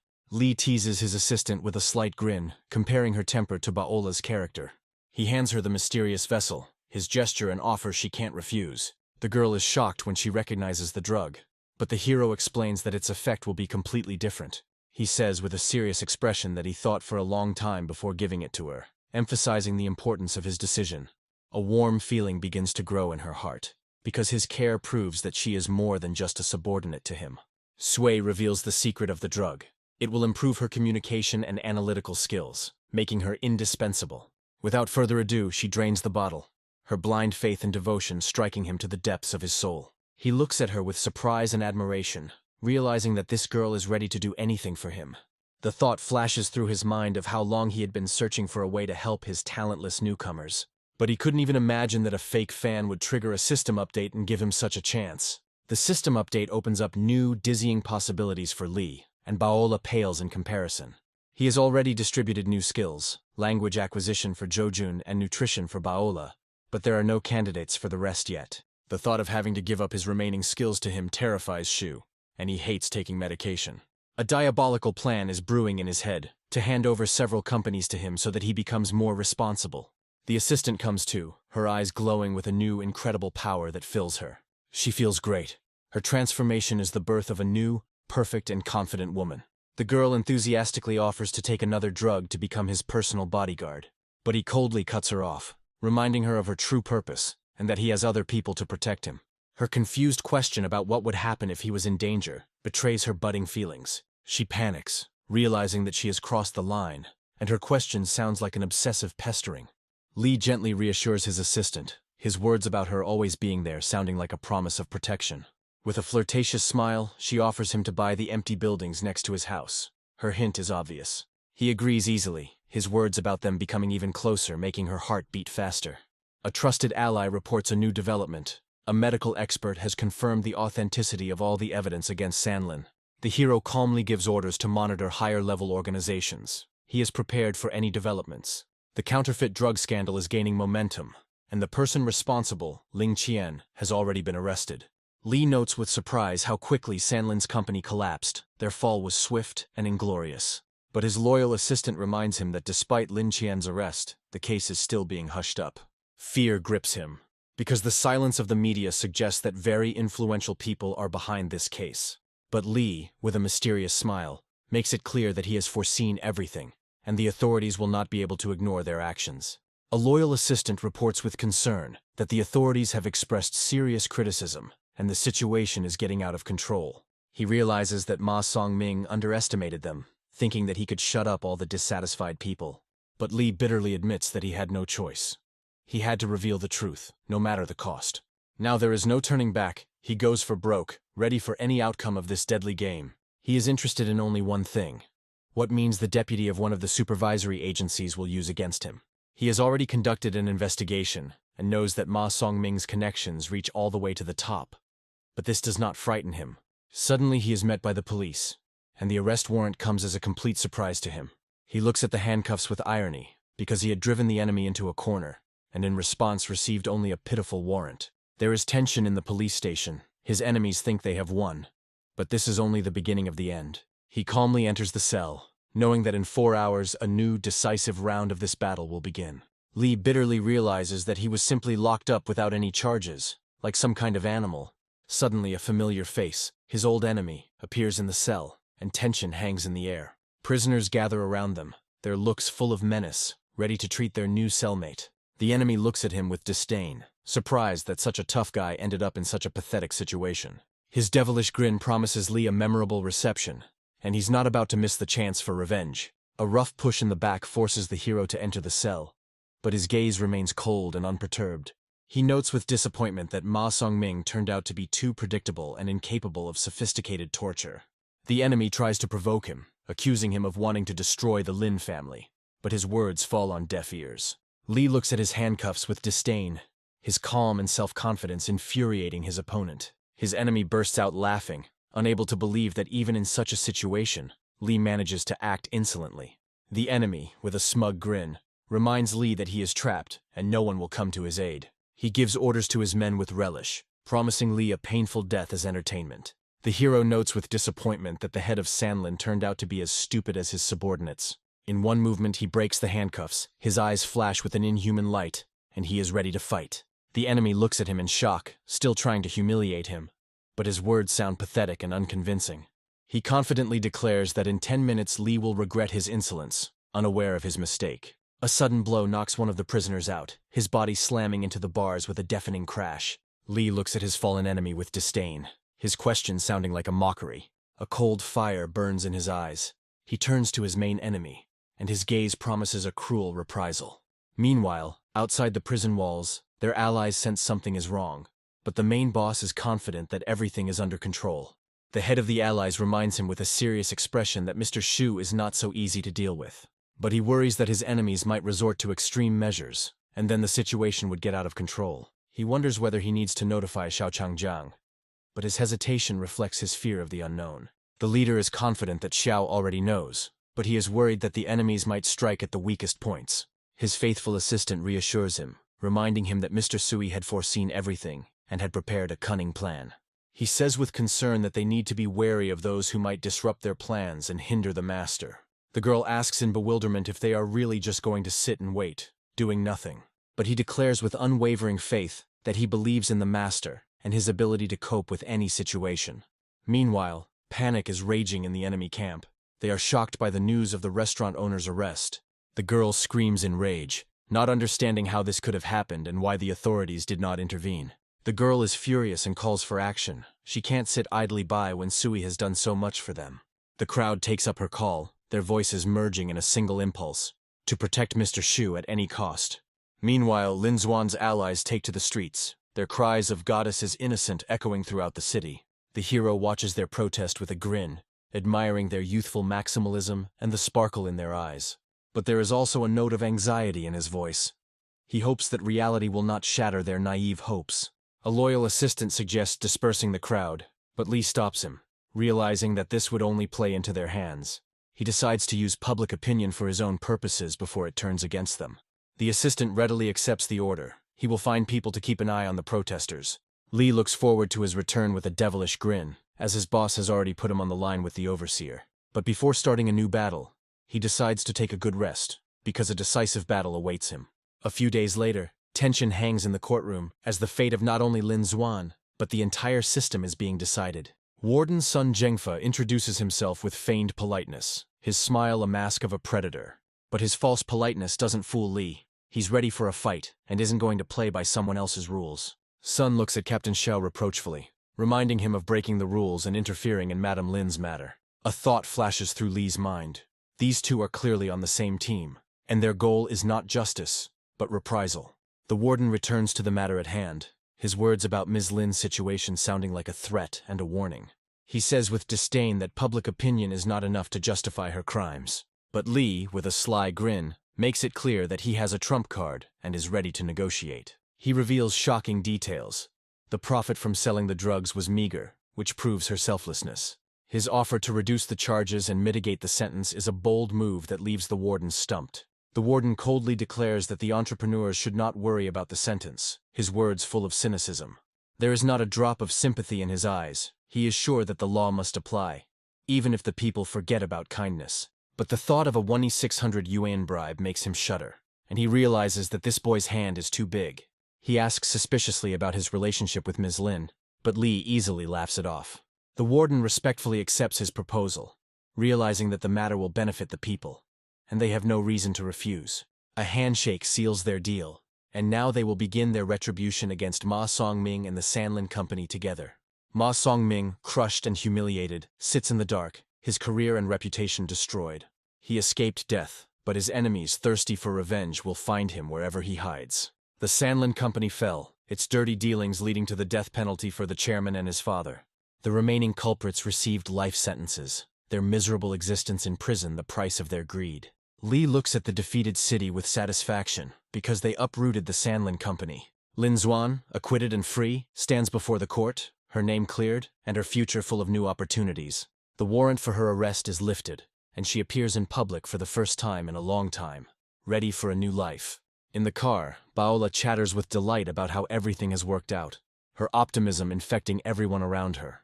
But Lee gently chides her, reminding her that Lin Xuan has been through a lot of stress and needs rest. A sudden call interrupts their conversation. On the other end of the line is Ma Changqiao, Lin Yurong's friend. She eagerly asks if they can meet Lin Xuan, their voices full of hope. The guy readily agrees. Their meeting is a chance to establish new, important alliances. The girls run to their leader with delight. The news of meeting the goddess inspires them.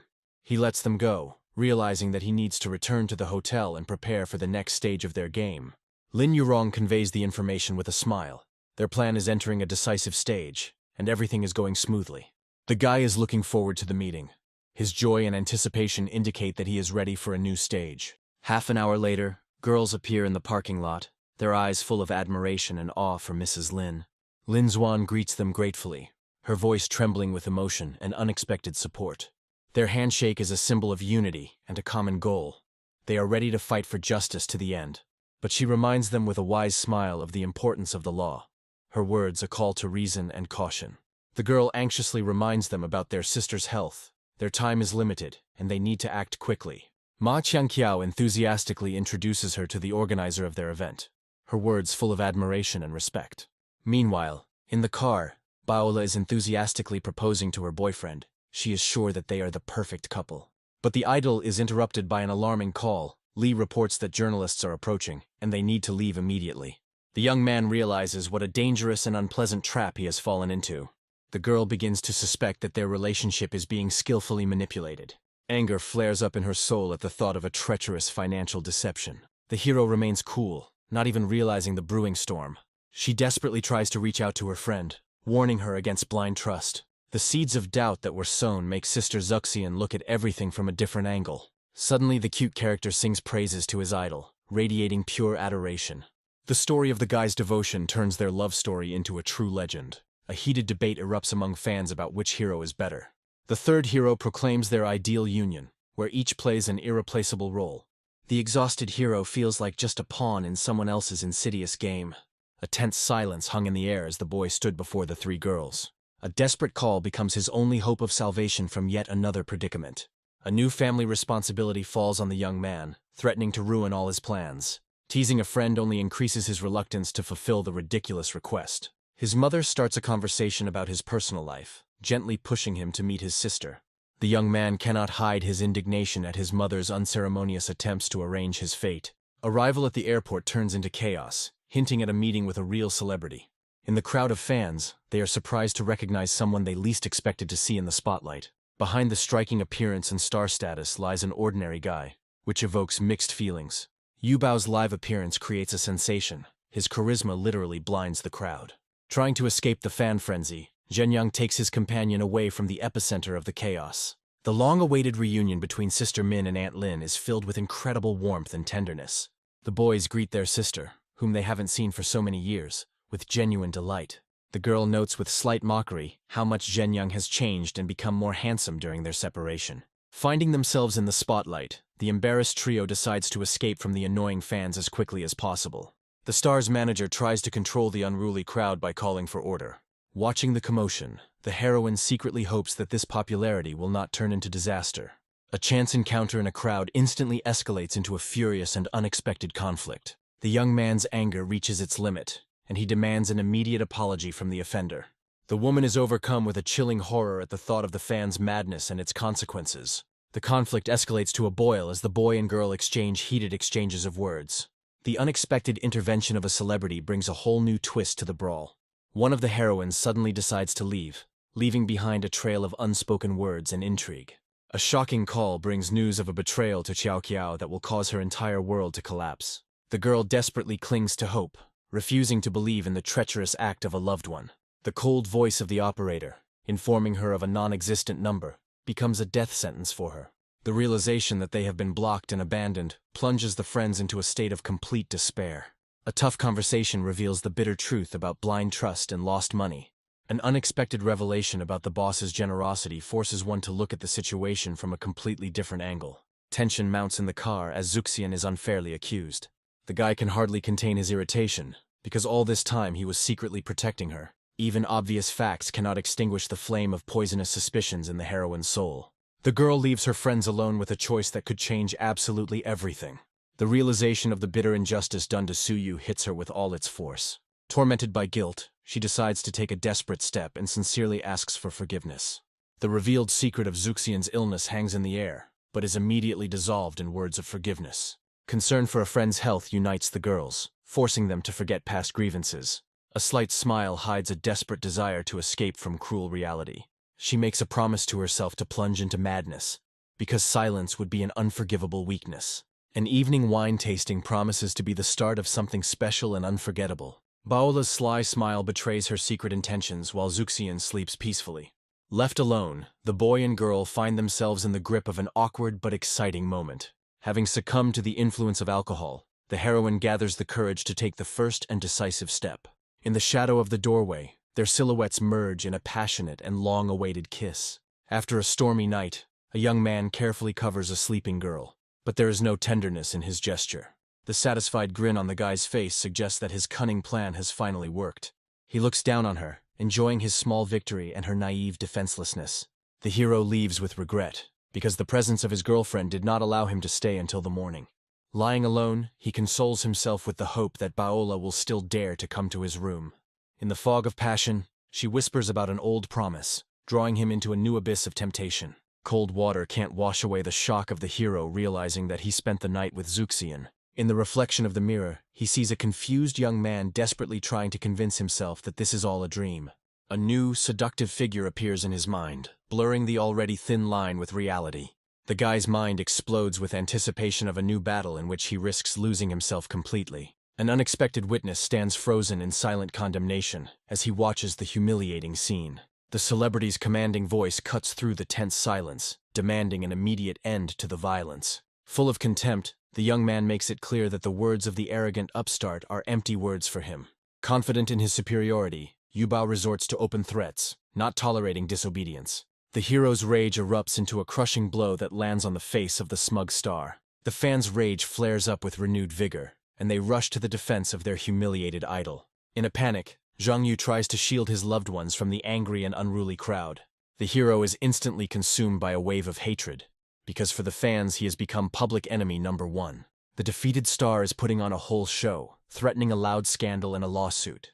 Auntie looks at Zhenyang with concern, his frightening appearance making her heart clench with fear. The arrogant artist can't believe that someone dared not recognize his media face.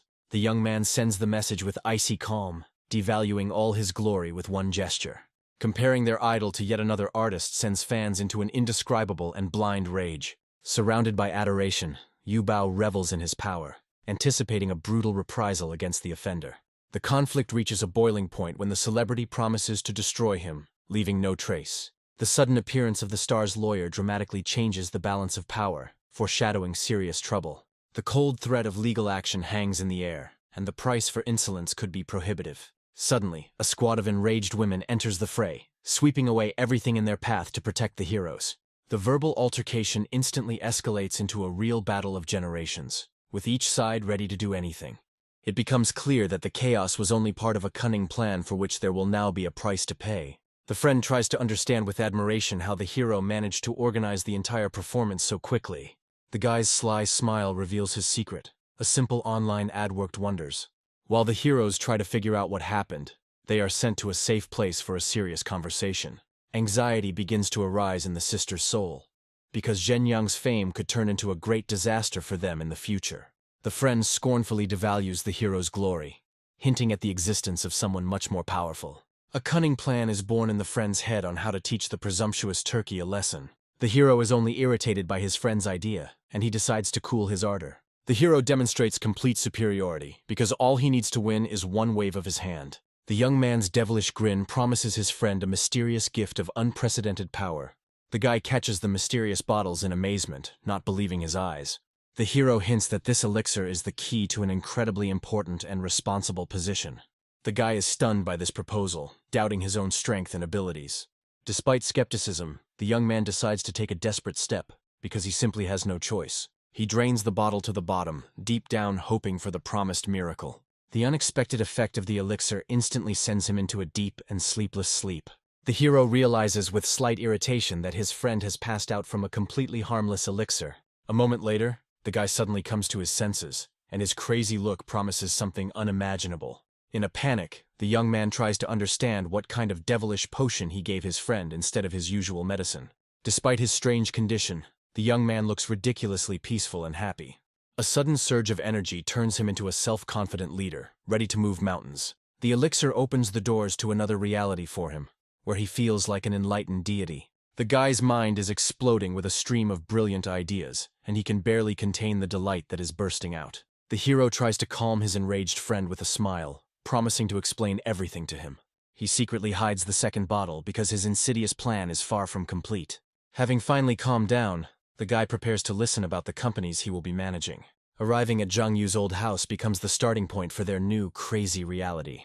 The casual offer to buy the apartment only emphasizes how much the hero has changed. His words hit where it hurts most, because in this kennel it is not only his friend who is suffering, but also his mother. The guy freezes in silent shock, unable to digest the flood of revelations that have fallen upon him. A kaleidoscope of skyscrapers flashes through his friend's head, realizing the scale of his suddenly acquired power. The thought of having to manage these business sharks fills him with real horror. In a desperate attempt to return to reality, he begs old Shu to hit him with all his might. A light, ironic pinch on the cheek becomes the anchor that brings him back to Earth. Lifting heavy suitcases, they realize that their sister has come for a long time and is very serious about her visit. The voice from behind the door takes them by surprise, and that simple "I'm back" sounds like the beginning of a new chapter. The sister's panic descends on the boys, because a letter from a lawyer threatens them with complete disaster. The hero takes control of the situation, and a fateful piece of paper ends up in his hands. The cold lines of the letter reveal all the baseness of the actor, who brazenly distorted the truth. The humiliating demand to kneel becomes the last straw for a friend. He is bursting with rage, because the blatant injustice of what is happening simply cannot be grasped. All eyes are on Zhen Yang, as he is their only hope for salvation. On the other end of the line, the venomous voice of a celebrity revels in his impunity. The young man's icy calm in response to the threats suggests that this game is just beginning. The arrogant artist makes it clear that a simple apology will not be enough to satisfy his thirst for revenge. His words turn into an ominous promise, promising the hero unimaginable and cruel torment. With icy calm, the hero throws down the gauntlet, challenging the enemy to deliver his best blow.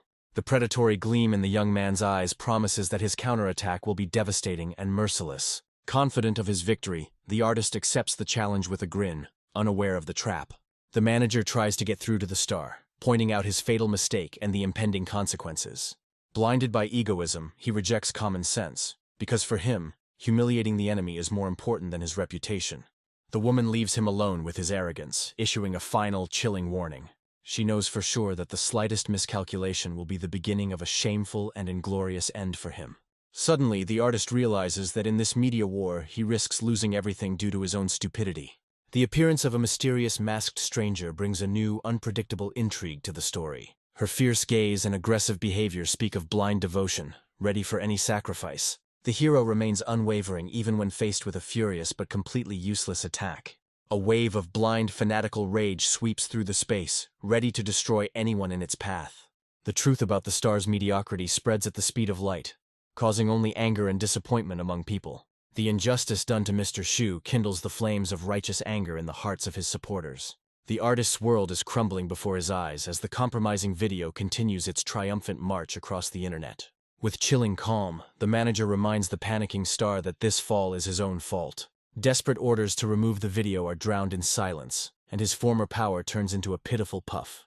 The woman delivers a crushing blow, confirming that the company has officially turned its back on him. She scornfully makes it clear that his career has been hanging by a thread for a long time, and he should be grateful for the leniency. The star's arrogant confidence is shattered by harsh reality when he realizes that money can no longer save him. The manager, with icy contempt, opens his eyes to the powerful patrons of his enemy. Blinded by pride, the artist refuses to believe that the pathetic restaurant owner could pose a threat. His pathetic attempt to assert himself through money is shattered by a wall of cold indifference. The news of the hero's charity deals a crushing blow to his inflated ego, leaving him in shock. She passes judgment on him, because compared to real giants, he is just a pitiful offspring. Her words become a foreshadowing of the inevitable end, because by crossing the hero's path, he signed his own death warrant. The icy realization of complete and utter collapse washes over him, plunging him into the abyss of despair. Thoughts of Baola's vulnerability after their night leave the hero tormented by feelings of guilt and anxiety. The young man's mourning innocence and apparent concern conceal a storm of conflicting emotions. Zuxian's disdainful gaze takes him by surprise, as he doesn't understand the reason for her cold condemnation. The system's mysterious function opens up new, unexplored horizons of possibilities for the hero. A sudden guess about the saving potion for Sister Zuxian ignites a flame of determination in his heart. The goal has been found, and now nothing will stop him on the path to finding the coveted cure. With unshakable confidence, he stretches out his hand towards his goal, not even suspecting the upcoming disappointment. A crushing blow of reality falls upon him, because a miracle requires a whole 100 points, which he does not have. The bitter disappointment of not having enough points sends him into a pit of despondency and despair. The system's hint about interacting with people makes him pay attention to the disgruntled Zuxian. An irritated Baola immerses herself in food while the hero tries to find an excuse to escape the brewing storm. His tired sigh is drowned out by the usual chaos, because according to Zuxian, this kind of behavior is common for Baola. A simple glass of water works a real miracle, and Baola's face lights up with a sincere and disarming smile. There is more than simple politeness behind his desperate desire to see her off. Her flirtatious smile becomes a mask behind which hides a cunning and dangerous game. Anxiety about the future makes the hero forget about himself, because the impending threat requires immediate action. In the silence of the car, he makes a decision that will change the course of their destinies forever. Baola's unexpected question about Zuxian's feelings becomes a spark that is ready to ignite the flames of jealousy. His world is turned upside down by the thought that Zuxian could have found out his deepest secret. The girl's penetrating gaze reveals his secret feelings, which he was afraid to admit to himself. Every word she says is a blow, because his sister's revelations make his position even more precarious. The realization that he could have been Zuxian's first hits him with unbearable weight. Her confession of long reflection hints at the emergence of a plan that could destroy everything. Behind Zuxian's sweet smile lies a cunning plan, as she skillfully pulls the strings of other people's destinies. The direct accusation of self-interest takes Baola by surprise, causing her to question the purity of her own motives. The terrible truth about her sister's illness falls upon the girl, and the hero's anger becomes understandable and justified. Heartbroken, Baola decides to make a desperate sacrifice for the sake of her friend's last happy moments. He skillfully avoids answering, but her persistent questions about Zuxian make him think about his true feelings. Baola's misunderstanding turns into furious indignation, because in his place she would not hesitate for a second. The hero abruptly ends a difficult conversation, finding salvation in an upcoming meeting that promises new problems. Their bickering on the road only increases the tension, as behind the mask of jokes lie unspoken grievances and pain. A frivolous trip gives way to a serious business meeting, where the stakes turn out to be unexpectedly high. In the documents, he finds confirmation of his worst fears, because the enemy is still at large and ready to strike. The truth about the Baoli family's power opens a new, unexpected chapter in this tangled story. A tragic secret from the past, shrouded in flame and death, sheds light on her orphaned fate. The burden of the revealed truth falls on the hero's shoulders, as the accidental death turns out to be part of a cruel conspiracy. The new evidence in his hands promises even more shocking discoveries, bringing him closer to solving the mystery. The arrival of relatives from the past turns Baola into a vulnerable target, and a mortal threat looms over her. The hero's icy order to strengthen security suggests that he is willing to do anything for her safety. An encounter with a mysterious stranger becomes their next step towards establishing justice. A sudden chase disrupts their plans, and the road turns into a death trap. The tension in the car is growing with every second, because the pursuers are not going to retreat. Instead of fleeing, the hero chooses to attack, and a cunning and daring plan matures in his head. The gas station becomes an impromptu arena for the upcoming inevitable battle. His short order to stay in the car is filled with anxiety and a desire to protect her at any cost. The opponent's self-confidence is off the charts, as they have no idea what kind of force they are about to face. The look from the ambush speaks of complete readiness for battle, because his loyal people will not leave the enemy a single chance. The girl's flirtatious smile conceals a deadly threat, and she eagerly awaits the start of the performance. The hero's silent and stern gaze becomes his only answer to the enemy's senseless question. Her hysterical scream only emphasizes the futility of their attempts to intimidate someone who knows no fear. The icy contempt in the young man's gaze suggests that he sees them as nothing more than pathetic pawns in someone else's game. The fan's blind rage falls upon the hero, because in her distorted world, he is the one to blame for all the troubles. He recalls his first meeting with irony, realizing that he is dealing with another victim of brainwashing. Cold steel flashes in her mad eyes, and she promises him a painful death for offending her idol. He easily dodges her attack, because blind rage is a poor advisor in a real battle. His question about revenge only fuels the flames of hatred in her, and she furiously confirms his guess. Seeing a mortal threat, the faithful assistant rushes to help her master without hesitation. The brute blocks her path, and his gaze reveals an undisguised threat and animalistic interest. His vulgar grin and dirty innuendos turn her desperate attempt at salvation into a real nightmare. Obsessed with revenge, the girl again rushes into the attack, ready to do anything to protect her idol. His icy calm gives way to anger as even his boundless patience comes to an end.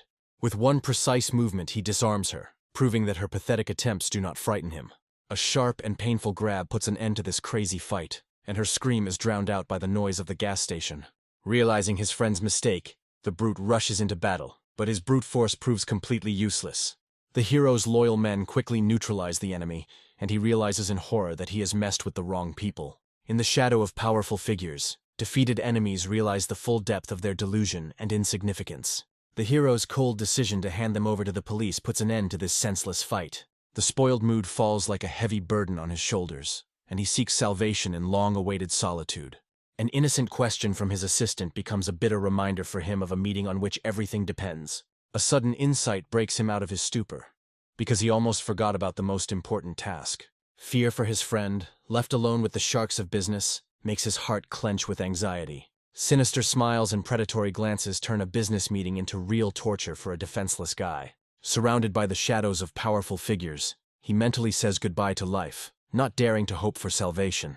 On his deathbed, the head of the Chung family conveys his last, most important will to his faithful assistant. The devoted lawyer takes full responsibility for his master's fate with a heavy heart.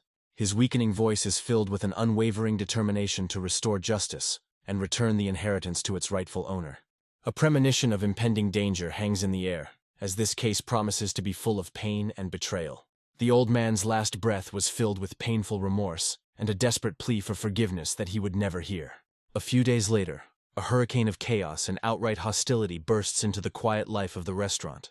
The brazen invader, with fury in her eyes, declares herself the new mistress, bringing with her destruction and fear. Her appearance, accompanied by a thug and a child, marks the beginning of a brutal and merciless war. The visitors watch the latest scandal with irritation, but a spark of anticipation lights up in the eyes of one of them. Behind the mask of extortion lies a well-oiled scheme, in which even a small child plays a sinister role. Baola's appearance becomes an unpleasant surprise for the uninvited guest, disrupting her insidious plans. Poisonous reproaches of forgetfulness and ingratitude fall upon the girl, trying to break her will. The revelation of family ties turns an ordinary quarrel into a real family drama, full of lies and hypocrisy. The papers in her hands become a formidable weapon, because they prove that behind the money there is a dirty game. Her frantic cry for repayment echoes throughout the restaurant, filling the air with tension and fear. The promissory note becomes irrefutable evidence, and Baola finds herself in a hopeless situation. The gloating grin on the woman's face suggests that she is enjoying every second of her triumph. A brutal ultimatum to hand over the restaurant forces Baola to make an impossible choice that will determine her future. The threat of a lawsuit and the thug's contemptuous gaze deprive her of her last hope for justice. The unexpected appearance of a hero introduces a new, unpredictable element into this dirty game, changing the balance of power. His defensive gesture speaks louder than any words, instantly positioning him as the main obstacle in their path. The brute's gaze is full of rage, because the intervention of an outsider ruins their perfectly thought-out and cruel plan. His gentle touch conceals the steel grip of the true owner, whose word is an indisputable law. The devilish grin on his face turns a business deal into a marriage proposal, putting his opponents in checkmate. The last trump card trembles in her hands, but the threat of the police sounds pathetic and unconvincing in the face of his calm. He shields her from poisonous accusations, because her confusion is precisely what these ruthless manipulators play on. His quiet whisper promises her safety, and she follows him without complaint, trusting her fate in his strong hands. With a light and careless gesture, he devalues her main trump card, turning the promissory note into a meaningless piece of paper. There's a cold, calculating glint in his eyes, as he speaks a language his millions of followers will never understand. The golden glint in their eyes betrays their greedy nature, and they instantly fall into the trap set by his cunning mind. His words mercilessly expose the absurdity of their demands, making them appear pathetic and stupid. Her rage is beyond all bounds, because it is no longer about money, but about the thirst for power and humiliation. His assistant's icy grip becomes a final warning as their patience has run out. The thug's panicked cry betrays his fear, as he realizes they have crossed the line and gone too far. The hero's cold calculation drives them into a corner, because the offer of money reveals their true, greedy intentions. Their pitiful cries about family matters are drowned out in silence, because their fate is now in the hands of strangers, merciless. His predatory smile is an invitation to hell, where the conversation will proceed according to his rules, and only his rules. Their smug grins are a feast in times of plague, little suspecting that the counterfeit they hold is the key to their own destruction.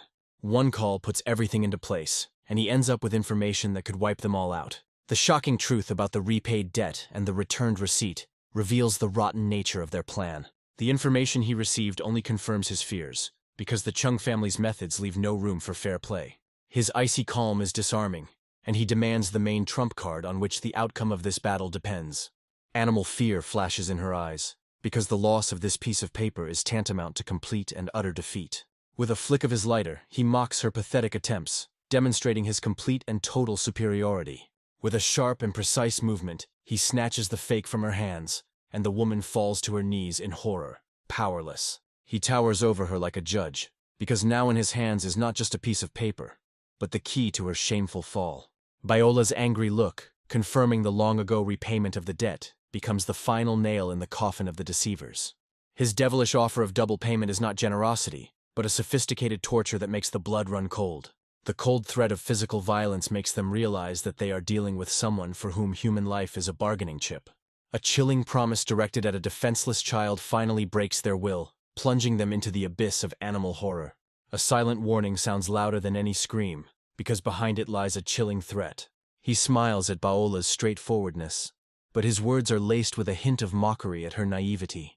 Their playful spat gives rise to a caustic remark about stupidity, which hurts the girl deeply. The sudden appearance of an enraged man breaks their uneasy truce, foreshadowing a new, brutal battle. By standing up for an offended girl, the hero unwittingly gets involved in someone else's conflict, risking trouble for himself.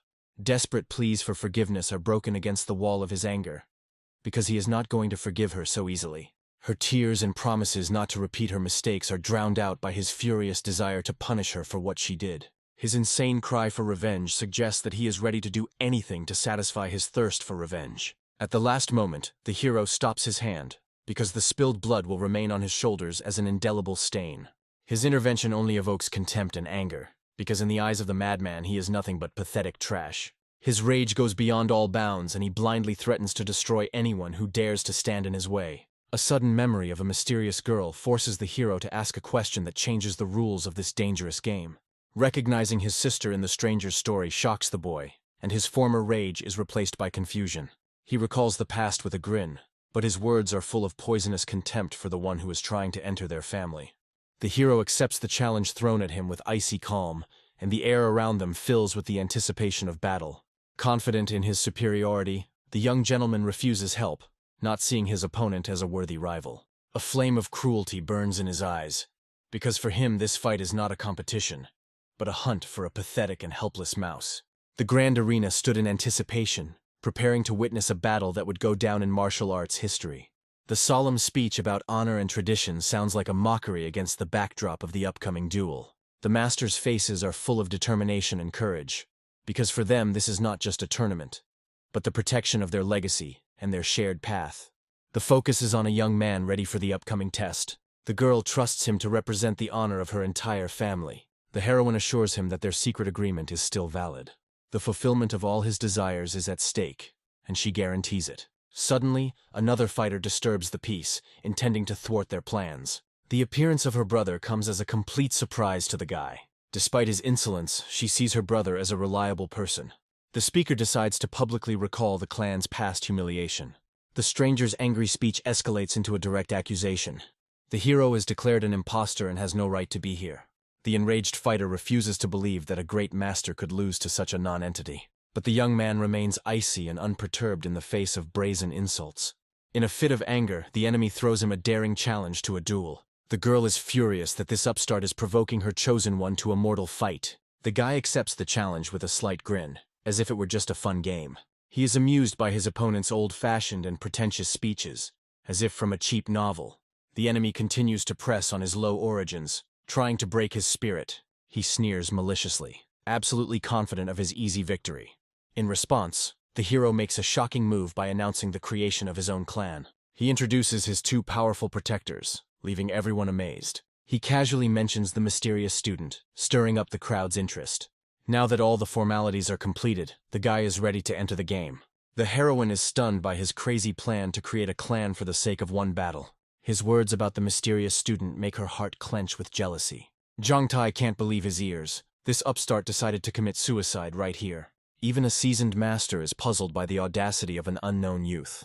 The elders see his actions as a brazen provocation and a challenge to all clans. The young man declares that he has a personal score to settle with this impudent fellow. The enemy sees in his calmness only a mask hiding his true intentions. The enemy unleashes all his deadly might on him, leaving no chance for salvation. With one lightning-fast blow, the young man crushes the enemy, not giving him a chance. He looks at the defeated enemy with cold contempt, disappointed by his weakness. The defeated fighter cannot believe what happened, because he did not even see the blow itself. He desperately tries to convince himself that it's just about speed and not true skill. Now that his pride has been hurt, he is ready to show his true, ruthless strength. In a rage, he launches a new attack, putting all his hatred and despair into it. But his crushing blow again meets only emptiness and the shadow of the enemy.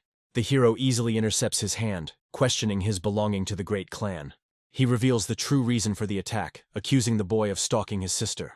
As punishment for his insolence, he unleashes a barrage of humiliating slaps on his enemy. The girl is horrified to realize that her family's inaction has provoked a real monster. She sees his dark determination and understands that he will stop at nothing. He asks a rhetorical question with a smug grin, enjoying his power. He mockingly acknowledges the strength of the clan that was just humiliated in front of everyone. His new, daring challenge leaves the crowd on the edge of their seats. Suddenly, a new fighter bursts into the ring, ready to take up the throne gauntlet. Sun Daozhen of the Sun family, a formidable warrior, demands a duel to teach the insolent man a lesson. The audience is shocked, because this young master has already achieved incredible heights in martial arts. The Sun clan plays its trump card to avenge the shame they suffered. The hero is intrigued and eager to find out how powerful this renowned genius is. Sun Daozhen ups the ante by demanding a death pact be signed before the fight. The girl panics when she realizes that her protector is about to be killed legally. Even his mighty comrades tensed up at the news of a life-or-death battle. The heroine, in despair, orders them to protect Shu, because this agreement means certain death. But the bodyguards just sit down with popcorn, as if this guy was asking for trouble. She is amazed by their icy calm, because they are not at all worried about their master. The judge gives an ultimatum: sign the death warrant or quit the fight forever. Refusal means the inevitable collapse of his new clan and eternal shame. With a sly smile, the young man sees this as the perfect chance to kill the enemy without any consequences. His gaze turns steely. He is ready to take the life of anyone who dares to encroach on his own. The solemn ceremony of signing the death contract begins, bringing the inevitable denouement closer. A murmur of doubt grows in the crowd about the young man's reckless self-confidence. Those in the know understand that his opponent will not shy away from using dirty tricks to win. Suddenly, the genius of the Tang family appears in the arena, looking at what is happening with disdain. Her arrogance shocks even seasoned fighters, as she has no regard for recognized masters. Sun Daozhen flies into a rage, humiliated and ready to tear his enemy apart. The insightful Tang Yuxi gives her verdict: this impostor won't last even 2 rounds. But in one instant the hero delivers a crushing blow, defying everyone's expectations. He continues his merciless attack, not giving the enemy time to recover. The final blow puts an end to the duel, forcing the genius of the Sun clan to fall to his knees. The earth shakes from the crushing force of the final blow, leaving only ruins. The winner looks on with dispassion at the motionless body, while the crowd wonders if the loser is alive. He had never intended to kill, but now he was faced with the consequences of his terrifying power. 2 enraged masters of the Sun clan prepare to avenge their fallen genius. With icy calm, the hero provokes them, ready to finish off the hostage at any moment. The father of the defeated fighter desperately begs for mercy for his son, admitting defeat. The judges intervene, demanding that the Sun clan abide by the rules and not dishonor their name. One of the elders is adamant, because in a battle to the death, pity is inappropriate. The young man understands that even a powerful clan would not dare to go against the laws of the martial world.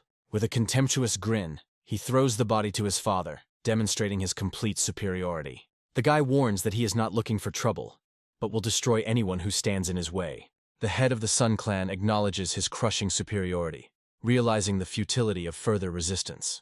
With 2 easy victories under his belt, he stands in the center of the arena as the undisputed champion. With defiant confidence, the young man takes on a new challenge, seeking a worthy opponent.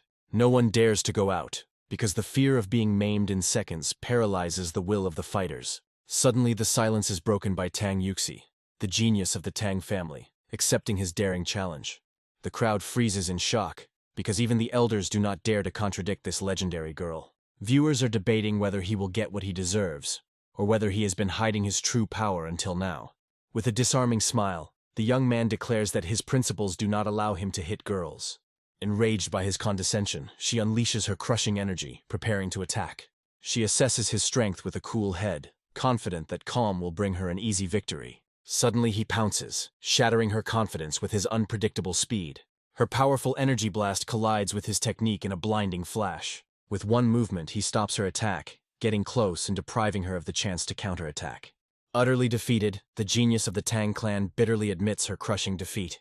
The judge announces that Sui has accepted 3 challenges, and is looking for the last daredevil. In deafening silence, he is declared the absolute winner of this bloody tournament. With a disarming smile, the young man suddenly apologizes to everyone present for disturbing him. The elders are perplexed, because his humility after a mortal battle looks like a cunning plan. The Chief Justice respectfully offers him an alliance, hinting at future mutual assistance. The wise elder understands that behind the young man's audacity lies a desperate and important goal. Finally, the hero reveals the true reason for his shocking invasion. Now his fate depends on the goodwill of those he has just publicly humiliated. The boy's mysterious request arouses the curiosity of even the most powerful masters. He turns to the entire congregation with a desperate plea, promising a generous reward for their help. The Chief Justice officially recognizes his status and promises full support in his search. He celebrates his small victory with relief, because his risky plan worked. Suddenly he notices the strange silence of his faithful companions. Sensing something is wrong, his bodyguards suddenly fall to their knees, their strange behavior hinting at a hidden secret. The girl, feeling guilty, approaches him with a sincere apology on behalf of the whole family. She realizes with horror that their cunning plan has failed, turning a potential ally into a mortal enemy. He generously forgives her, but the cold distance between them suggests that there is no turning back. His farewell ends with an icy warning, promising cruel reprisals against her brother. Suddenly, a mysterious elder offers him what he risked everything for: priceless information.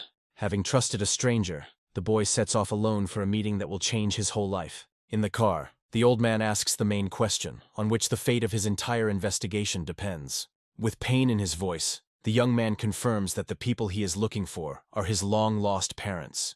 The elder sees this meeting as a sign of fate, not believing that he has found the son of his old acquaintances. The shocked hero realizes that this man is the key to the mystery of his family's disappearance. The old man begins to tell the story of the brutal clan war that became the cause of all his suffering.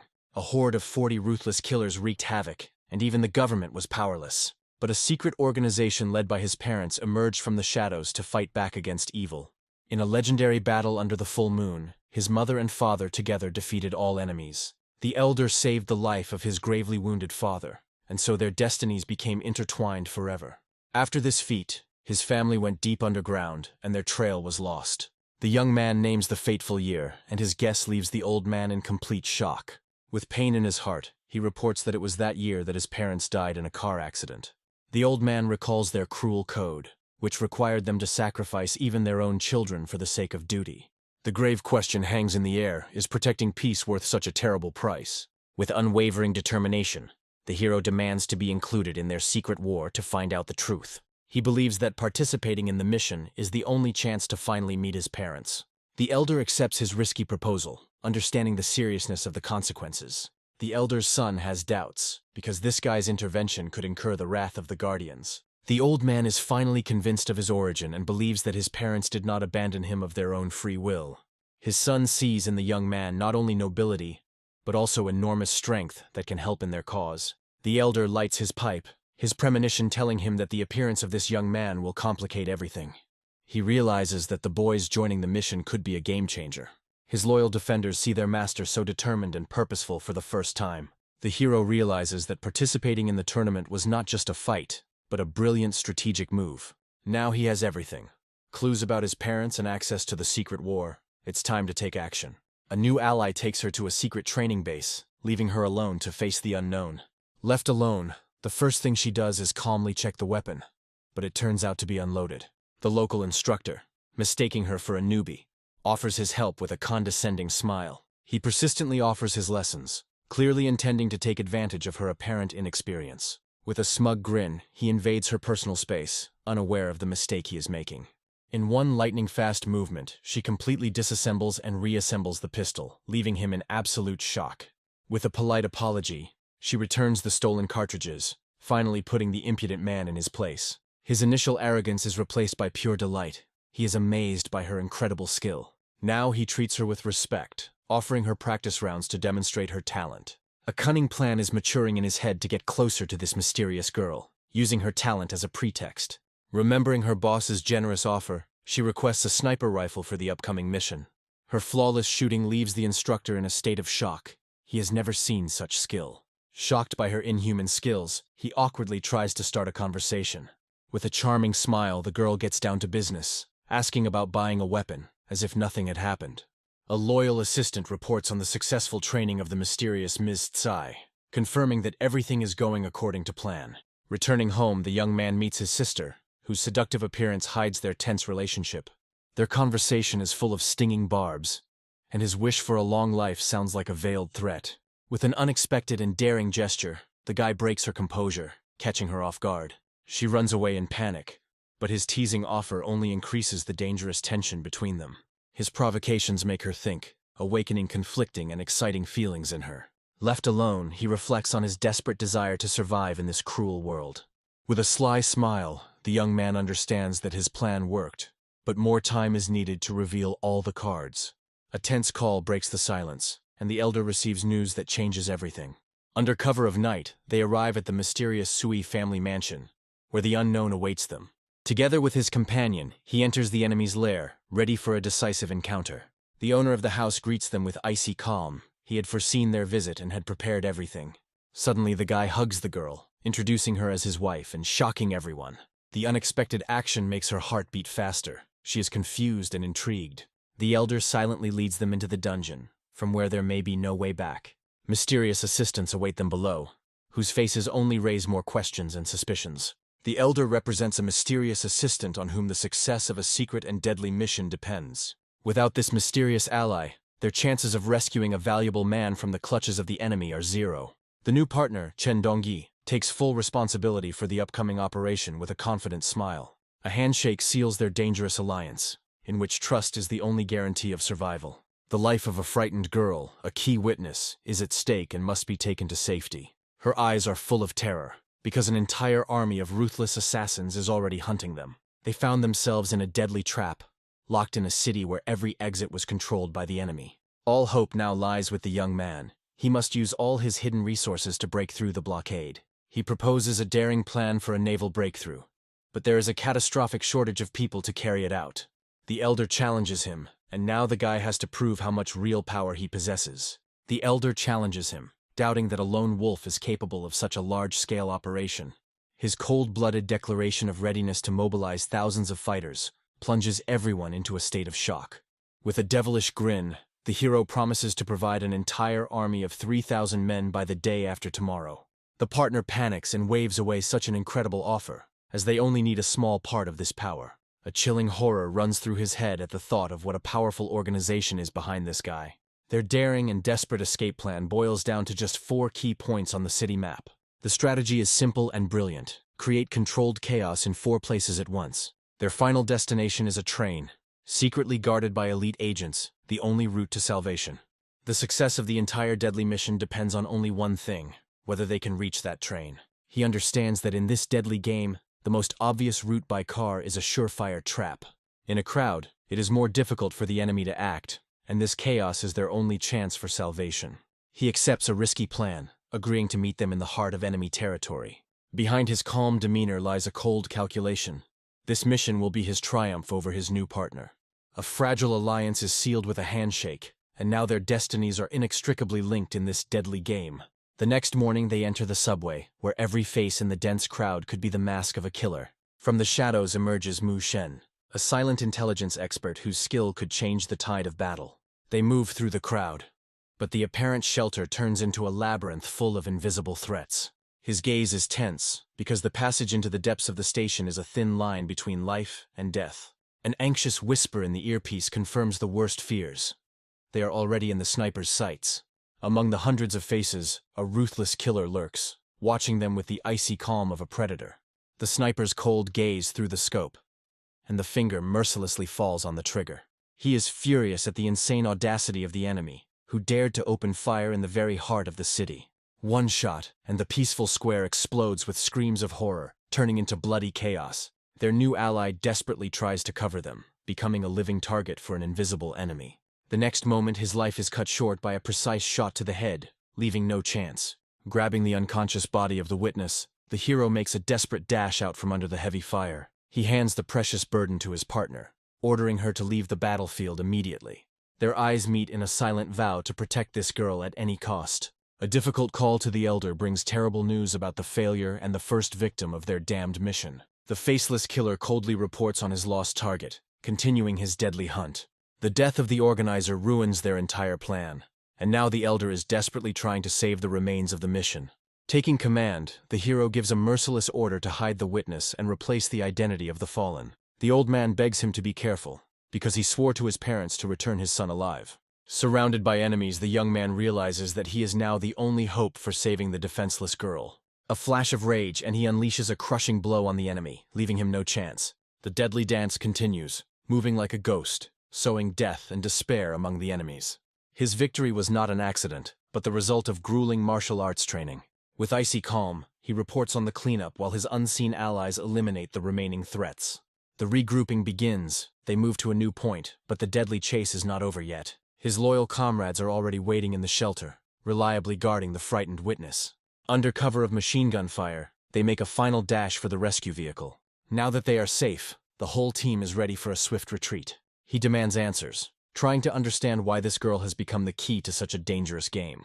In hysterics, she denies everything, her fear and panic only complicating an already desperate situation. With icy calm, he takes control of the situation, developing a new plan on the fly. Now that the witness is safe, he returns to the elder for the missing information. The old man admits that his knowledge of this matter is as meager as that of the young man himself. He suggests starting with the weakest link, the frightened girl, to get the truth out of her. But the guy understands that she is just a pawn, and her knowledge is insignificant compared to their own. Now they have only one thing left to do: wait for orders from above, while guarding their valuable captive. The elder makes a fateful decision, choosing a path that will change everything. He is ready to risk everything, because the power of this young man is their only chance of victory. For everyone's safety, he decides to operate in the shadows, temporarily removing his family from the case. Now the young man takes everything into his own hands, demanding only information and reserving the right to act. Their fragile alliance is sealed with a promise, and now he has the power of an entire clan behind him. The death of an ally opens up new opportunities for him, and he is ready to take advantage of this chance. Each successfully completed task is a step towards the main goal, meeting with parents. He gives an order to his mysterious assistant, setting his own daring plan into action. In the smoke-filled hall of an underground casino, a new game is unfolding, where the stake is not money, but power. A new player enters the scene, declaring himself king and challenging the entire criminal underworld. The White Tiger issues an ultimatum to the entire city: submit or disappear forever. Bloody carnage in the streets. His people deal mercilessly with dissenters. One of the old bosses is furious that some upstart dares to dictate his terms to them. He vows to teach the insolent man a lesson, reminding him that the old guard has not yet given up its positions. But his fury is met with ruthless force, and the younger generation sweeps away everything in its path. In the shadow of the moonlight, a new player appears, whose long silence was only the calm before the storm. Stone Tiger, another legendary warrior, enters the game, and the stakes are doubled. The old crime bosses are confused. They don't understand what this mysterious Lin Chongxian is planning. Chen Chucheng is furious that this new player dared to challenge the entire criminal group. But at the negotiating table, tensions subside, giving way to a fragile and forced compromise. The crime boss is furious that he is being forced into war with no choice. Any dissent is brutally suppressed, and the dissenter's hand is pinned to the table with a knife blade. The blood-drenched smiling tiger announces the beginning of a new era, where all will submit to a single ruler. Far from the bloody carnage, the hero calmly receives reports, his plan unfolding perfectly. His faithful assistant reports that the entire criminal underworld of the city has been successfully suppressed and is awaiting orders. With a sly grin, the young man announces his true intention: to become the Shadow King of this city. His triumph is interrupted by the appearance of a mysterious stranger, the very witness he saved. She calls herself the daughter of a recently deceased rich man, and this news changes everything. The boy recalls the official version of death with suspicion, feeling that there is a lie behind it. In a fit of despair, the girl reveals the terrible truth. Her father was brutally murdered to cover up his crimes. Clutching the incriminating evidence, she vows revenge, her despair turning into an icy thirst for blood. The real enemy emerges from the shadows, a powerful and ruthless player whose power knows no bounds. Rumors of murder are confirmed, and now every detail of this mysterious death points to a deep and dangerous conspiracy. He tries to put together the disparate pieces of the puzzle, realizing that everything depends on its answer. Blinded by the thirst for revenge, she is ready to do anything, not even knowing who to trust with her last and only hope. He leaves her in a safe shelter, but this calm is only a temporary respite before the coming storm. The betrayal comes from an unexpected direction. but his icy calm suggests that he was prepared for this turn of events. He sets his own cunning plan into motion, using disinformation as bait for an invisible enemy. His secret army, which has been gathering for weeks, is ready for battle, and now the entire city will become the field for his final game. The next day, all eyes are on the shopping mall, which will become the stage for a bloody and brutal denouement. Wounded and frightened, she begs not to be abandoned, because in this world she has no one else to trust. Scorpio, a ruthless hunter, coldly identifies his defenseless target. The poisonous snake is surprised by her appearance, because their prey itself came straight into the mouth of the predators. Old Tiger gives the order, and the full might of their secret organization falls upon the unsuspecting city. A girl enters a shopping mall, unaware that she has become bait in a deadly game where her every move is tracked.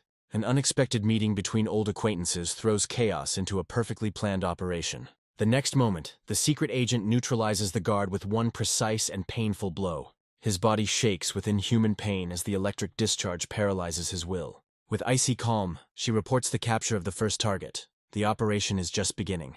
From the secret headquarters, the coordinator issues new orders, directing his pawns in this complex chess game. The coordinator gives orders with a calm voice, setting traps throughout the shopping center.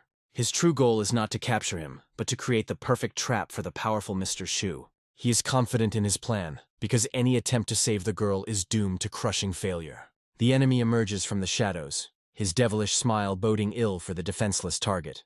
But his self-confidence is shattered by an unexpected and crushing blow from his own bait.